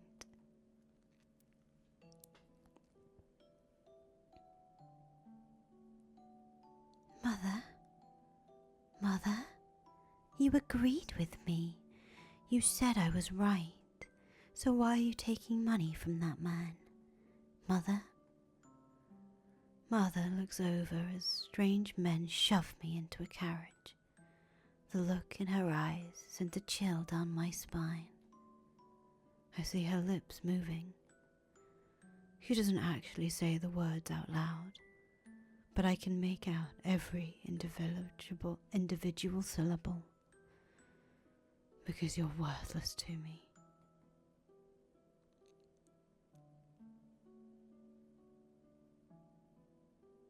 Welcome, daughter of God. You'll be performing miracles for me now. And if you cooperate, I can guarantee you'll live more than comfortably. Miracles are not something to be performed for one single person's benefit. What? Miracles are not magic or parlor tricks. They are a precious gift granted to me by my Father in heaven. Using his power for personal gratification is a grave sin. I will do no such thing. I entreat you to think long and hard about your actions. Do away with such selfish desires and dedicate yourself to helping the people. The power you've been given was bestowed upon you by the hand of God. It is not your power. He is merely allowing you to make use of it for a short time. Pride is a sin. Please consider how you conduct yourself. You're an ignorant, insolent child, aren't you? I bought you. You're my property. You have no right to an opinion. That is not my opinion. That is the way of the world as God. Silent! You're not here to talk. You're here to perform miracles for me and my guests. As I've already told you, I will do no such thing. What you will or will not do is my decision, not yours. The Lord says with a sickening laugh, then grabs me by the hair and knocks me to the floor. I beg him to stop, but he isn't listening to a word I say. Cheers! A saint's blood and good fortune to all. I stare vaguely out at the crowd, gathered for the Lord's blood feast. Every time he has guests, he throws another party, and every time he slices another part of my arms or legs open. It isn't long before they're an unsightly web of crisscrossing scars. The Lord sometimes has trouble deciding where to cut, but not out of any sense of sympathy for me. He simply thinks drawing blood from an untouched area of my body will make it more effective. The Lord strips me bare. Perhaps I'll use your stomach today, Saint. I should be able to get some nice pure blood from there. Stop this. Can you not comprehend what you're doing is an affront to the Lord? I'm free to do what I wish with my property. Saint or not, you're no different than any of my slaves.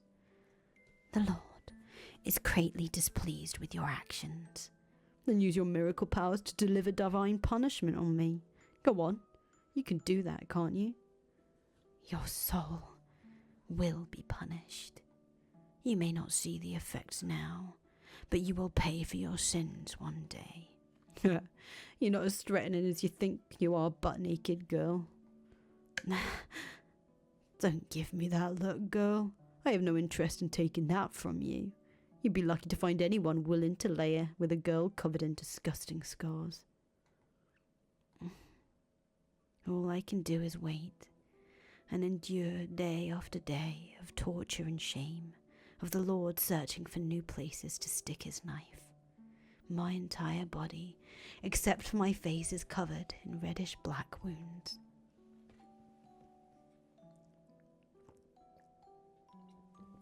Someone, anyone, help me.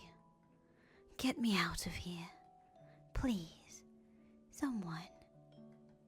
Oh, Father, who art in heaven, I pray for you to lead me unto deliverance. Father, your trials, they are much too great.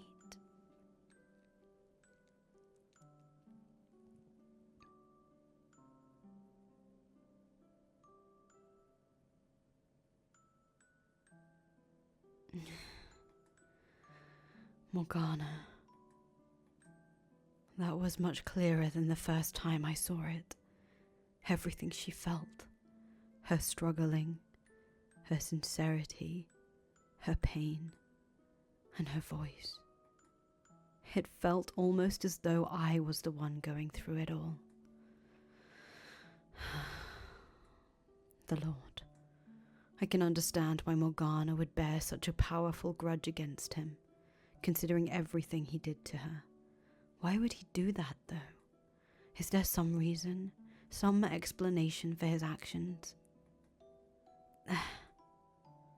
I'm thoroughly exhausted, like I've just spent the last several months having my blood drained again and again. My limbs feel like they have boulders tied to them.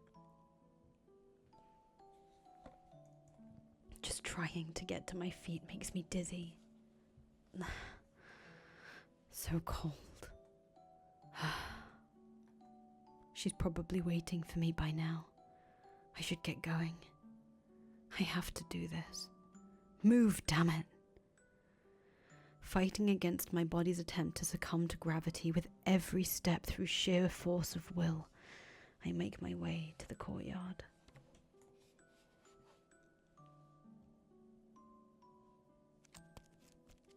Oh, there you are. Thank goodness, thank God you came. Sneaking in onto church ground is a bit unnerving, so if you... Are you all right? You look like you just came back from the dead. I'm fine. Thank you for coming. Now, to continue our conversation from yesterday. Whoa, slow down. Who do you think you're convincing? You look about as fine as a fucking corpse. If you're not feeling well, we can always do this some other time. And whoa, what happened to your hand? It's a minor injury. Nothing of any significance. Seriously? Who do you think you're convincing, man? I can get around just fine without a few fingers. You gotta take yourself into consideration too. You can only run on raw determination for so long. And imagine how it makes me feel for a second, you asking to talk and showing up like that. If you want to get anything done, you've got to take care of yourself first. Head on back to your room and rest. Let's do this some other day, Kay, when you're feeling... I don't have that kind of time. Noon tomorrow. That's my deadline. I have to take care of everything before then. I know damn well what condition I'm in, but that doesn't change what I need to do. If I don't, I can't save Morgana. I can't get Giselle back. That makes it all the more important you get your rest. And when do you suggest I do that exactly? Honestly, I don't get why you're in such a damn tizzy. Get a hold of yourself, man. I'm plenty calm. It sure doesn't look like it. You're already pushing yourself to the edge. I don't want to be responsible for giving you that last nudge. So quit bickering with me, get your ass back and get some rest. You don't understand the gravity of the situation. None of you do. You don't grasp how great an effect stopping what happens tomorrow will have. I have to keep moving, even if it means crawling through the dirt. If I don't, not only will I fail to make things better, Morgana's almost certainly got even worse fates in store for all of you so long as her curse lives on. I'm the only one here who knows what awaits. So that makes you what? A prophet or something then? Not exactly, no. But in the terms of this time period, that would be the most apt description. Do you not believe me? Well, that is asking a lot. That's fine, you don't have to. But at the very least, I want you to believe that I genuinely believe something terrible is going to happen tomorrow if I don't do something. That I think I don't have time to waste. All I need you to do is tell me what you know. Could you do that for me? Assuming you actually are a prophet or whatever, why don't you just, get the hell out of town? Say fuck it, this is too much, and vanish into the night. No one's gonna blame you if you do. Hell, is anyone even gonna notice you did anything if you do succeed? I'm not in this for attention or praise. I cannot sit idly by knowing what I know, seeing what has happened and what will, knowing what Morgana went through, what she felt. I can't abandon her, not anymore. I can't let my knowledge go to waste. While it is true that the mansion will continue to be wrapped in darkness so long as Morgana's curse remains in effect, and nothing can be put to rest until I do something about that, that's not my sole motivation anymore. I sincerely want to help Morgana.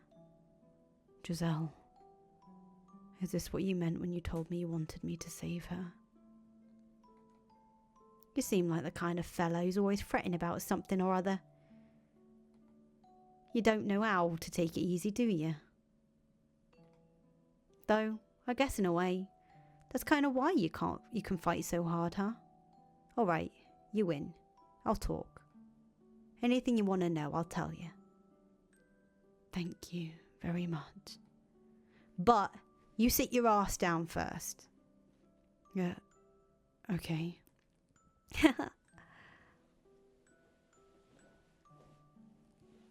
Morgana said that? She did. She described her 3 years there as one of the brightest periods of her life. Huh, who'd have thought? Damn, that's kinda really great to hear. Did she never tell you herself how she felt? She never really made much of an attempt to be part of the group. Was like she had these colossal walls all around her. I can see that. Yeah, so I always kind of felt like I never knew if I was sticking my nose in too far or not, She appreciated what you and the other women did for her. After the raid 4 years ago, she ended up in the hands of a slave trader. As she was being transported, she said this with tears in her eyes. I'm sad because I didn't get the chance to show my gratitude to people very dear to me. Well, damn. So is that, absolutely 100% exactly what she said? You're not just pulling it out of your arse, are you? Those were her exact words, yes. As hard as it may be to believe. Nah, I believe you. I'm just surprised is all. I mean, wow. Yeah. If I'd known that was how she felt, maybe I could have been a little friendly with her. You weren't friendly with her? Not especially. I mean, that's not to say I was cold or anything. It's just that all the girls kept a bit of distance from her.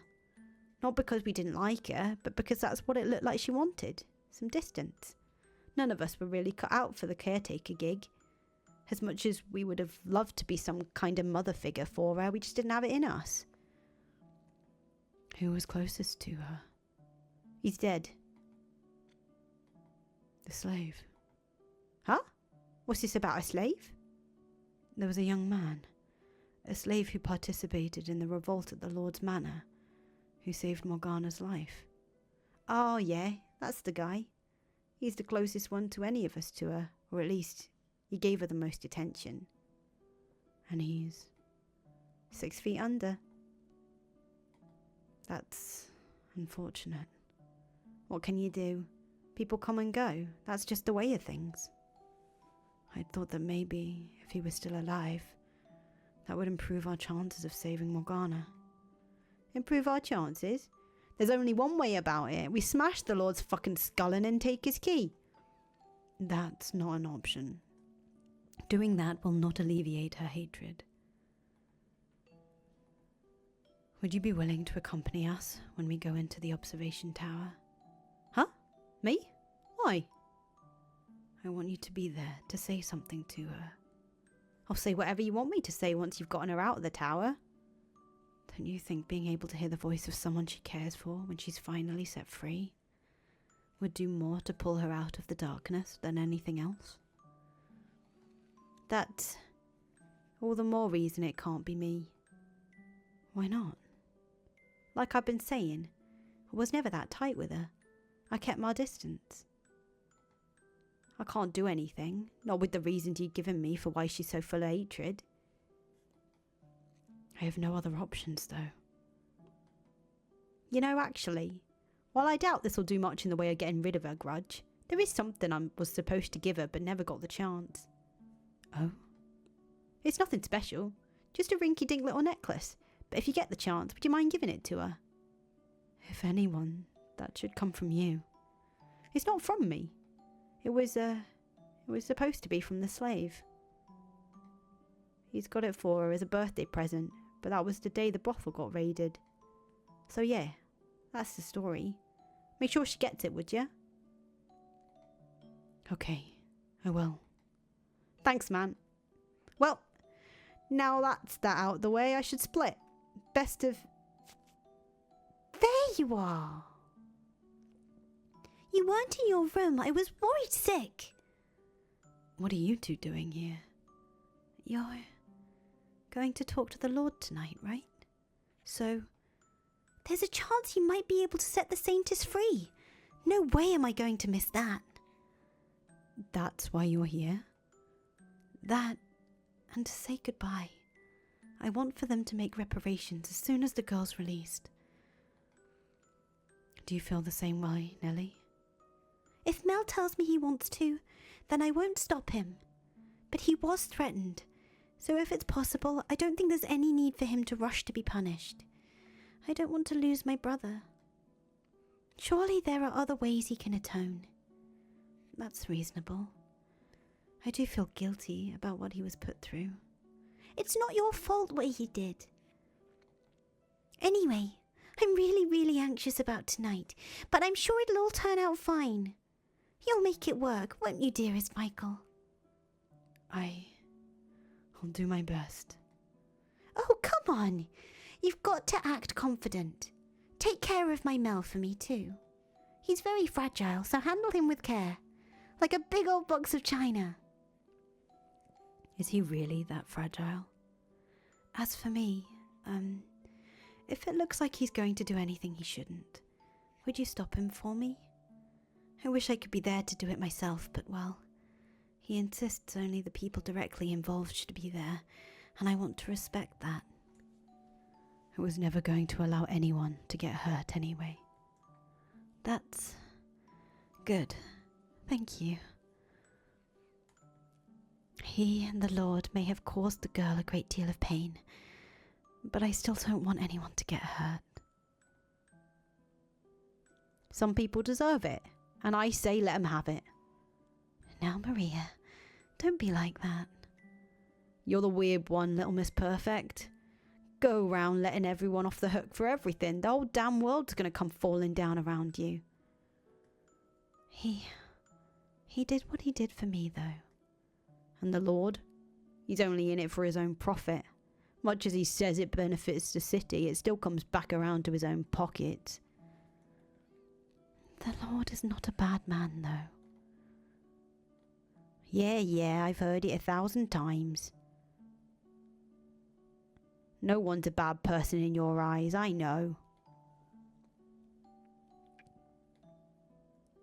Now, can we please try to keep this civil? Yeah. Sorry, bad habit, I know. I talk a lot of rot, but I really don't mean half of it. I do think he's much better than the old Lord, though. Hold on a second. What did you just say? He's better than the old. When did the current Lord take his place? 4 years ago? What? Morgana was 9 years old when she was at the Lord's Manor. 7 years ago. Maria, were you ever at the Lord's Manor at any time 7 years ago? Nah, I was never hired by anyone there. Then when? She didn't have any interaction with the Lord 7 years ago. Now it all makes sense. How did I not consider this possibility sooner? I know what kind of man he is, and I know the people he had around him. Maria, is the slave actually dead?